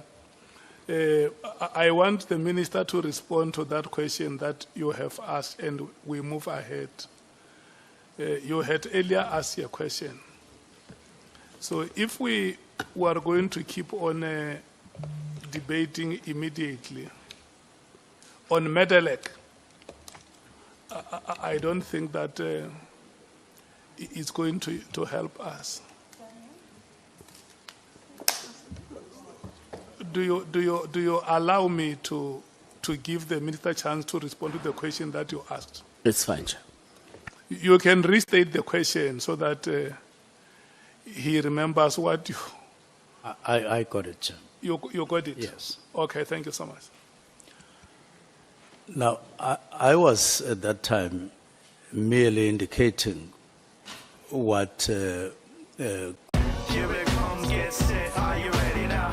Here it comes, get set, are you ready? Here it comes, here it comes. Here it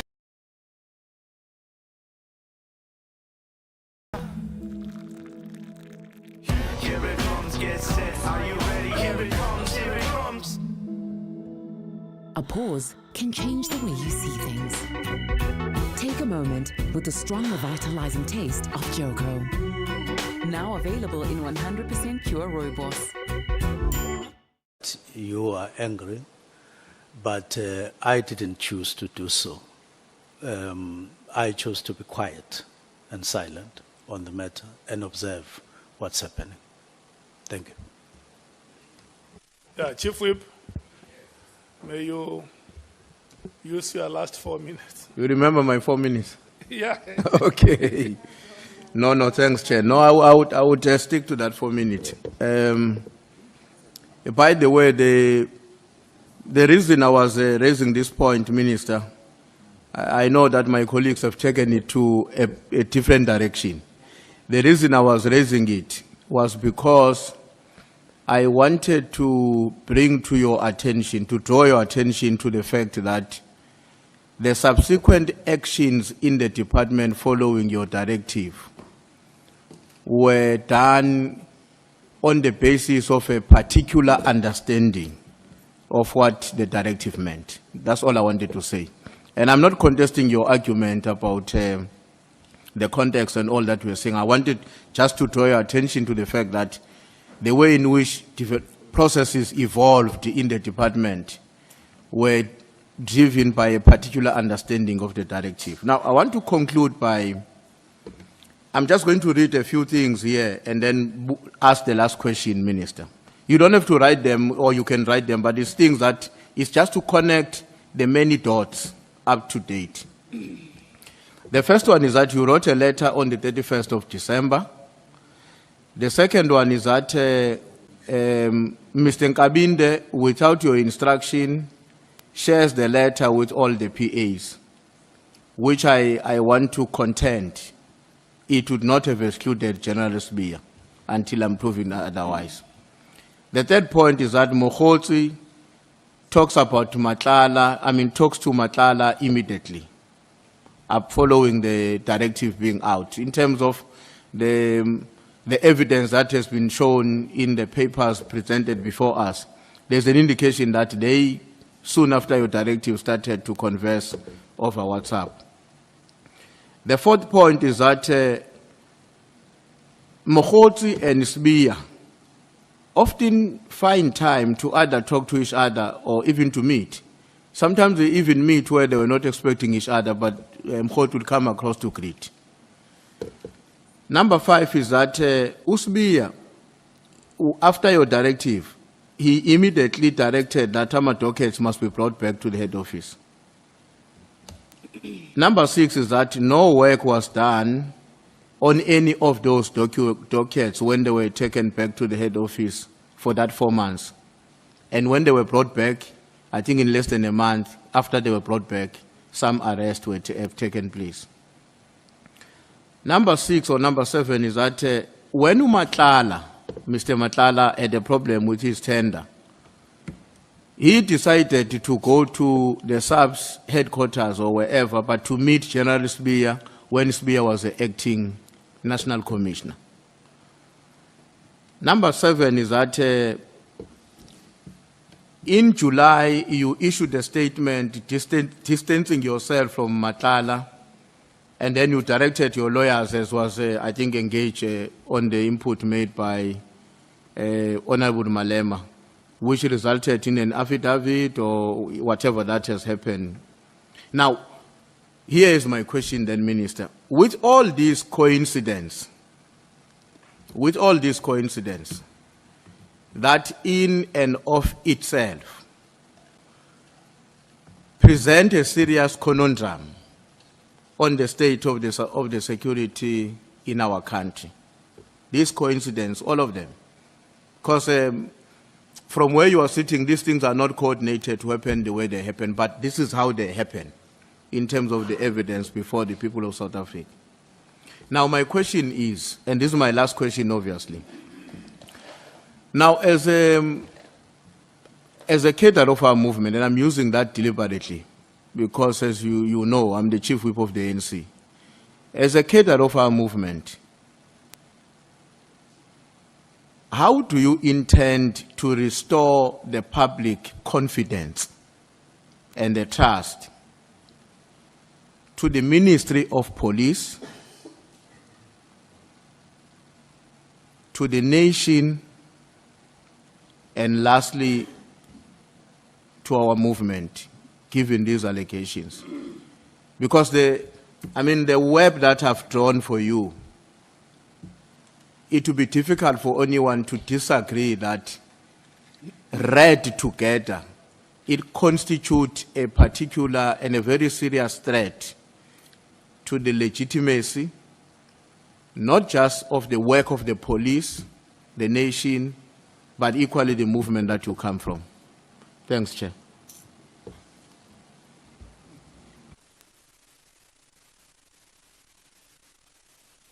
Honorable Minister. Thank you very much, Chair. Let me leave the first set of things from 31st, all PAs, not because they are, I'm not responding by saying I recognize them as important, just for the sake of time, leave them. But on dockets, I would recommend that the ad hoc committee gets a full report on the ad hoc committee and the state of dockets. My understanding is that it's not a simple matter of dockets moving from KZN and back and so on. And it's not a simple matter of dockets sitting in Pretoria and then back before we reach a conclusion on the matter. And I would attach a lot of importance that the committee makes an effort to get information.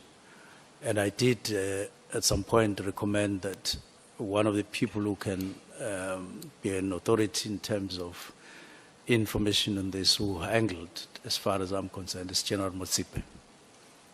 I would recommend that the committee makes an effort to provide that time. Two, on the relations between Matlala and Sbia, I would agree, seeing that Matlala seems to be a person running, I don't know whether this is the only tender he got or the other tenders, that it's not a conduct that inspires confidence, that you have your headquarters where the entrepreneurs just befriend you to a point where such a thing would happen. And it does affect confidence, for instance, to other tenderers or tenderpreneurs and so on, to say, so-and-so is able to run up and down, but I am also a businessman, I'm not able to run up and down, it's a problem. One of the things that I can mention in this regard is that somewhere in January, the offices of crime intelligence in East London, somebody just walked us to get inside the gate, proceeded to the offices, asked for a particular officer, went there and said, once he was there, declared the office a crime scene. Now, once declared the crime scene, he made a demand of, I think, 1.2 million or so. And then the officer in that office went out, came back with 1.2 million, gave it to this person.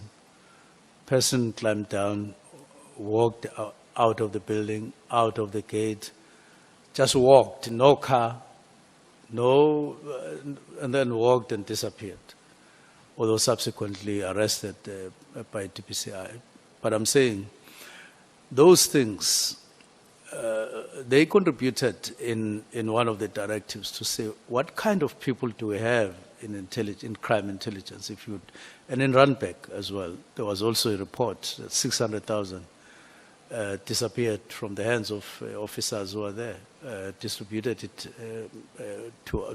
amongst themselves and so on. So those are the matters. So I would say it does take confidence. It does need to be looked at our behavior in relation to business people and so on, if we are to inspire confidence.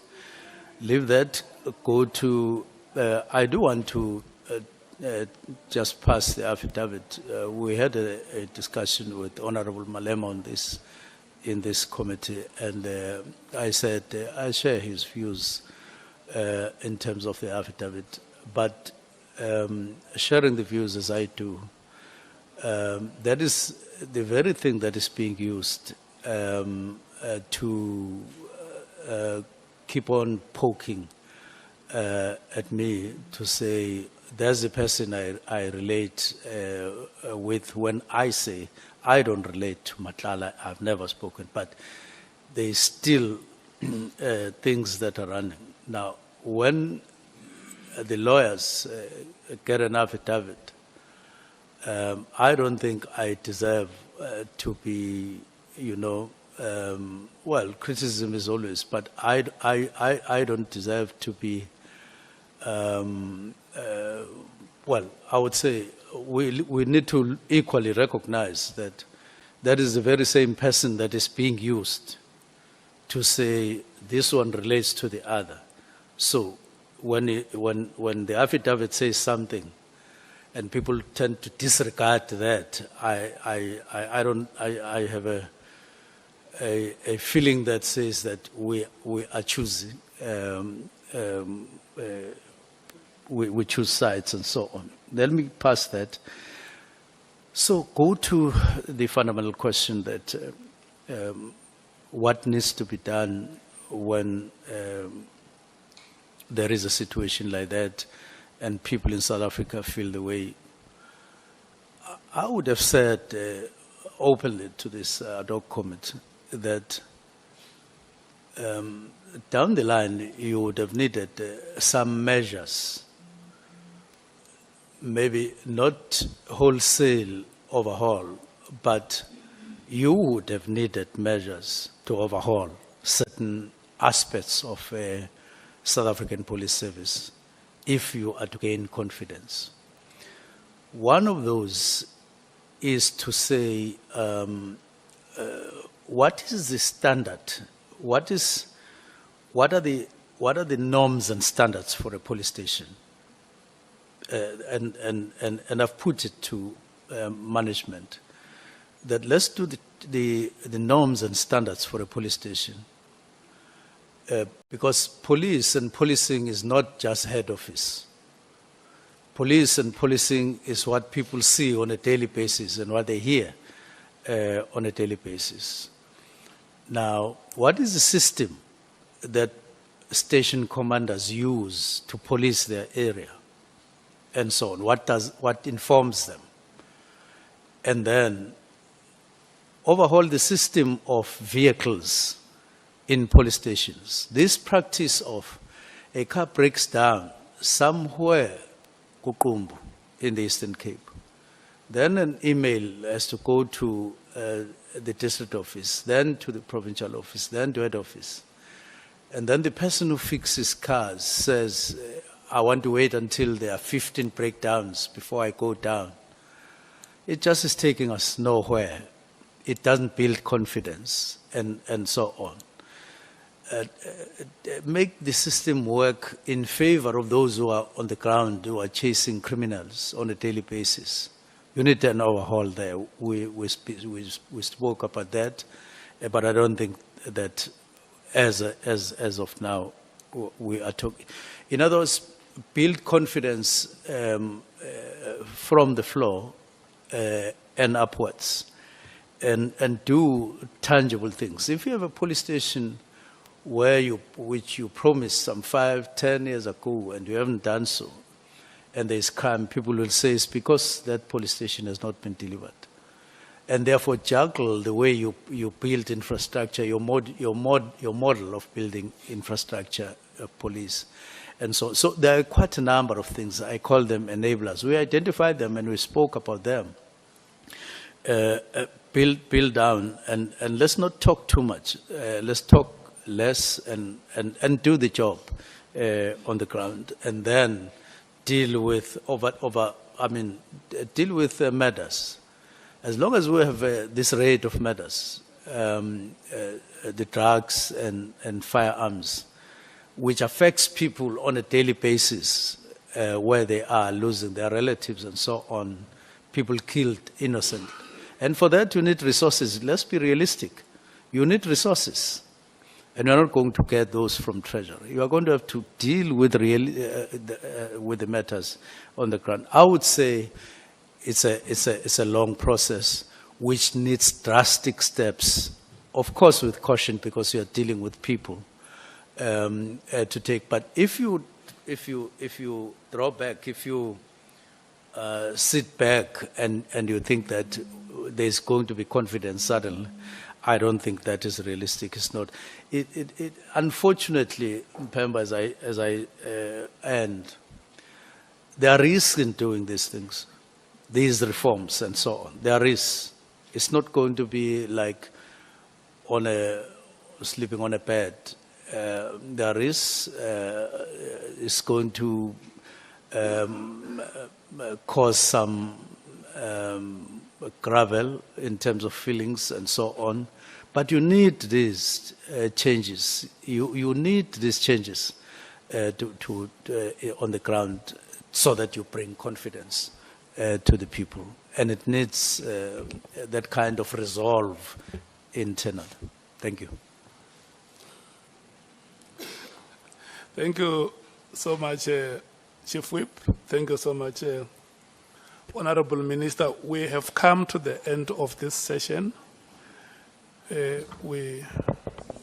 No. Speaker kanjani lapho Chair?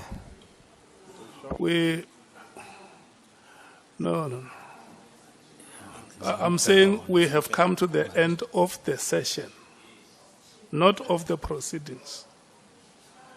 We are going to break immediately and come back at 5. Thank you so much.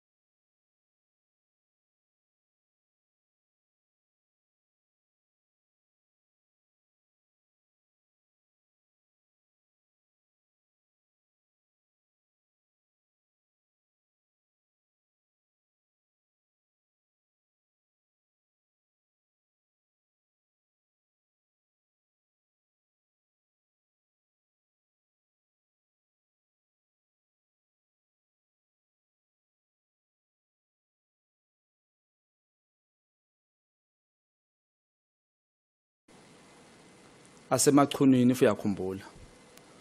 Washo wena ukuthi ayakweseka kulolu hambo ozolithatha. Now I want to know ukuthi kuwena mhlonishwa kule mibuzo sobuziwe ngifuna sibheke nje lento ebalekile engicabanga ukuthi ngathi yona ilahlekile la eSouth Africa. Kakhulukazi apha esiphoyiseni isimilo nonembeza. Uma ubuka isibongo sakumacingwane singena ikhashaza elokuthi babukeke njengabantu abanganalo iqiniso ngenxa yakho. Ngishiso lokho ukuthi eSouth Africa yonke wena no General Sibiya enazi ukuthi immediate hlusha ukuthi slow or later nina nobabili futhi nihamba nobabili kuleyo nto leyo. Akuphathi kabini ukuthi isibongo somacingwane mhlambe kusukela namhlanje njengomuntu omkhulu kangaka uyosifaka ohlazweni mhlambe sigcine sisinalo lochashaza ukuthi hey labantu laba banamampunga baphika into ebhaliwe ibhasi elibhaliwe aliphike nje.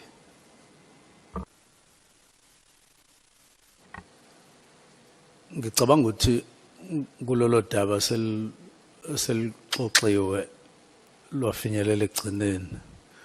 Kodwa ke senga-eda nje ukuthi anything noma yini ehlukumeza isibongo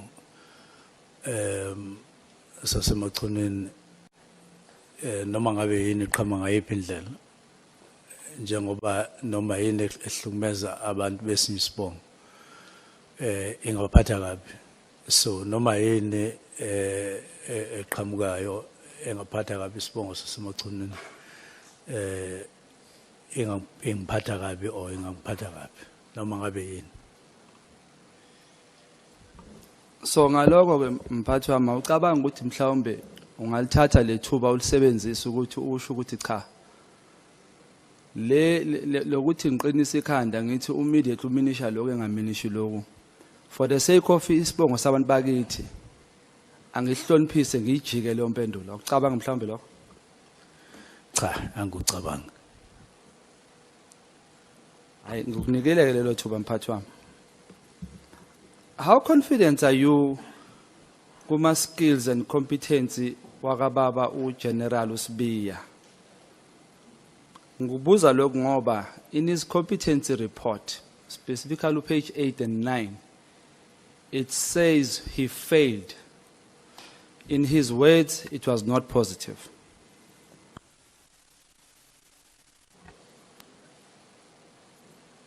Ikhona ichashaza okulibekayo uze kube sengathi ungathi he passed, and any other person at that level you would want to say pass. That's what you would want to hear whenever such things are spoken about. Kodwa mawusuza ukuthi kwaba khona into enjalo iba khona into ethi then what happened. Kodwa ke kuya ngokuthi yayinamandla angakanani leyo nto ukumnika noma ungamnika umsebenzi nokuthi kuya ngokuthi izinto ezazikhona lapho zazi namandla kangakanani phezu kwalokho ngoba mhlambe kwakuyi out of 10 kwaba ileyo question or something like that. Anginayo into eqondile, ngiyakhuluma nje general, anginayo into eqondile ukuthi yini leyo kukhulunywa ngayo. I-confidence yakho kuyena ubaba uGeneral Sibiya ime kanjani since usuzwile ukuthi hayi azange be positive?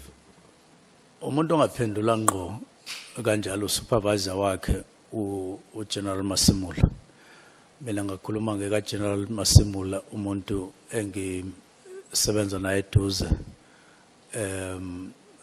kodwa hayi ko deputy general, so go deputy commissioner abangeni kulolu hlalo ukuthi whether or not nginayo confidence ngoba abasupervisor imina abasupervisor National Commission. Mhlawumbe nalombuzo engizokubuza wona ngangangiphendula kodwa ngangiphendula but ngiyacela uzame. 2016 iDA no Mr. Herman Mashaba, they claim ukuthi ba-appointe Mr. Sibiya. Do you have any idea ukuthi why they concealed to the South Africans or from the South Africans ukuthi they hired a person who doesn't meet the competency requirements. Inkinga nje ukuthi esengeke ngikuzwa ngabanye abantu nanjengoba kuna le commission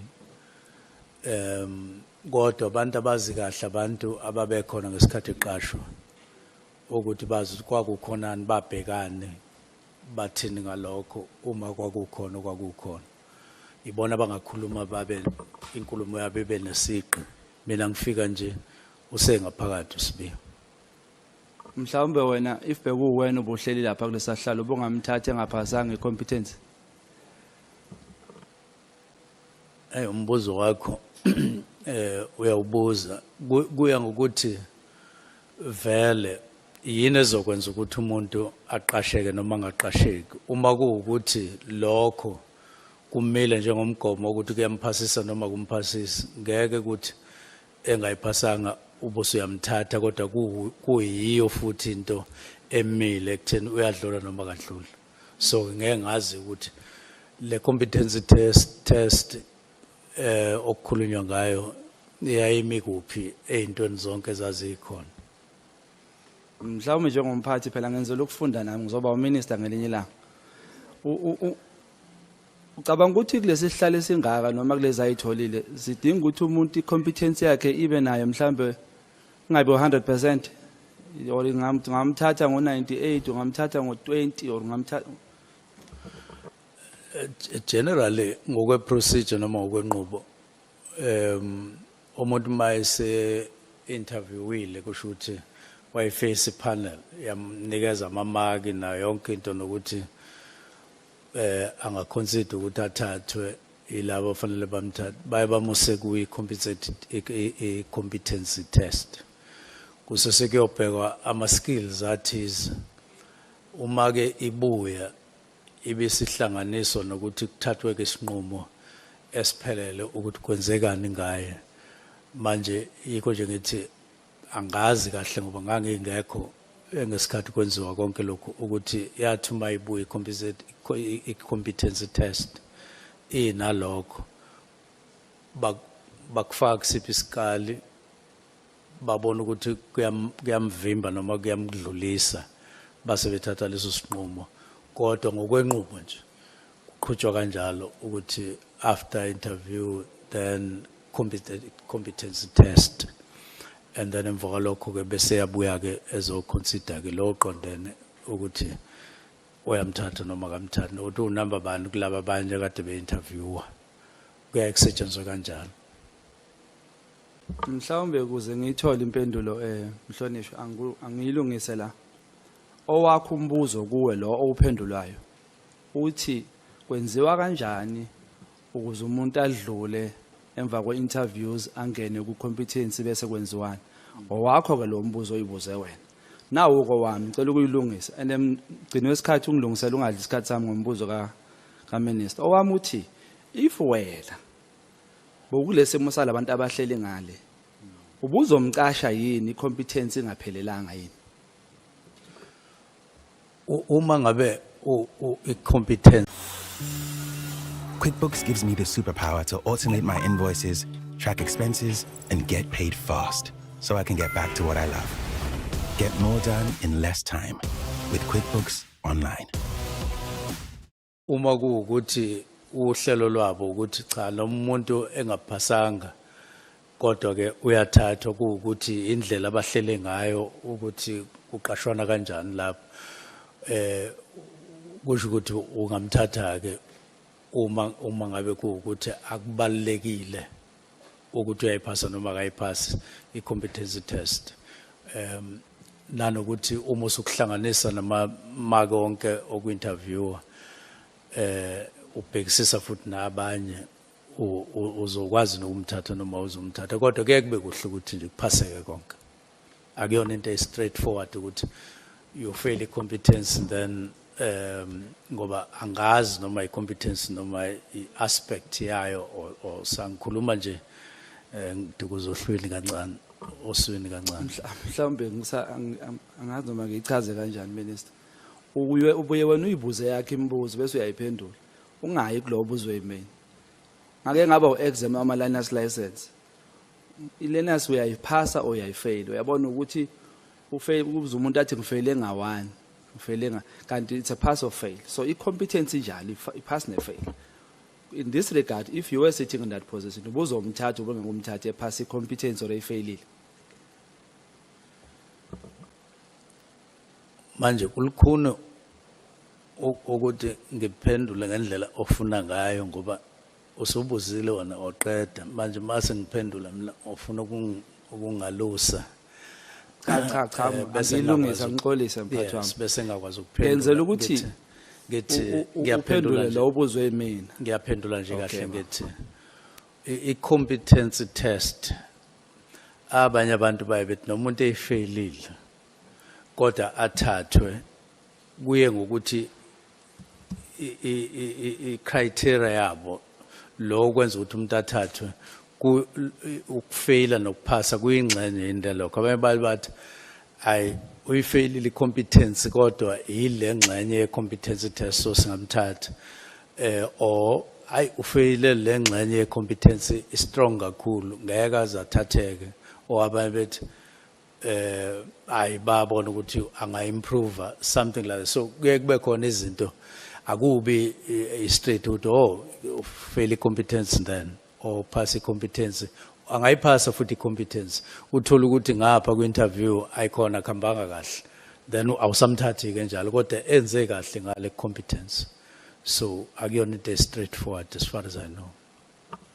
Asidlule mphathi as a minister laphaya esiphoyiseni wena obhekelele umthetho from i-cabinet are you allowed ukuphula imithetho noma kunezinto uma uphulile imithetho sithi hayi le ngoba iphula uminister singayibeka eceleni cha awuvumelekile ukuphula umthetho singakwazi ukwenza lokho okay ngikubuza ngoba ngifuna sibheke impendulo zakhe endaweni eziningi did you give uNkabinde noma chief of staff uNkabinde an unlawful or illegal instruction to record Baba Mkhwanazi on the phone?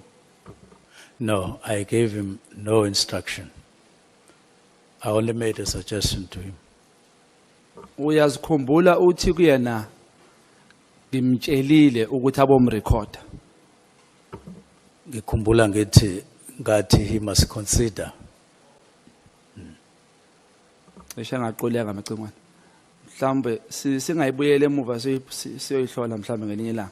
Kodwa ke wena in your words uthe umtshelile ukuthi aka record Mkhwanazi asibambeke ngale yakho kindlela. Okay. Do you think umnikeze umbono oqondile yini ngaleyo ndlela umnikeze ngawo? Mhlambe wacabanga ukuthi ngabe ukuthi umnikeze into illegal? Cha akukho illegal ukuthi uma ngikhuluma nawe ngifisa ukuthi ngikurecord ngazathu simbe ongavumelekile ukudlulela kumuntu wesithathu ukuthi alalele nina nobabili bese ya recorda njengoba sibaningi la mphathi wami njengoba uyidlulisile ke le voice note ubumtshelile ukuthi ngiyakurecorda noma uzokurecorda uNkabinde ngizoyidlulisa hayi mina ngimrecordanga ushuthi uNkabinde uyena ophulele umthetho wala ngazi noma uphulile asibuyele emuva mphathi wami ungangishiyi ngiyakuthembela kakhulu kuwe ukuthi wena uphethe umthetho kodwa muzothi awazi noma uphulile i-act ithini ngokurecordana lo mbono unikeze uNkabinde ukuthi ubomrecord uma ekhuluma nawe is that a lawful instruction not uthe kusona instruction umbono omuhle yini lo ukurecorda umuntu okhuluma naye wena akuyona into unlawful oku-unlawful ukuthi nethi nikhuluma nebabili bese bakhona umuntu on record njengoba uNkabinde enzile enze kuba wena erecorda mina sikhuluma naye wena esikhuluma nawe la eParliament wena oze nayo uyithathe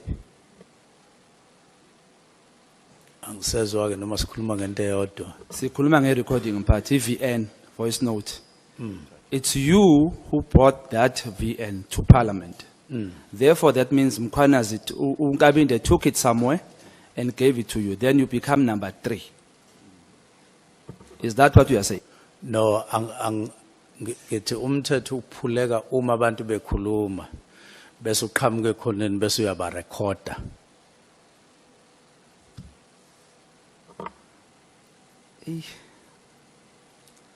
Mhlambe yima ungakuzwa. Kulesi sigameko esenzakele. Are you saying ubaba uNkabinde lento ayenzile ukuthi a record ubaba uMkhwanazi engamtshelanga 1 bese 2 eyithatha ke le recording eyidlulisele kuwena, which makes you number 3? Akenzanga into wrong according to you.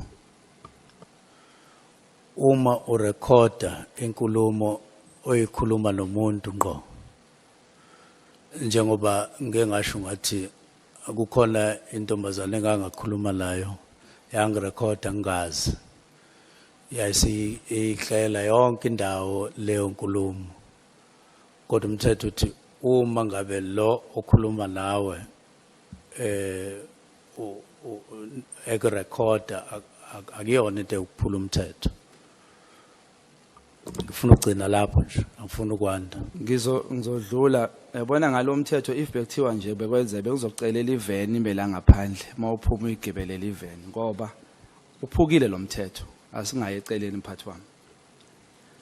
So uyavuma ukuthi wena onikeze umbono namhlanje njengoba sewumbona that day beku instruction kuNkabinde ukuthi akamrecord.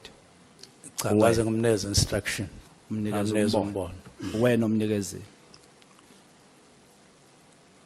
Did you not under oath say that awumazi Brown siku committee? Angaze ngisho ukuthi angimazi Brown. Mhla ka 5 March. Hayi, angaze ngisho. Wathi uyamazi Brown? First time ubuzwa ngoBrown. Angaze ngisho ukuthi ngiyamazi uBrown umhla ka 5. Angaze ngisho futhi ukuthi angimazi. Ngathi akayona i-associate, in other words akayena umuntu engisondelene naye esibhema naye ugwayi. Ngaphika lokho kuphela. Ngathi Moshi uyintsha lempendulo, nginenhlanhla yokuthola impendulo ezintsha, angizubhora abantu la phakathi. Cha ngithi mhlonishwa idlalile la isayilalela ithi the person that General Mkhwanazi is talking about is not my associate. Isho kanjalo. Ekuqaleni comment yami ithi the person that was on the phone, the photograph that was on the phone, I responded by saying, I don't know this person. Ngachaza ukuthi kwangena uBrown lo, it was not Brown. So mangathi angimazi ngangasho yena uBrown. Kangisho umuntu owayesesithombeni ocingweni. Okwangena uBrown. Lesithombe osinikwa ubani? Ngangisinezwa enye insizwa okuthiwa umuzi ngem. Mhla siku committee u virtual bakhombisa isithombe. Cha, angithi mina ngesikhathi siku committee ngase ngixoxela iCommittee into eyakenzeka kumina ngelinye ilanga ngikwe ekisendaweni ethize.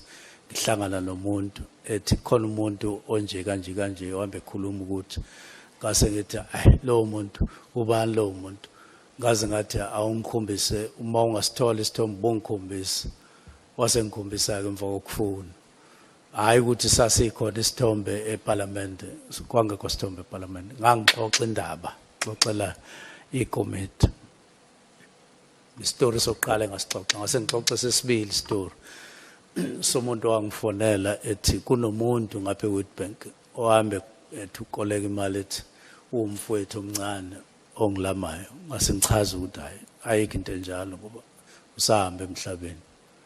So kwakuzitori zami nje lezo ezimbili. Kona uqinisile minister itori hayi uphiwe. Uyakhumbula uthi uprincipal we-issue yakacwecwe usethathile ama blood test waphinde wena futhi wajika wathi no akawathathanga? Yes, ngiyakhumbula.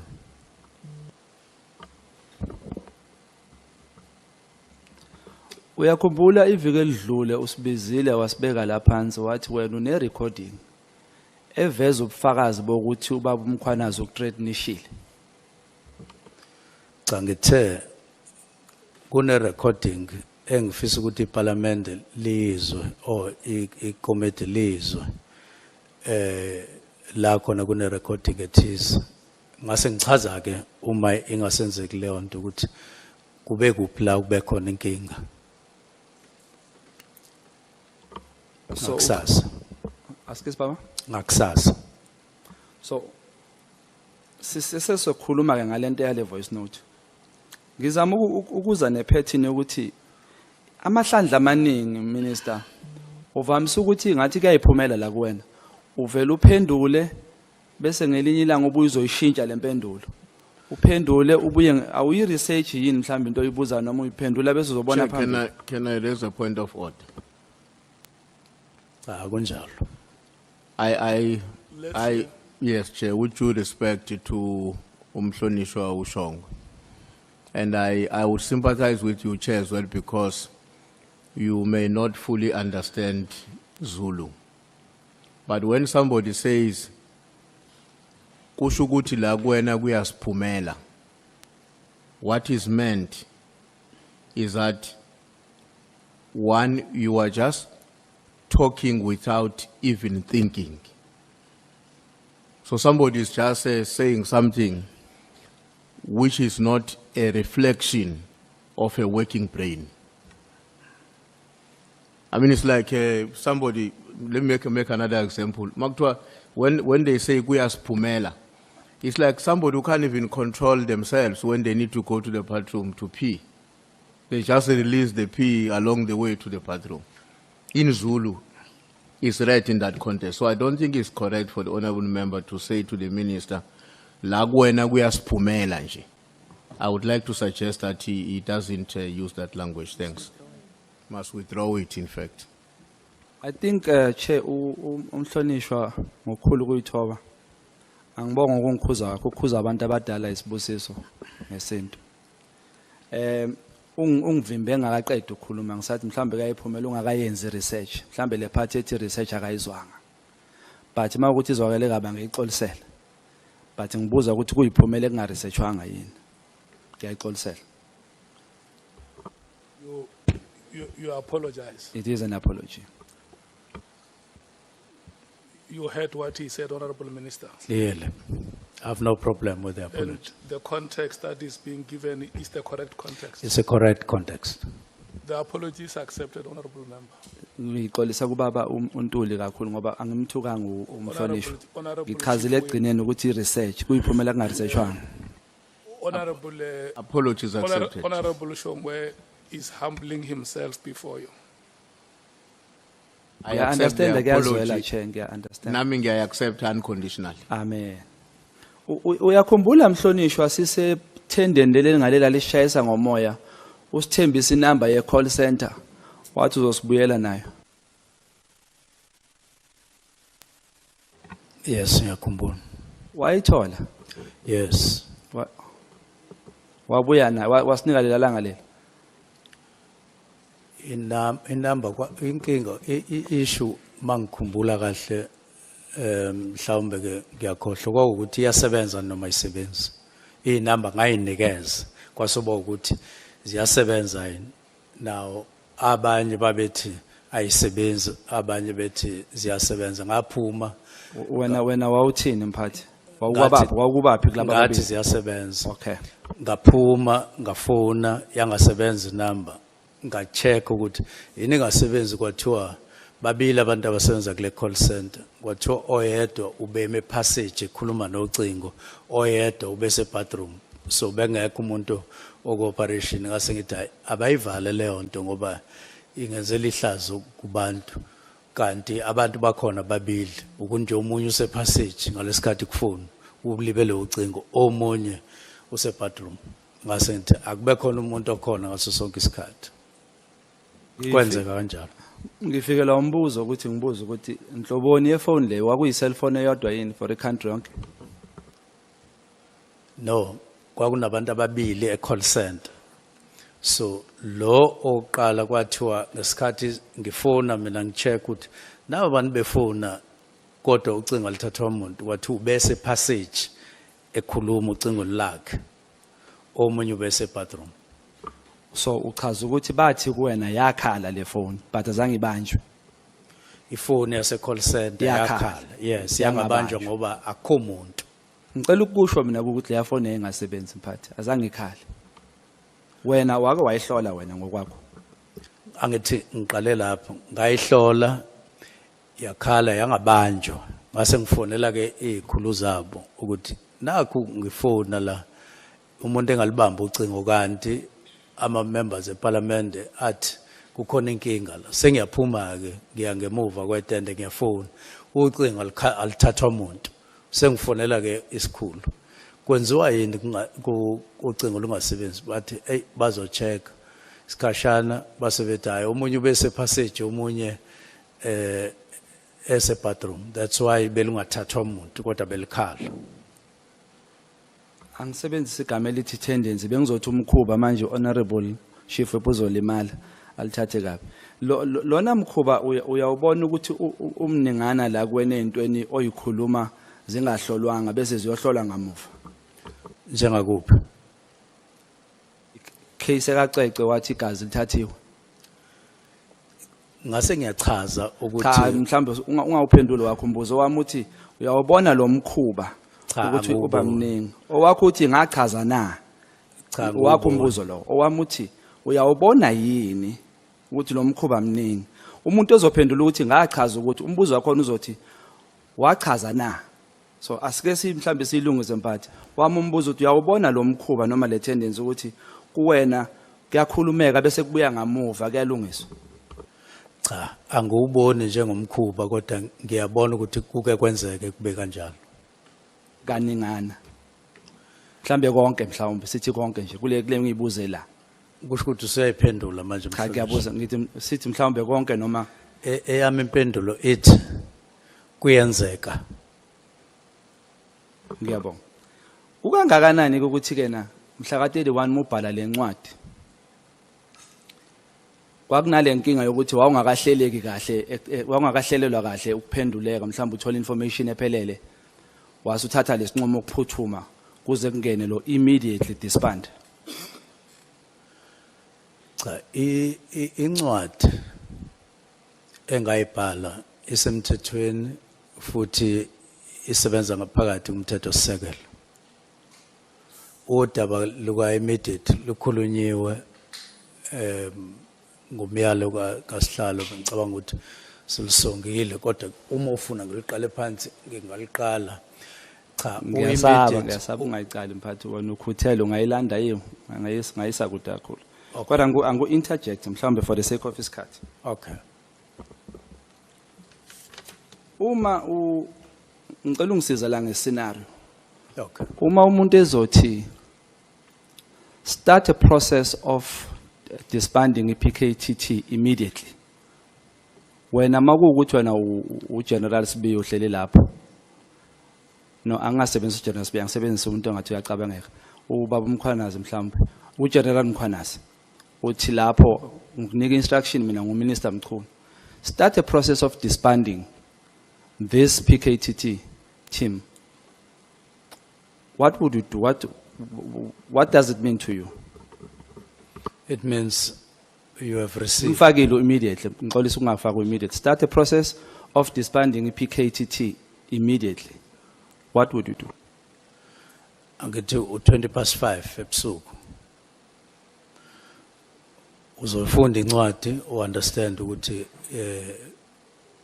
nayi incwadi isho njalo kodwa ke isikhathi 5:20 awuke office okusho ukuthi usuyifundile uyayizwa kodwa ayikho into ongayenza njengamanje uyenza until kube khona isikhathi ukwazi ukuyenza leyo nto manga kusasa kumhla ka1 ama office evaliwe kusho ukuthi akwakwazi ngoba kuvaliwe ukuyenza koze kube la khona kuba khona into ethi ingenzeka. Then umuntu mayezothi disband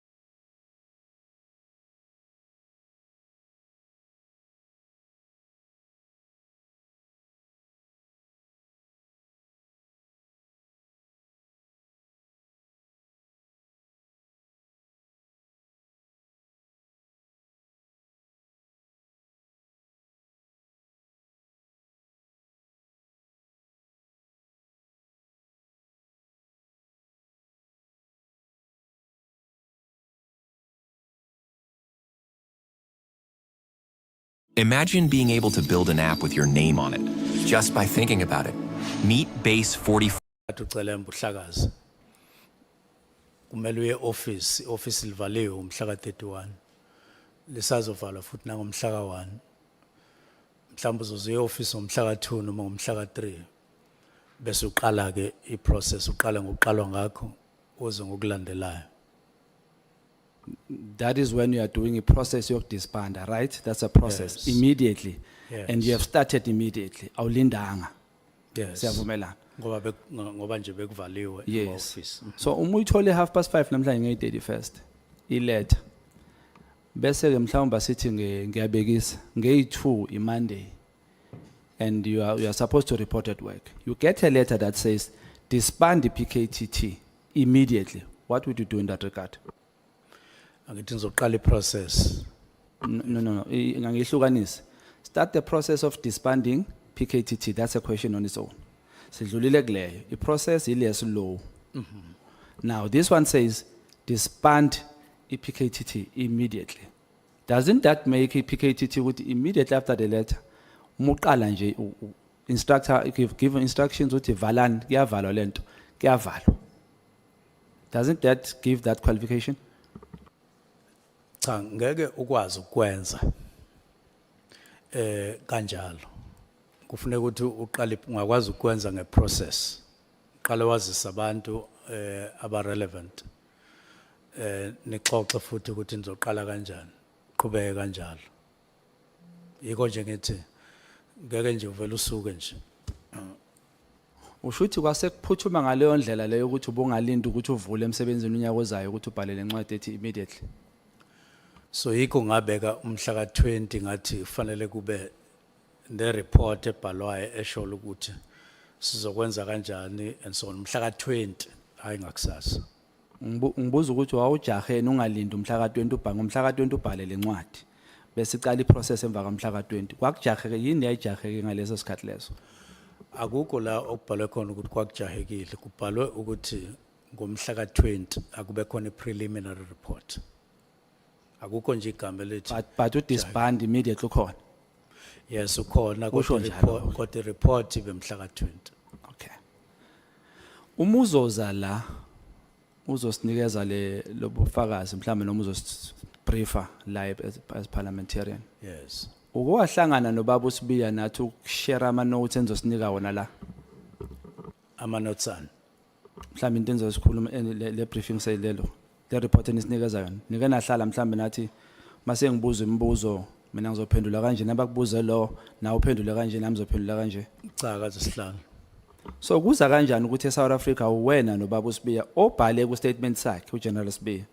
Ku statement sakhe ubhale ukuthi wamnikeze kukhona isinqumo esiphume lapha ya esithi must disband immediately and he even says now yena faka now yena.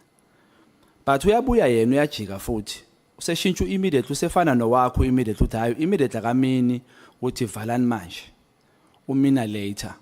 So kuza kanjani ukuthi no2 nikhuluma into ecishe ukufana kanti ecaleni ubeyibhale kahle uhamba nathi ama South Africans siyafana ngenkulumo sekujika mase kufika la? Ngikwazi ukuphendula okwenziwe mina nokuphendula umbuzo obhekiswe kumina mawusubhekisa kuSibiya nakumina ngesikhathi esisodwa kusho ukuthi phela ngizophendulela yena. Awungaphendula lokwakho ukuthi kube icoincidence ukuthi kufane noma mhlawumbe awunibona nami? Anginakho la ukaSibiya so angiboni ukuthi kufana kuphi nokwami kuphela njengamanje. Bengaze kulethe ukuthi nakho ukaSibiya nakho kwami. Ngiyahluleka mphathi ngoba honorable chief whip uceda ukukhothela lento engikhulumela yona la manje awukushonga ukuthi awunayo lento leyo kuyena awushonga ukuthi awunayo kodwa uyiphendulile. Cha uchazile uma ubumlalele kahle umhlonishwa uNtuli uthe uzongifundela izinto uzofika athi ku paragraph bani kunokuthi nokuthi ku paragraph bani wasenza kanjalo ngase ngiphendula into eqondile. Manje ke awenzanga nje ngoba enzile. Yikho ngiqolisele lokho mhlawumbe ke ngikhulumela kulelo phuzu akufundele lona ngibona ukuthi angingakufundeli lona ngoba ulifundile. So ingakho ngobuza ukuthi kulowo mbuzo lo obaba uSibiya athe kuye immediately means now. then later changes to into ayikhulumile ke wasethi usefana nowakho ke immediately later. Do you see the similarities and do you think it's a coincidence noma benihlangene nakhuluma? Angiwaboni until kuze kube khona into okhuluma ngayo la kaSibiya nengikhuluma ngakho mina. Ngicabanga ukuthi angeke kuthiwe suyeke immediately ngathi uyakulimaza impela immediately. Awufuni ukuvuma. Bengiya la. Awukulimazi mhlonishwa. Kodwa ngithi ngiyafakaza manje ke kufanele ngifakaze ngento mina self ngingabuye bese ngithatheka nje okushiwo umhlonishwa bese ngikwenza ubufakazi bami angikwazi ukwenza njalo. Uyawabamba yini ama caucus namalunga wasesiphoyiseni laba abaphethe? Mhlawumbe uyaba nama caucus nje umhabule eceleni nje. Hayi kuba nemhlangano lapho hayi ama caucus into formal. Hayi kuba nemhlangano nje. Ngiba nomhlangano no National Commissioner and ngasho ukuthi ngibambe imhlangano cishe ngaphezulu kwa9 to National Commissioner 1-on-1 ngabamba 28 or more, so ile umhlangano bakhona. Kuba nama minutes lapho kulomhlangano kuba no PA secretary into enjalo. Impela nje isikhathi esiningi kwenzeka kanjalo. Kodwa hayi mangino National Commissioner siba sobabili akubabikho umuntu othatha ama minutes. Okay. Masibonga kanjalo. Uma uGeneral Sibiya ecela meeting ethi ithinta noMotlala nefamily. Sorry. Icela ubaba uMkhwanazi uGeneral Mkhwanazi icela kweni meeting. Uma icela le meeting uthe wena uyinqabile because of ibinga qualify according to the structure mhlawumbe ovuma ngaso noma angisakhumbula impendulo yakho kodwa ibingalapho mhlawumbe ungangikhumbuza kancane.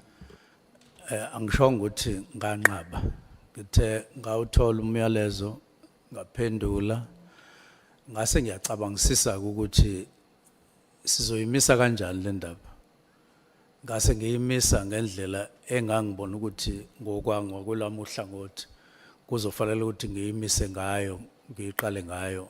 Ngiqale ngo National Commissioner kanye no deputy wakhe ngize ku deputy wakhe ngize ku Provincial Commissioner bobabili ngoba ngabona ukuthi kungeke kwaba into ebulungiso noma ekahle ukuthi ngilande umuntu ongaphandle ngobantu abala ngizomfaka emhlanganweni ngoba hayi ubani lo muntu ongaphandle? Umkhotsi. Okay. So uma sowuthatha imeeting masengithi ke ngobuye ngixoxe ke naye uGeneral Mkhwanazi masihlangana naye noSibiya ngathi hayi sobuye sithola isikhathi sixoxe. Ngangiqonde ukuthi ngomcela nje ukuthi wandonga lo mhlangano okhuluma ngawo sesingawubamba manje kodwa ngisafuna ukuthi ke ngiubambe nawe ke ngizwe ukuthi yini le efaka ifamily wena nefamily le efaka internal kodwa ubona ukuthi singamisa kanjani ngoba lena ayizolunga ukuthi silande uBrown Mkhotsi ngaphandle mhlambe nalo chief of staff kwenza kanjani. Honorable Nomvalo. Yeah, no, follow-up question, Chair. The Minister is saying he decided not to convene a meeting as suggested by or as requested by General Nhlanhla Mkhwanazi. So he decided to have a meeting with the National Commissioner, subsequently with the Deputy National Commissioner. Now, the question is, what were you discussing with the National Commissioner in relation to a request of General Nhlanhla Mkhwanazi? Because a reason for a meeting requested by General Nhlanhla Mkhwanazi was known by General Nhlanhla Mkhwanazi, not by the National Commissioner, not by the Deputy National Commissioner. So if I call a meeting, if I request a meeting from you, I don't even tell you an agenda of that meeting. And then you decide to convene a meeting with somebody else. What is it that exactly that you want to discuss with that person? Having not solicited a reason for my request from me as a person who requested for a meeting. I'm trying to get a logic of the approach that you decided to espouse. At the meeting, I didn't say that I decided to have a meeting with General Masimula and then subsequent, as you say, with Spear. I decided that the approach would be I would meet General Masimula and General Spear together because I was aware of the challenges and so on between them. That is my decision, that one.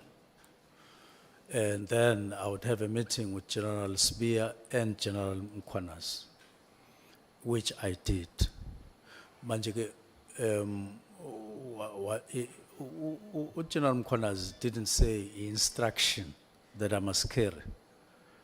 It was a proposal that there are certain issues, let's have a meeting. I think decide to reconfigure ngalendlela engayibeka ngayo. Ngase ngithi ke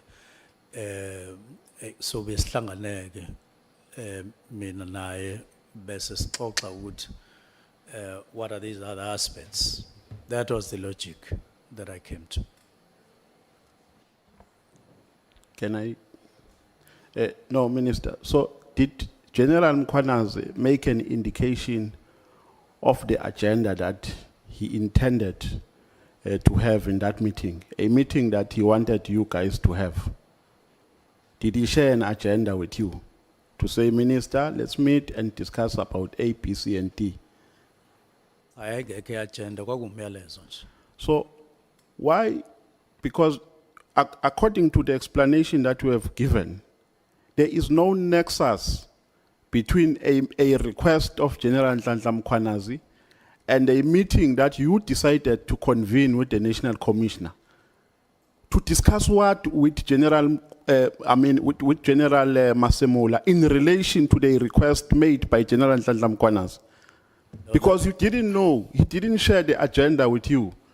So you didn't know the items that he intended to put on the agenda during your meeting, had you consented to his request?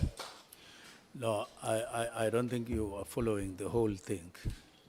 I am saying I was aware of other matters, other challenges between the National Commissioner and the Deputy National Commissioner. Now, two, I've said the request was not an instruction that do this, do it this way. So, ngibona ngathi umhlonishwa is asking me as if you are about to say I broke the law for not carrying out what General Mchunu was saying. It was a request, it was a proposal. Then I said when I met him with, on that day, Ndonga, lo amhlangano loya owukhulume ngayo sizobamba, namhlanje sizobamba lo. So, and there was nothing wrong with that. Nothing. No, Minister, I think you are not reading my mind correctly. I'm not about to accuse you of refusing to convene a meeting requested by General Madlanga Commission. That's not even where I'm going.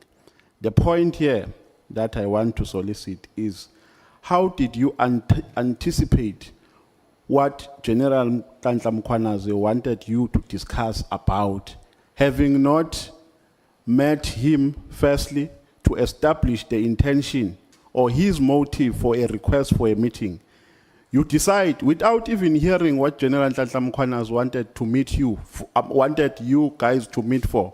You just you ignore him and then you go to the National Commissioner. So there is actually no connection between, in my view, no connection between a meeting that you had with the National Commissioner and a request made by General Madlanga Commission. Because if you knew, if maybe General Madlanga Commission had put an agenda on the request to say, Minister, I want us to discuss about A, B, C, and D in specific terms, at least I will be in a better position to understand where you are coming from. But you didn't know, you don't even ask him, Uguti General, ufuna sikhulume ngani, you just go straight to the National Commissioner. And you claim before this committee that the reason why you met the National Commissioner is because you wanted to speak to him first in relation to a meeting requested by General Madlanga Commission. But Minister, if you insist on the response that you have given, there's absolutely nothing I can do. Your window has expired. Thank you, Chair. Ngoba kuche sengikhanyisela ilambu, Hlonishwa ngizobuza nje imibuzo nje ewu30 kuphela bese ngiyavala. Izoba u30 nje kuphela. Owokuqala mphathi wami. Njengominister uvumelekile ukuboshwa mawenza iphutha? Bonwa. Ukuboshwa.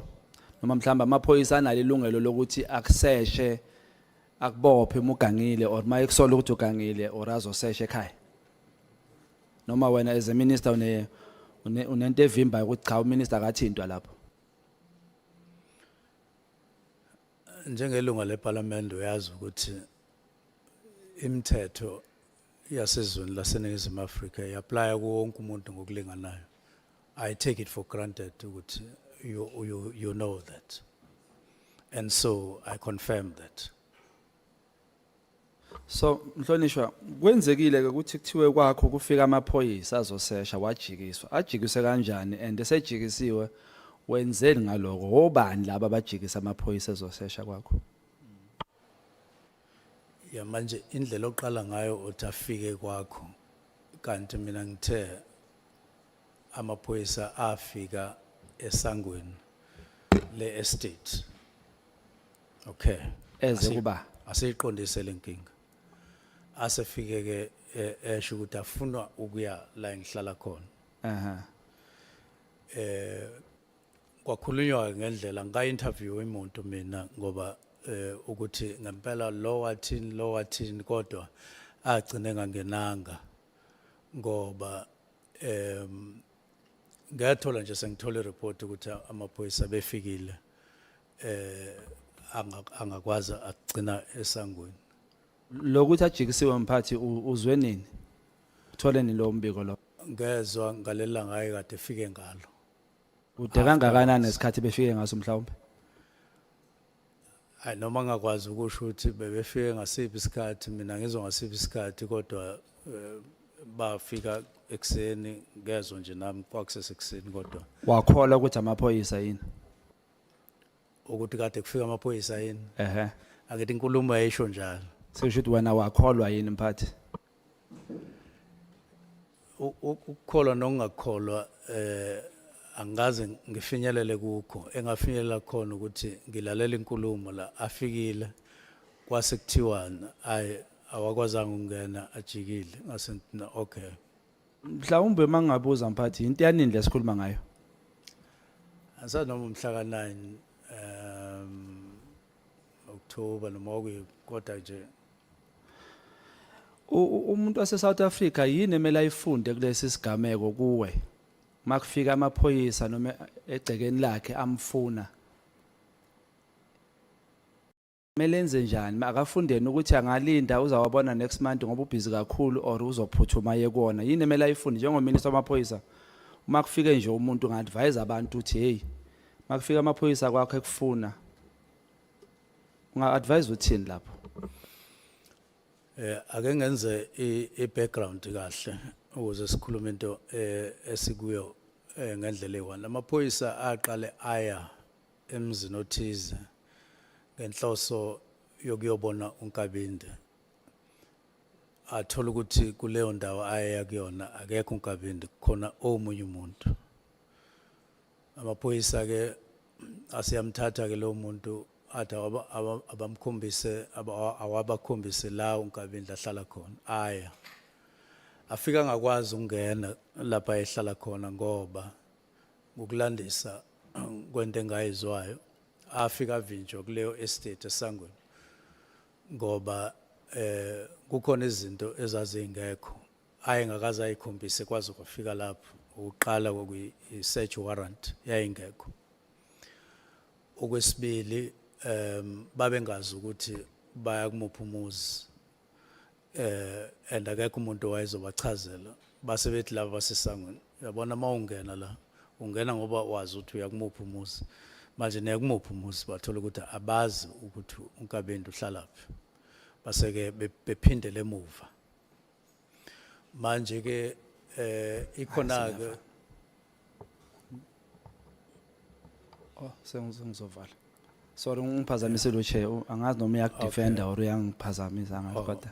Manje ke ngakusasa asevukela kule ndawo engihlala kuyona. Angiyizwa indaba mangilalela kahle ukuthi afika akhipha i-search warrant. Asethi siyemzini othize. Angiyizwa leyo ndaba. So kusho ukuthi ke isimo sodaba simi kanjalo mhlonishwa. Sisonke akumina onqabayo, akumina onayiphi inkinga, kodwa kusho ukuthi uma kuwukuthi babefike lapha engihlala khona njengoba babefike kwaNkabinde, kusho ukuthi babengayiphethe incwadi bavumelayo ukuthi kumele bangene. So into efuna ifundwe abantu baseNingizimu Afrika ukuthi amaphoyisa awavunyelwe ukungena kwakhe yadini engayiphethe ethi azosesha engayiphethe i-search warrant.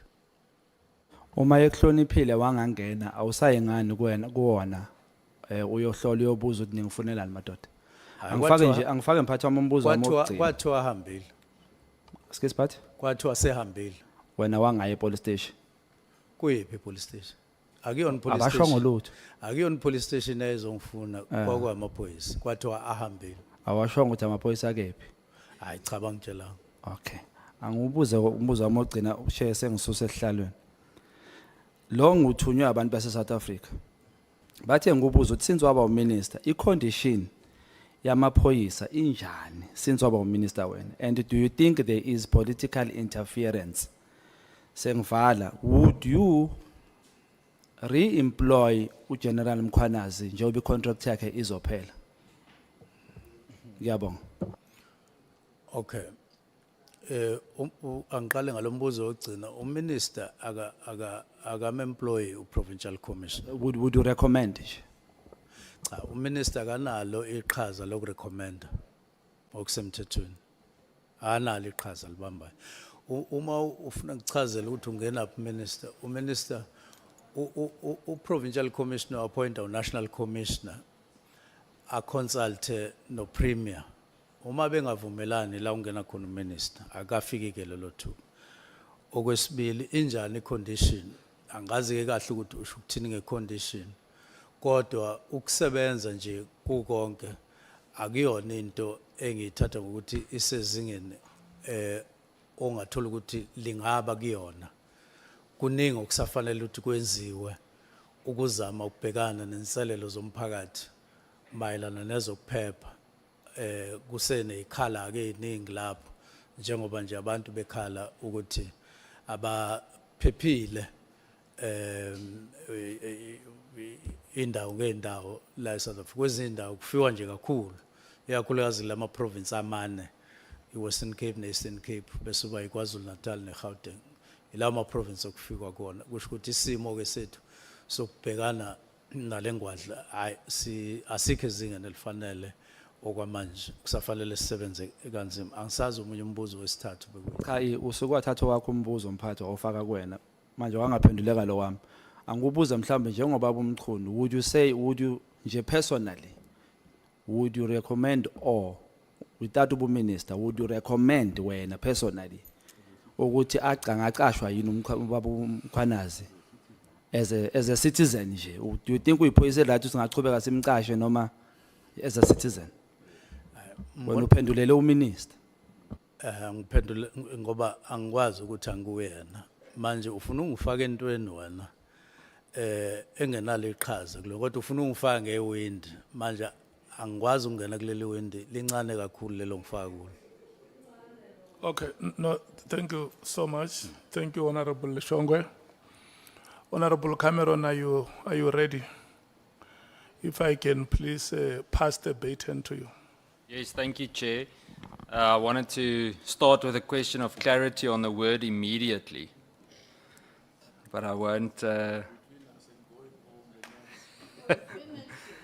No, I'm just joking, Chair. No, we're not going to go into immediately now.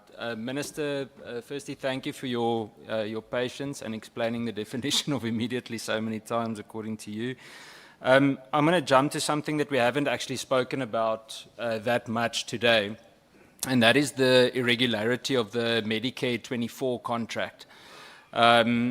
I want to firstly start by asking you when you first picked up on the irregularity regarding the Medicare 24 contract, so that for the record. And is it something that your office discovered internally, or is it something that came to your attention otherwise? On the 20th of December last year, we were due to fly from Cape Town to Durban. And when I left the house where I stay, I then read in my cell phone and found an article written by News 24. And it caught my eyes because there was SAPS, then there was a contract, as you mentioned. So I read the whole article. It was freely available. And the way it was written, it looked factual. I mean, that's the impression I got. And then on our way with the National Commission and other people, I then shared the article with the national chair, with the national commissioner. I gave him my cell to say, are you aware of this, national commissioner? And he read it. And he said, yeah, no, I know about this. And I did check whether everything was done properly. And the people said, yes, it was done properly. And then, or awarded properly. And then he said, but if minister wants to get a briefing, I can organize a briefing. And then I said, please, let's organize a briefing. And indeed, that briefing was organized. Thank you, Minister. In this specific case, and you'll see where I'm getting at now regarding procurement matters, can you share with us what has been the impact on police members, if at all, and whether they're still receiving the service that they should receive? Obviously, if you take the space of time that you've been, not been in office, been suspended, you don't need to comment on that, but before that maybe, and how has this gap been managed on the ground?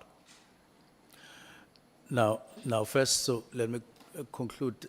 I left without saying whether it was discovered internal, but it's self-explanatory to what I've just said. Sure. Now, how they are closing the gap, I don't know, because surely it would take some time before another service provider gets provided, but I'm not sure about it. Thank you, Minister. So the reason I'm starting with the Medicare questions is just because I think there's a bigger problem with regards to procurement. Medicare is a very good recent example. In the recent Auditor General reports, we saw that SAPS incurred over 649 million rands worth of irregular expenditure due to non-compliance with procurement laws. That's a 140% increase from the previous year. Why, in your opinion, has there been such a sharp rise despite prior commitments to tighten controls for procurement?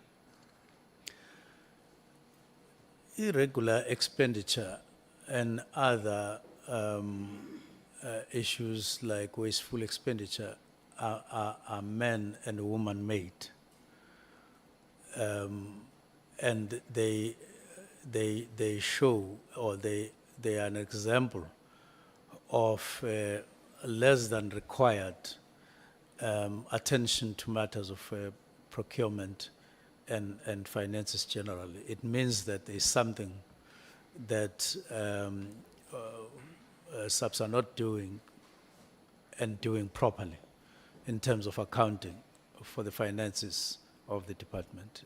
There's no other explanation, because irregular expenditure doesn't come from anywhere. It comes from your hands, the way you handle money and the way you follow compliances. If you don't comply with prescripts of the PFMA, then that's a problem.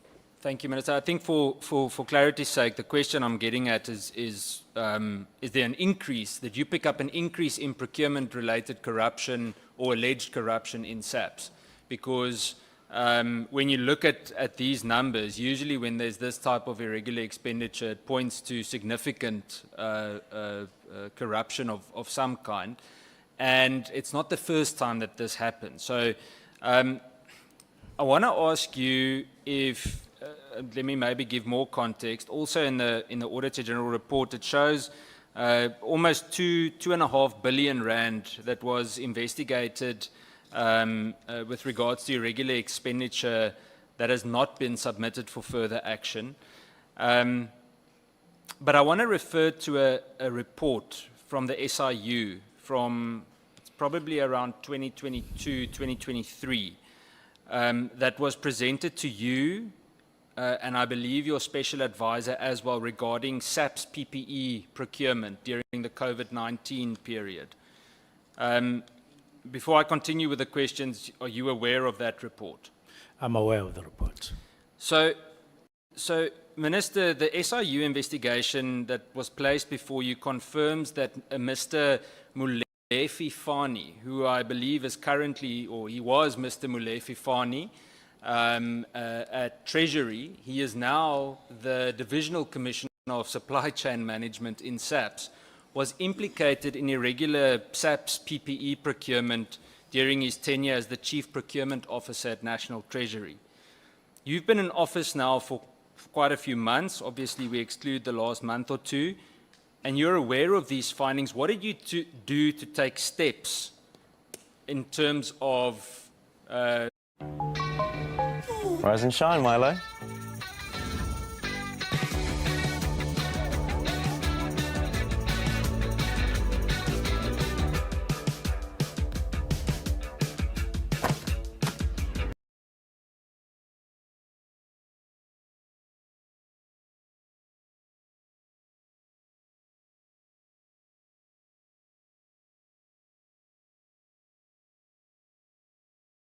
Are quite a worrying factor looking at the figure, 360 million. It's not a small thing, and whoever would have approved it would have applied their mind and would have crossed all the T's and put all the dots on the I's and so on. Seemingly, it was not done. Now, I'm aware of the SIU report. I'm aware of its pointers. It's a matter that the accounting officer is aware of. Now, it's a matter I think we had a discussion on, if I'm not mistaken, to say what do we do with these matters? It points to two people. One is on suspension for a very, very extended period of around 2 years or something like that, and then general fund. Let me just say that I don't think that the accounting officer has taken appropriate action, which would be either review the SIU report, either him or General Fund. Maybe it has happened now, I don't know, but I'm not aware of it having been taken. And it constitutes quite a problem that the SIU would have a report and then there would be nothing. But I can't recall whether we had a discussion with the National Commissioner, but it's likely that I did raise the matter with him. Minister, and I say this respectfully, but I want to understand what action was taken from your office. You must understand from my point of view, firstly, we're running up to the BRRR process now in Parliament. We've got annual reports coming up. How do we grant any form of budget review or support any kind of budget review when we know that character is being implicated? I mean, the amount of money that we're speaking of with this specific case, I think it's close to 560 million rand. So it's not a small amount of money, it's significant. And, well, it should be seen as significant if it's a smaller amount as well. But the point is, the perception that is created with inaction is someone is either being protected or someone is actively not doing what they're meant to do to pursue this. So are you parking it in front of the door of the National Commissioner? If so, did you follow up with the National Commissioner? Because he's the accounting officer on this. Enlighten us, please. It's just that I can't specifically remember whether we had a meeting and discussed the matter, but most probably we would have had the meeting where the matters would have been raised, and he would have, the matter would have been left to him as accounting officer. But I haven't been nagging him on the matter, and it probably remains an unresolved matter. But he may have handled the matter himself, engaged SIU, and maybe they settled the matter in one way or the other. So I can't say for sure. Thank you, Minister. I think what we'll have to do from our side is invite them. We can do that on a police committee side, specifically to look into procurement. I want to move to annual performance plan related matters. So you're confirming to me that the divisional commissioner responsible for SAP's procurement remains in office, from what you know. That's from what I know as well. General Fani is still in office. Despite, well, under him being under SIU scrutiny, and that no interim safeguards were put in place to protect the procurement system that you know of. But when we were doing the structure, the organization structure, reviewing it, we changed that and said matters of supply chain should happen under the CFO, because before it was separate. And when it comes to accounting, I thought that looseness, if I could use that word, would have contributed to some of these problems that you're talking about. So we migrated it. And I hope that in the structure that has been signed, I forgot to look at that particular one. We said it must be under CFO, because she deals with matters of finances already. And she should have an eye, even if it's a subunit, on what is happening there for control purposes. That is what we did. Thank you, Minister. Minister, I think from my side, and that's why the reason why I use this as an example is that the whole Medicare Kat Matlala issue, in my opinion, wouldn't have easily arisen had this type of thing been handled with urgency. I mean, you can imagine, 500 million rand. I got a message now, the members doing training at Rudapla Training Academy don't have enough food for the members doing training at the academy with the K9 members. Now, something as simple as that, making sure that money is managed properly, even in terms of the smaller amounts, could have stopped this from happening. And I constantly try to think what could have been done to prevent us from having to zoom in on this. Given the repeat findings over 5 consecutive years by the Auditor General, do you feel that consequence management mechanisms in SAPS are effective? I don't think so, because I'm not aware of such steps or demonstration of such steps. But I know that there is a commitment or determination to improve. That's why one of the days we held an efficiency and effectiveness meeting to say CFO safeguard and accounting officer safeguard the finances, because we can only optimize on what we have and then be able to do more. So I'm hoping that there's since been tighter management of finances in the department than what has been happening. So, Minister, now it comes to, and you can tell me if it's a mistake on your end or not, but in terms of the strategic plan and annual performance plan of SAPS, you signed on it, and there was specific mention of the professionalization of SAPS as one, and the eradication of corruption in SAPS. So, as two, let's call them flagship priorities for or during your tenure, how do you reconcile those commitments with the failure from your office against a senior SAPS official like Lieutenant General Fani, to a certain extent Lieutenant General Vuma, who's been on suspension for a very, very long time?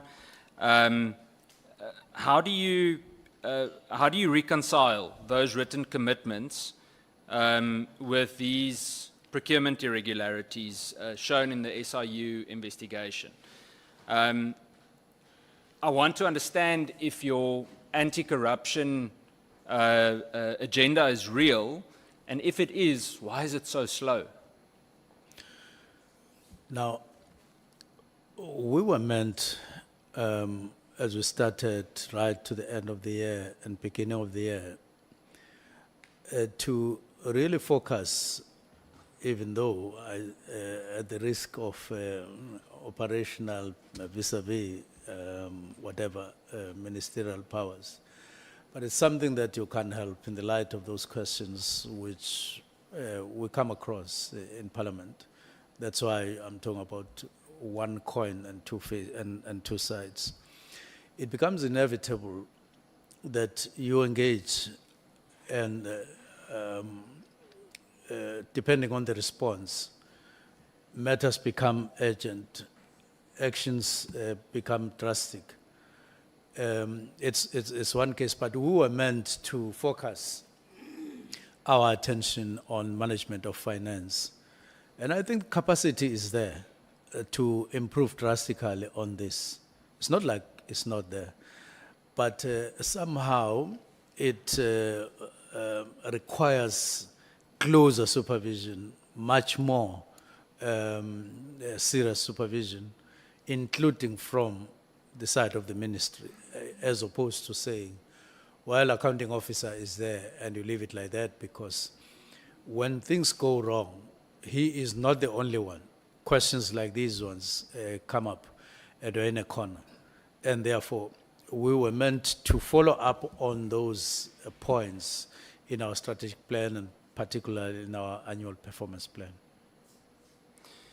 Thank you, Minister. I've got one more question regarding this. I want to understand, if we're speaking about professionalizing the police, in my opinion, it starts with integrity, and specifically integrity in leadership appointments. That's the most critical. We can't expect things on ground level to change if we've got questionable characters leading, supposedly leading in office. I would like to understand what message, according to you, does it send to close to 180,000 SAPS members, including administration, obviously, if a senior official, actually in this case several senior officials, are linked to procurement fraud and they remain in charge of those divisions? What message does that send in terms of accountability? It does affect it lower, pointing to a lower direction rather than upwards. In other words, it doesn't inspire, it doesn't demonstrate that you are serious about these matters. And for that to be in place, you need to be one.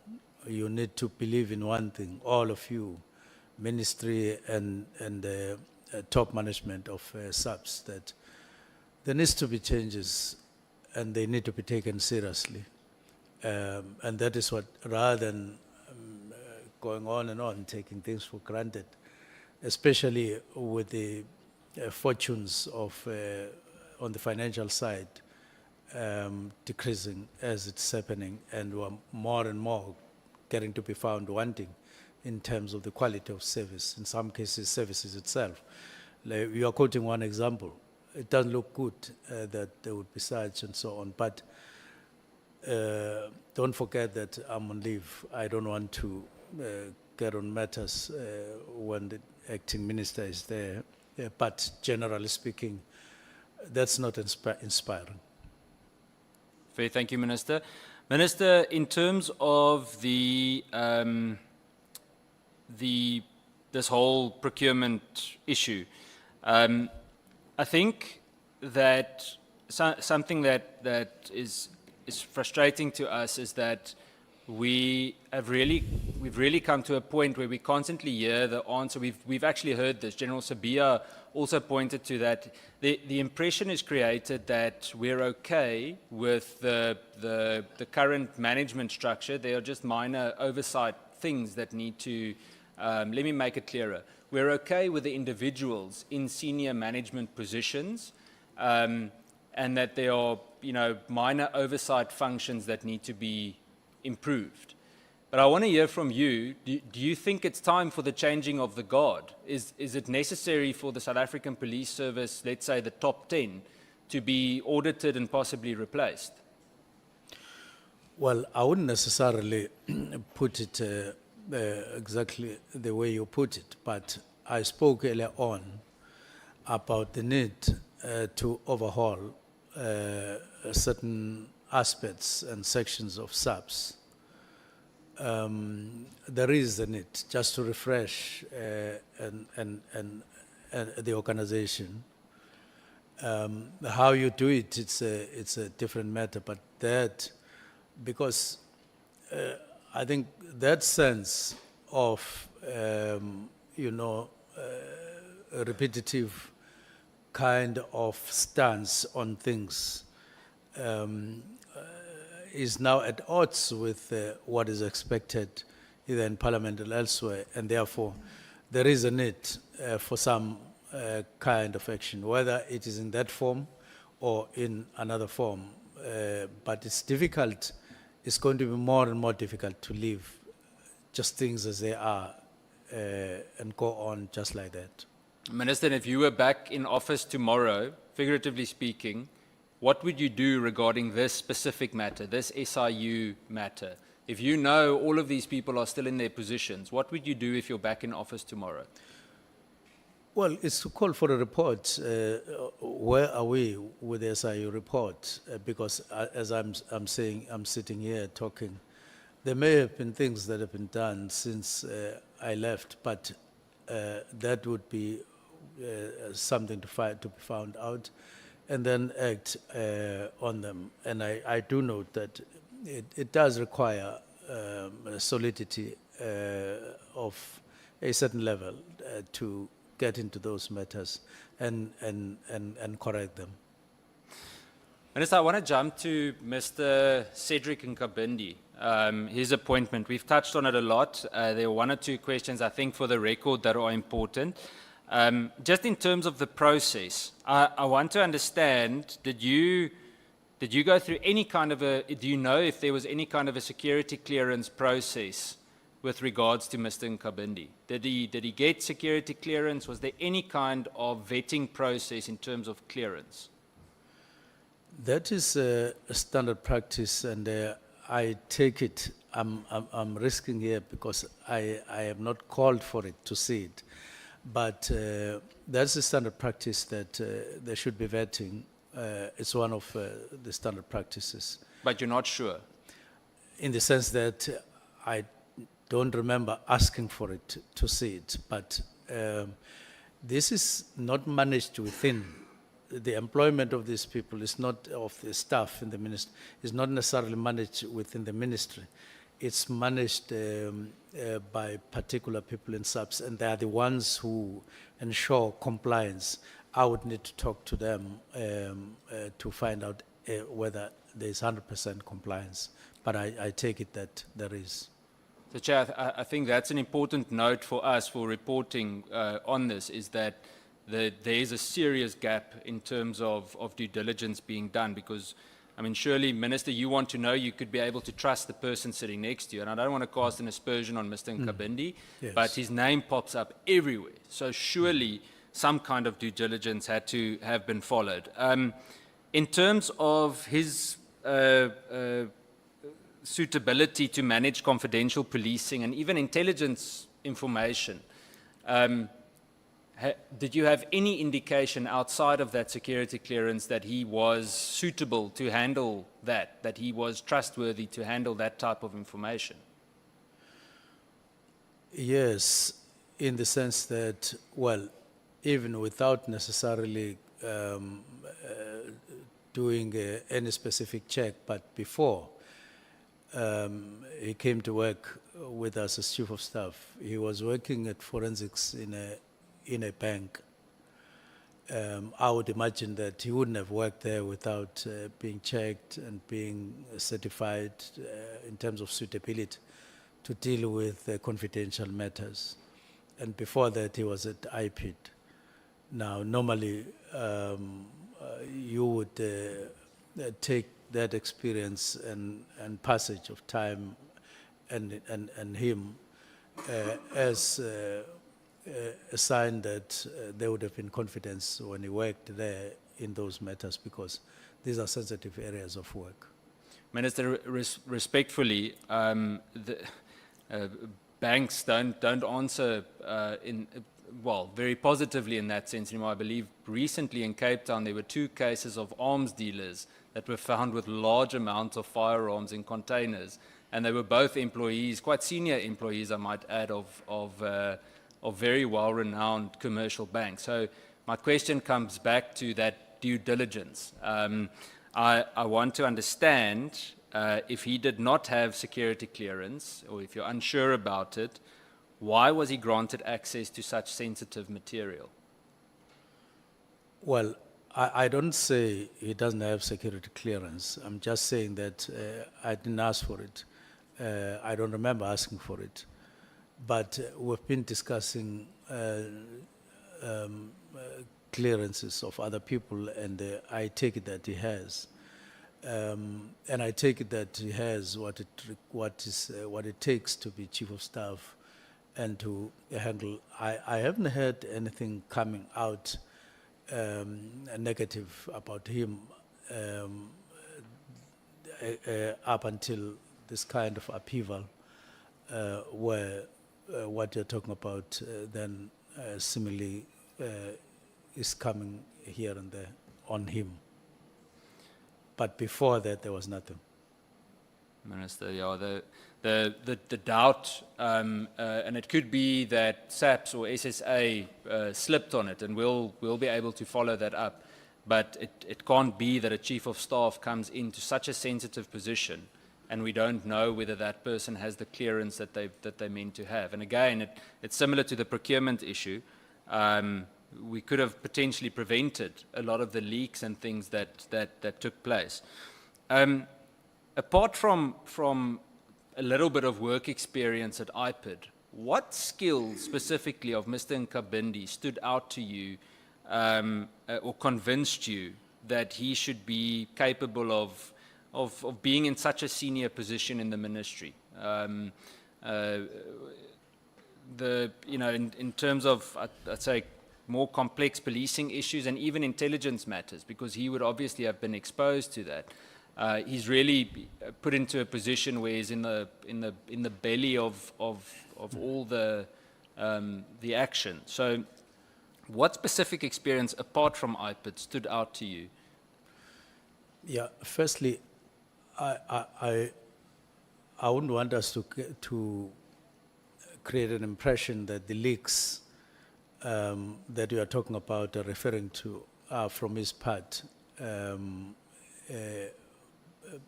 We just park it like that without suggesting such. But to be specific on your question, I did talk about my experience of him at IPID, when he was at IPID, in terms of investigating the complaint that I had laid with IPID. what specifically impressed me was the detail in terms of how he went about doing this job and bring it to finality. I was quite impressed, and it was the first time I'd met him, and I felt that there was integrity throughout the process when it was done, and I was far from looking at ever working with him at that time because I was at home. And therefore that is what I picked up at that time. Has he ever issued any instructions or correspondence or directives to SAPS or IPID officials on your behalf? No, not that I know, but at one point we had I think a small discussion following a letter he had received from one of the members, and that he processed it to IDAC. I think it followed a little chart or something like that, but he sent it, but I can't recall any other.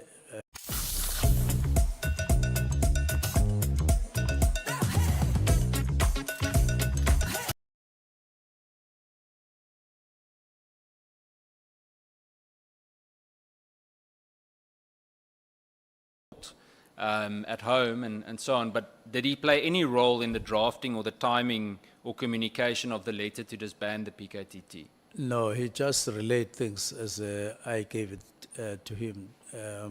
Have you received, sent to special advisor? Have you received, now you can then send it to specific people as indicated. So Minister... So it didn't play any role in drafting. Okay. Do you still, I mean, at the moment, you're not actually sure if he has security clearance, right? In the sense that I didn't see it. I don't recall asking for it. Yeah, but you either know he has or he doesn't have. Yes. So do you still stand by your decision to appoint Mr. Nkabindi as the Chief of Staff to your office, given the concerns or the doubt in terms of his vetting background? It's exactly what I'm trying to avoid, because I can't, on the basis of something that I'm not sure, to answer you specifically, and then I answer as if I am sure about your earlier question. And so I would want not to answer that particular question, but if I were to confirm and see his security clearance, that would be in the right direction to make me answer that question with confidence. But other aspects like qualifications and so on, and like stability in terms of being present at work all the time and following instructions and not lapsing for a day or something like that. Of course, there's room for improvement, but he has stability as far as that's concerned, managing staff and so on. But to be specific on your answer, I would need to get that document. Minister, so we can actually remove his name from it. To me, the fact that there's any doubt regarding this key person, the fact that you don't know and that you're not sure is a cause for serious concern, because it means that there's a breach in terms of vetting and security of your office. It means that the potential leaks, and I'm not, again, remove his name from it. The point is that there could have been several other people that also didn't have clearance. And I want to say to you that if it is so that he didn't have security clearance, then obviously there's a significant breach. But if it is so that he does have security clearance and all of these leaks still occurred, then I would be seriously worried about the clearance process as well. The point is just that a chief of staff, you must know, he's either cleared or he's not, because if you're not vetted in such a sensitive position, especially with this drama that we're facing at the moment. I take your point. Thank you, Minister. Minister, I've got 4 or 5 last questions, but they're yes or no questions. I see the Chief Whip here from the corner of my eyes watching me, glaring at me. I can hear him whispering in Zulu to me. But I've got brief yes or no questions. The first one, yes or no, your affidavit explicitly states that the President agreed to close the PKTT. Yes, it says so. Yes or no, you issued the immediate disbandment letter without an approved transition plan.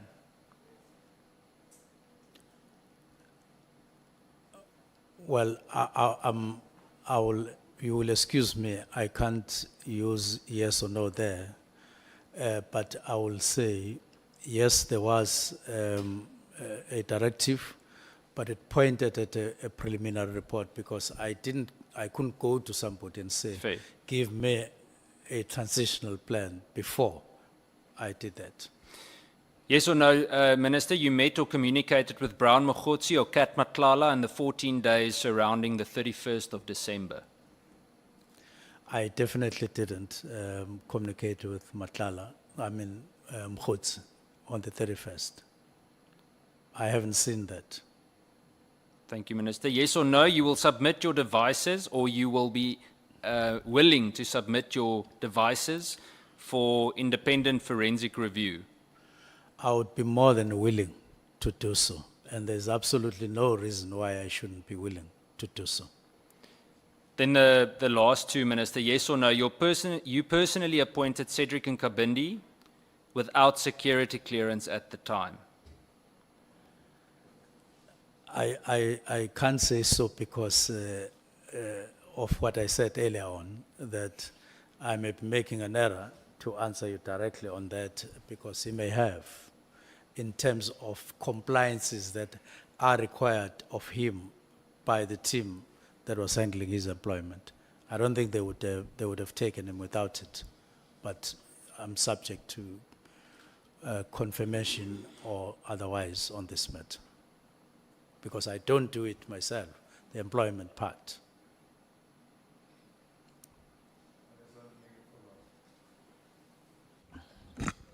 Let's check with Honorable Cameron because he was concluding. Yeah, just on the question before of handing over the gadgets to whatever independent, you are willing to hand over the gadgets even to the police who were turned away at the gate if they've got the necessary requirements? Yes, my yes applies to them exactly. Okay. Sure. Minister, then my last question, and this is more a matter of opinion. It's not a yes or no question. And Chair, this is my last question: is do you think this whole drama? I keep calling it the drama, but is it a factional? Is it a factional fight of sorts inside the South African Police Service, or is it really about drug cartels, or is it both? I would like to hear from you, and by this I'm not discrediting any theory at the moment. I don't want to, because there's still too much that we need to hear, and I also think a perception is created that a lot of this happened in the last 6 months. But if you listen to everyone that has spoken so far, things date back as far as when Minister Becky Cele was the National Commissioner, or we hear the names of Ria Piecha or Minister Nathi Mthethwa, former Minister Nathi Mthethwa. So I want to understand from you, in your just your opinion, what do you think is going on? What's the reason for all of this? I would say it's a combination of factors. One, less than required coherence, unity and coherence on the side of police executive management or top management. Two, it would also include personal battles informed by one interest or the other over time, and then streamlining people into columns, as I would put it, in accordance with how they would have dealt with matters of differences and so on of one kind or the other. But more than that, what I would want to say in the ad hoc committee, to the ad hoc committee, is that it's an opportunity, this one, to correct, if I could use that word, what's wrong, to deal with it. It's an opportunity to face reality. And my reading or my assessment is that it can't be nice. It can't be nice. It's an upheaval period to which you have to apply your minds quickly and decide at the same time, but carefully, and so on, because it's an opportunity that otherwise wouldn't have just come walking to you. But you do need to seize the moment and seize the opportunity and correct the situation for the future. Thank you, Minister. That's it from me, Chair. Thank you. Thank you so much, Honorable Cameron, Honorable Malim. Chair, my apology. Before you give to SC, or before we break, an apology to the colleagues. You know, I forgot to ask the Minister if you know a guy called Jerry Boshocha. The mother sent me a message. He has been kidnapped from the 18th of November last year. And the allegation was such that Matlala had to do with it. And this case has been going on for some time. It's almost a year now. A person disappears, a high profile linked to Matlala, that Matlala is involved and all of that. And police seems to be helpless about the whole situation. I'm sorry if you don't know it, but it's a guy who has been kidnapped from 18 November 2024 until today. And the mother asked me to ask you, where is her son? If I could just check, is it not someone from the East Rand in Gauteng? Somewhere in Gauteng, there in Pretoria or something. I can't suddenly recall the name, but in terms of where. But the name isn't unfamiliar, and the incident, I wanted to link it with the East Rand, a case that I would say I at some point came across it. Now, then to say that from where I sit, there's been progress on most of the cases. And I wouldn't have expected that we have an outstanding matter like this one for so long. And I know that in some cases, really, they've done a sterling job, these teams that deal with these matters, often risking their lives and so on.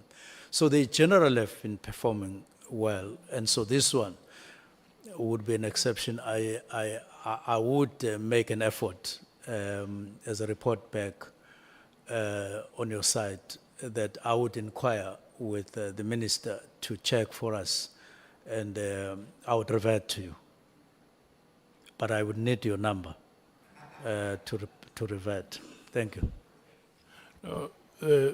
Thank you so much, Honorable Malim. I think this is a very, very serious matter. It's a matter of national concern, and we must take collective responsibility, all of us, that the police commissioner was here. And it escaped us. What we should do, SC, let's write back to the police commissioner and request an explanation or a progress report. Even if it's just one paragraph or one page, I don't think it will be wrong for us to make that follow-up. These are some of the things that South Africans want to hear us doing. demonstrating that we can act on their behalf. Thank you very much, Honorable Member, for that decisive intervention. Honorable Skosan. Thank you, Chair. Just before the SC, the Minister, in that recording which was played here, it said it is a common cause that General Khan, who has previously been accused in drug operations, if you can clarify, because it was played here, being accused in a... Let me check with you, because I thought you are asking a clarity-seeking question based on the matters that Honorable Cameron was raising. Because if you do this, it means I must now open to all members to come back with any matter that... Let me make things easy for you, Chair. We will ask the next one. Okay. Yeah, because the person who was quoted here is still coming as well beside the Minister. Because that recording, which we didn't get that thread, there was an issue as well in that. So I wanted clarity, but if you say that you will open up, it's okay. Yeah, thank you so much. Minister, Honorable Minister, before I give to the SC, just to pass the following. General Mchunu, when he appeared before us, he stated here that he could not conclude that you were a corrupt person. And secondly, that the Edward Senzo Mchunu that he knew would not have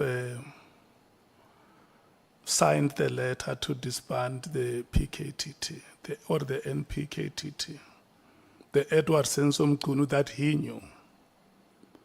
So when a statement like this one is put to you, is it your understanding that General Mchunu had a high regard for you? Number one, he says that, look, where I am, I can conclude that Minister Mchunu is a corrupt person. Number two, the personality that I know, sitting here, I'm still not convinced that he could sign or put his signature on a document like this one. Do you understand him to be a person who had a high regard for you?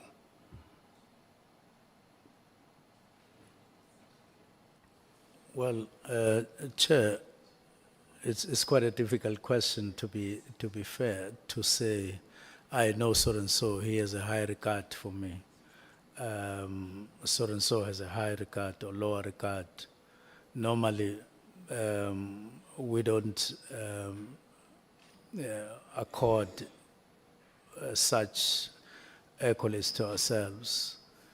But to the extent that you're asking me a question, I have no reason to believe or to think that General Mchunu would have, especially with the second one, he would have meant that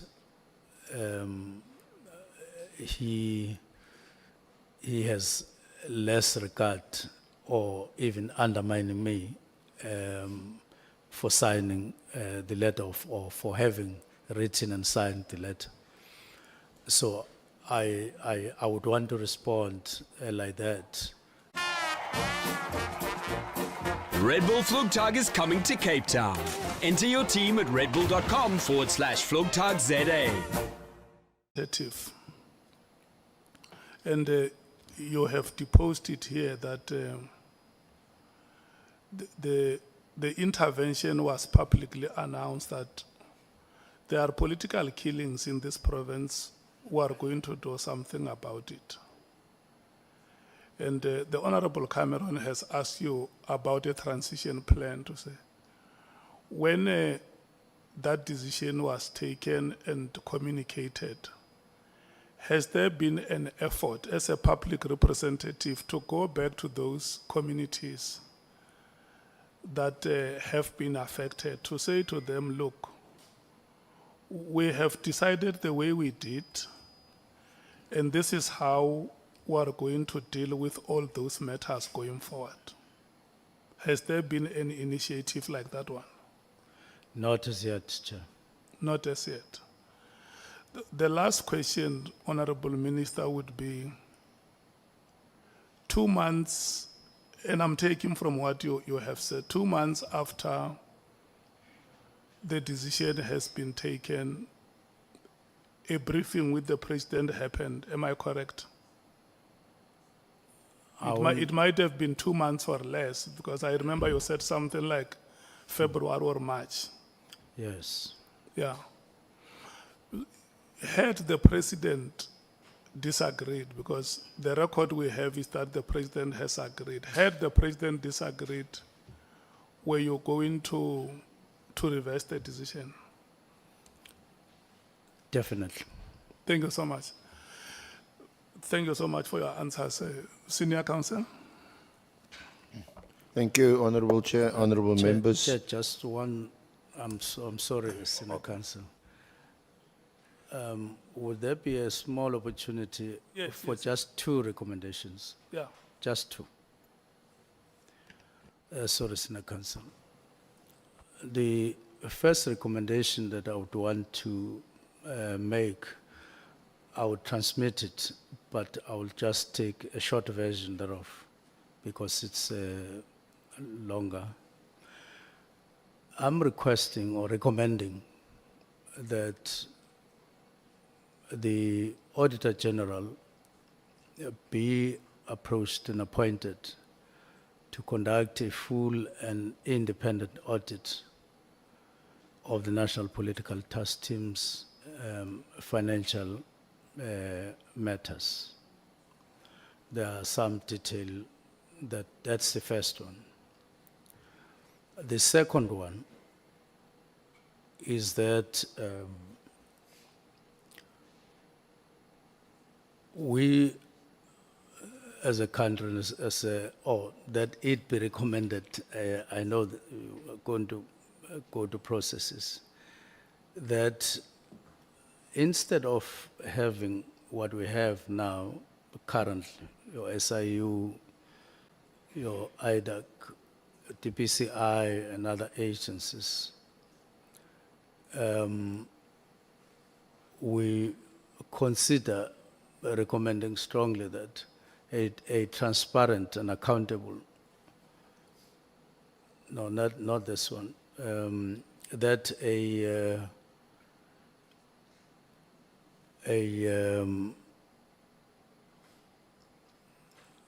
single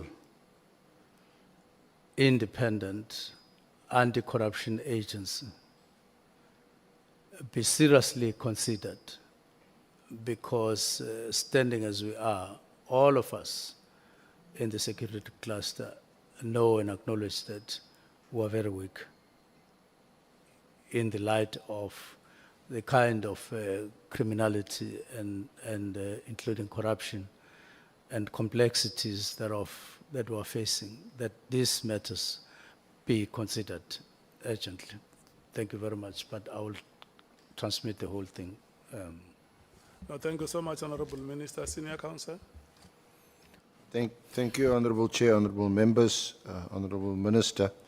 The first 2 questions, and again, I'd also request that you answer a yes or no, or give a short response so that I can get through my questions.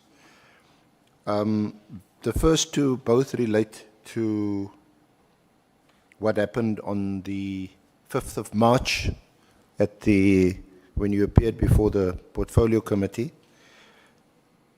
At that, I can read back to you what you said, but would you agree that at that meeting, that appearance before the Portfolio Committee, you did not mention to the committee that the PKTT was an unlawful or illegal structure? Yes, I didn't mention that. You didn't mention it, notwithstanding the fact that there was a presentation which was on the agenda. The presentation was made by Brigadier General Kumalo in response to your directive, and he then mentioned that he spoke about how the unit or the task team would be phased out. Yes, that was the content of the presentation on the 5th, the phasing out. Related to that, you're not aware that the Auditor General, whom you've now requested to conduct an audit into the PKTT, as ironically, there's no report from the Auditor General that you're aware of that accuses or finds that the police have incurred unlawful expenditure because they've been funding or budgeting for an illegal unit or structure?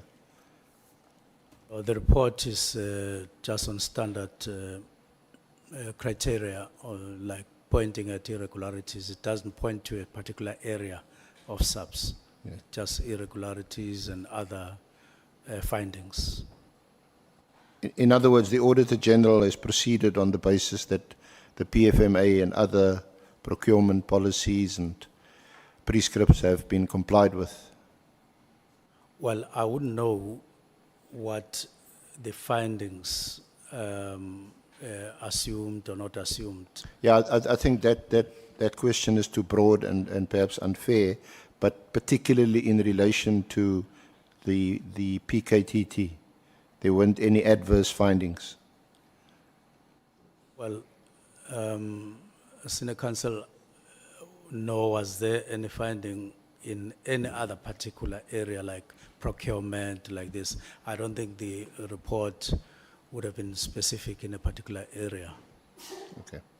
Now, we heard from you that one of the reasons that informed your decision of the 31st of December, that's the directive of 31 December 2024, was inter alia hearing complaints from Professor Mary Dahas, and also from Ms. Mashali. But also from... Yes, I said amongst others. There were, you also received other WhatsApps, and so some have disappeared. But you mentioned, I'm asking specifically about Ms. Mashali, and you said that you, because she's a serial complainant, isn't it, in the police, very well known, you referred her complaints to the Inspector General for Intelligence. No, I said I just wanted to know who Patricia Mashal is, not the complaints, but just her. I asked this. Well, did you get the response from the Inspector General? He did respond. What was his response? His response was that, yes, Patricia Mashal, on some cases, reliable, but in some cases she takes things that are factual and sometimes changes them and so on. So he gave a picture of somebody. I concluded that when you receive something, read it, but how you process it, you need to think carefully. Following his response, did you conclude that there was substance in some or all of her complaints? In some, I would take that, but not all. Now, this is how you responded to the committee.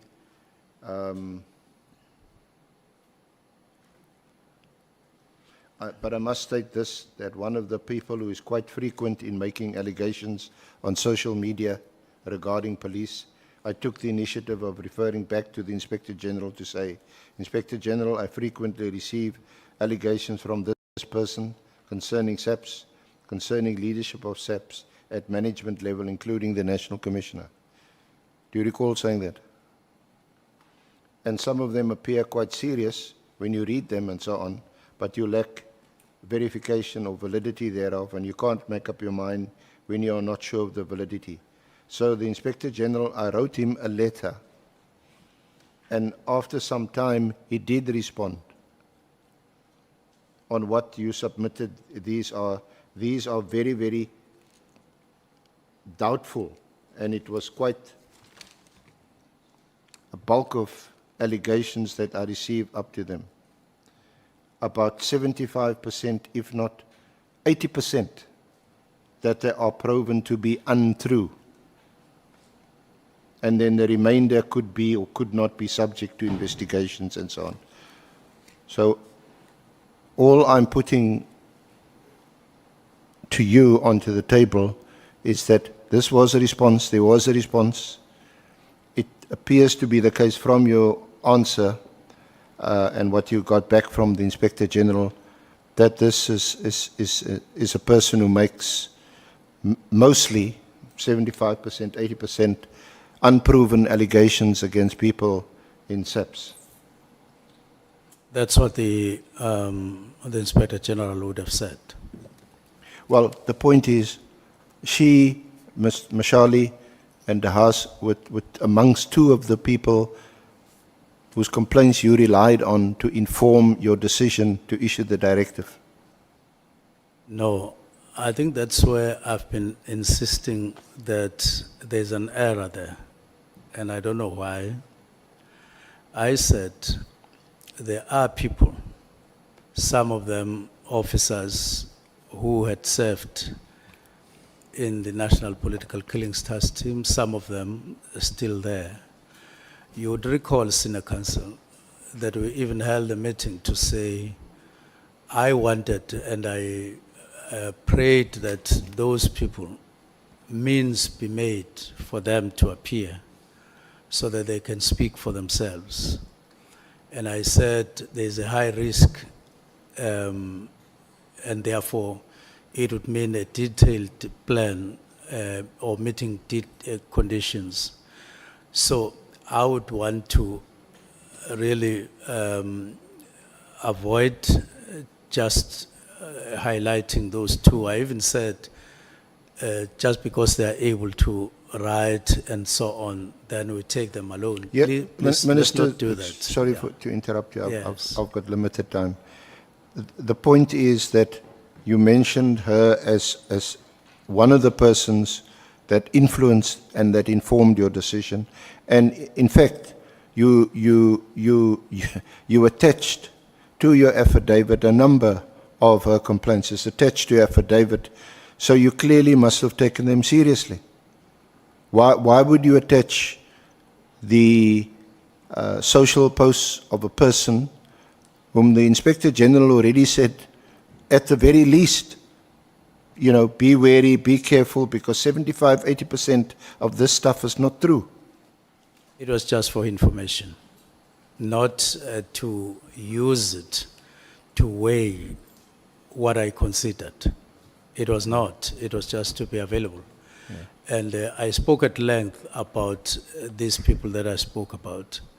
But I also, as you remember, Senior Counsel, the issues of budget, of structure. So I wouldn't want Mary DeHaas and Patricia Mashale to be the only reasons for the directives, because that's not the case.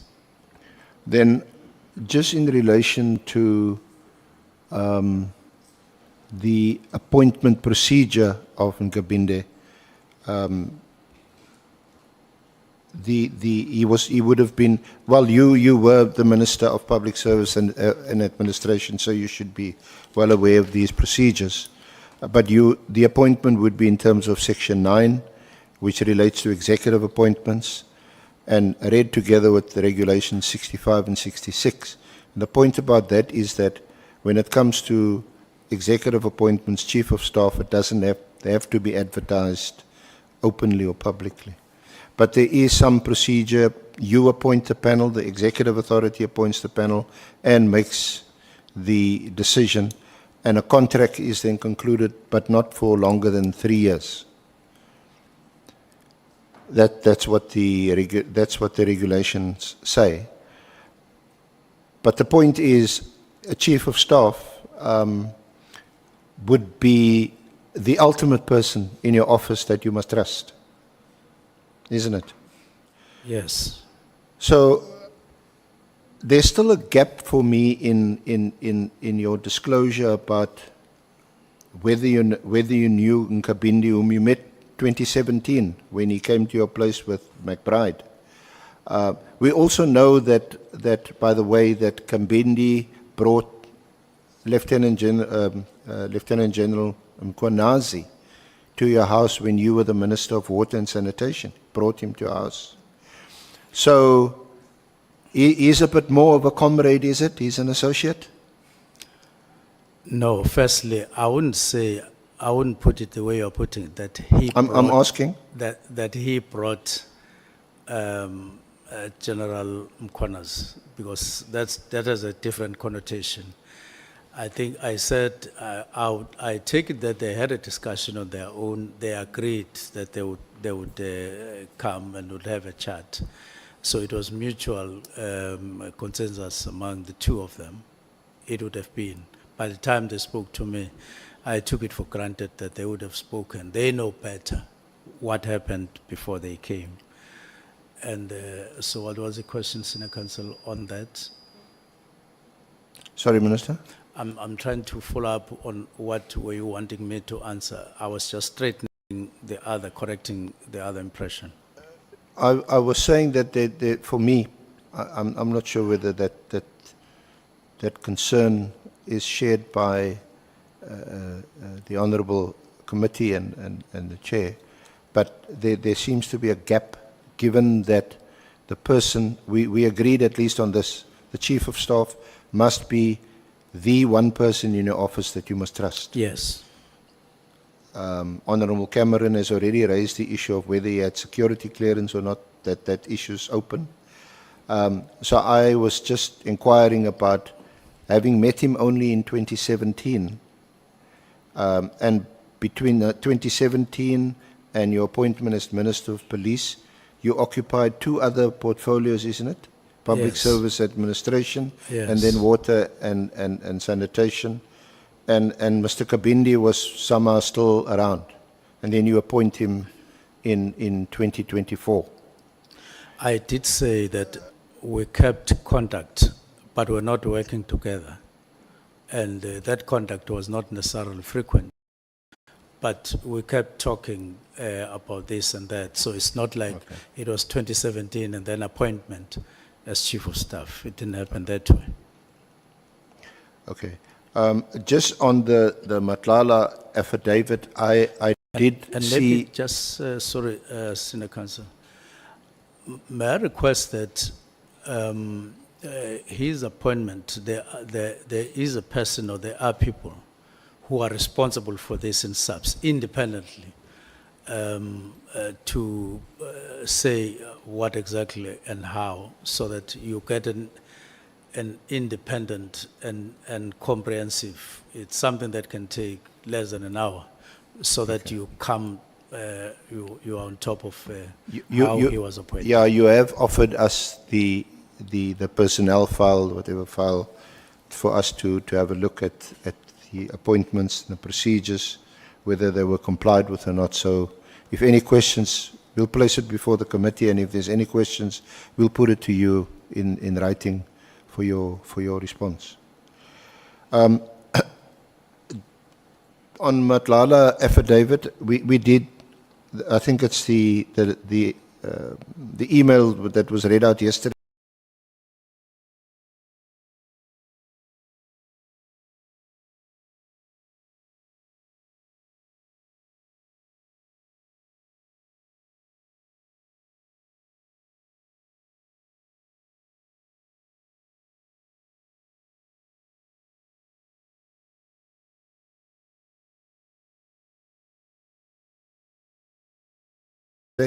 I had also seen it.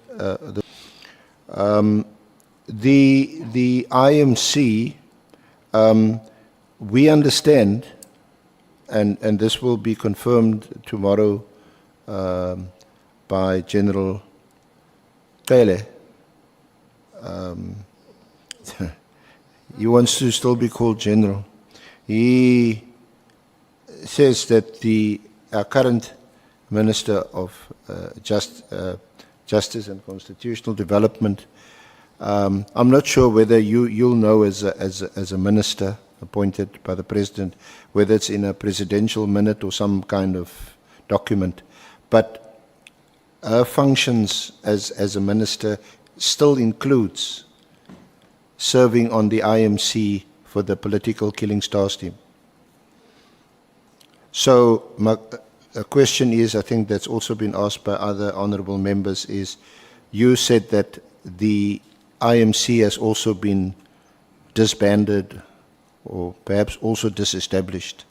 And we inquiring about where did that come from? Was that a presidential instruction or what was it? Because a current minister is still on her list of things to do is to be a member of the IMC. Well, I'm not aware of that. I'm not aware of that. Okay. Yeah.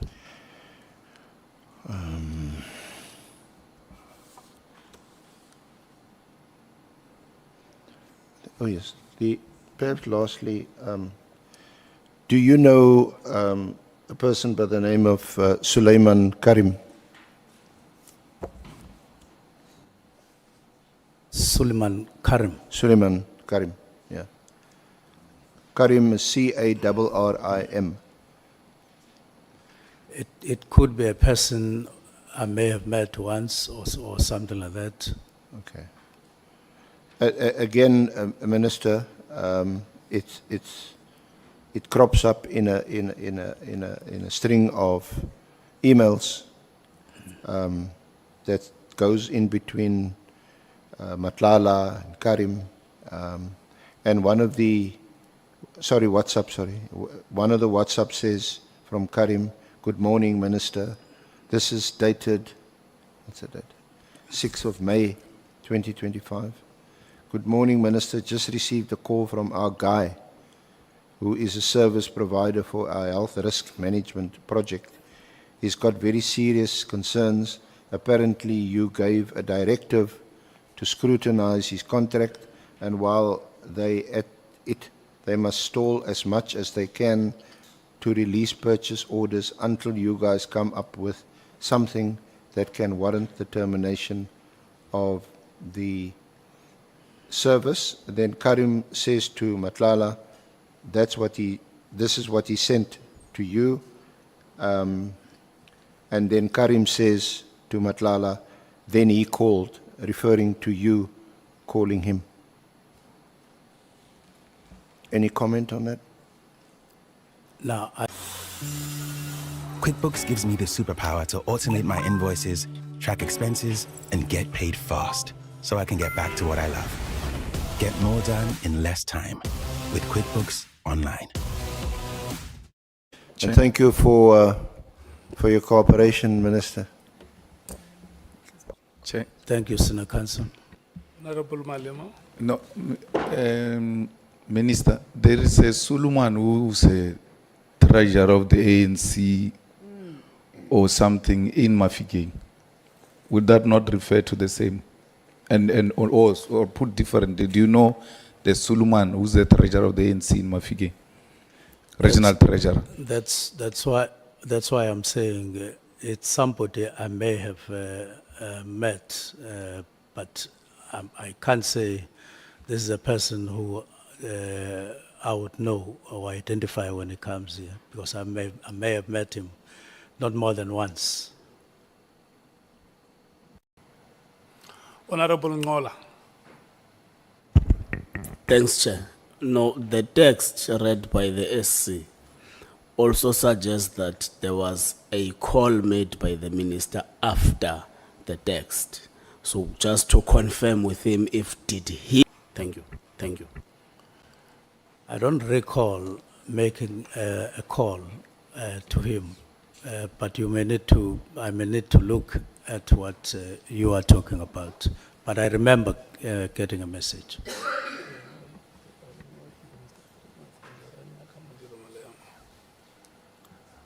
Are you satisfied? I'm fine, Chair. Thank you.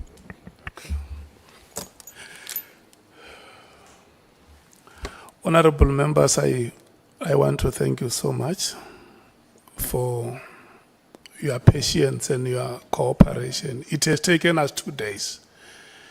You can imagine the honorable member who started questioning yesterday having to sit out for the rest of the day and the second day. I want to thank you so much for that. Honorable Minister, the last 2 days have been the longest of the days for you. And we want to thank you. We have arrived at the point, at the end of our proceedings, and we want to thank you for having stayed the course. It might not have been easy at some time, but you'll find ways to respond to the questions. And thank you for your resilience. SC and your team, the staff of Parliament, the members of the media, we are meeting again here tomorrow at 10 o'clock. The SC had requested that he may need about 4 to 5 hours to lead evidence.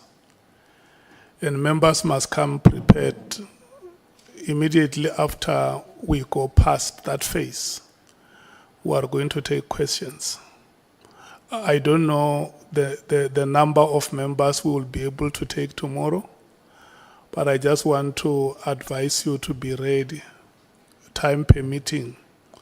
We are going to start with questions. Honorable Skosana, Honorable Malema.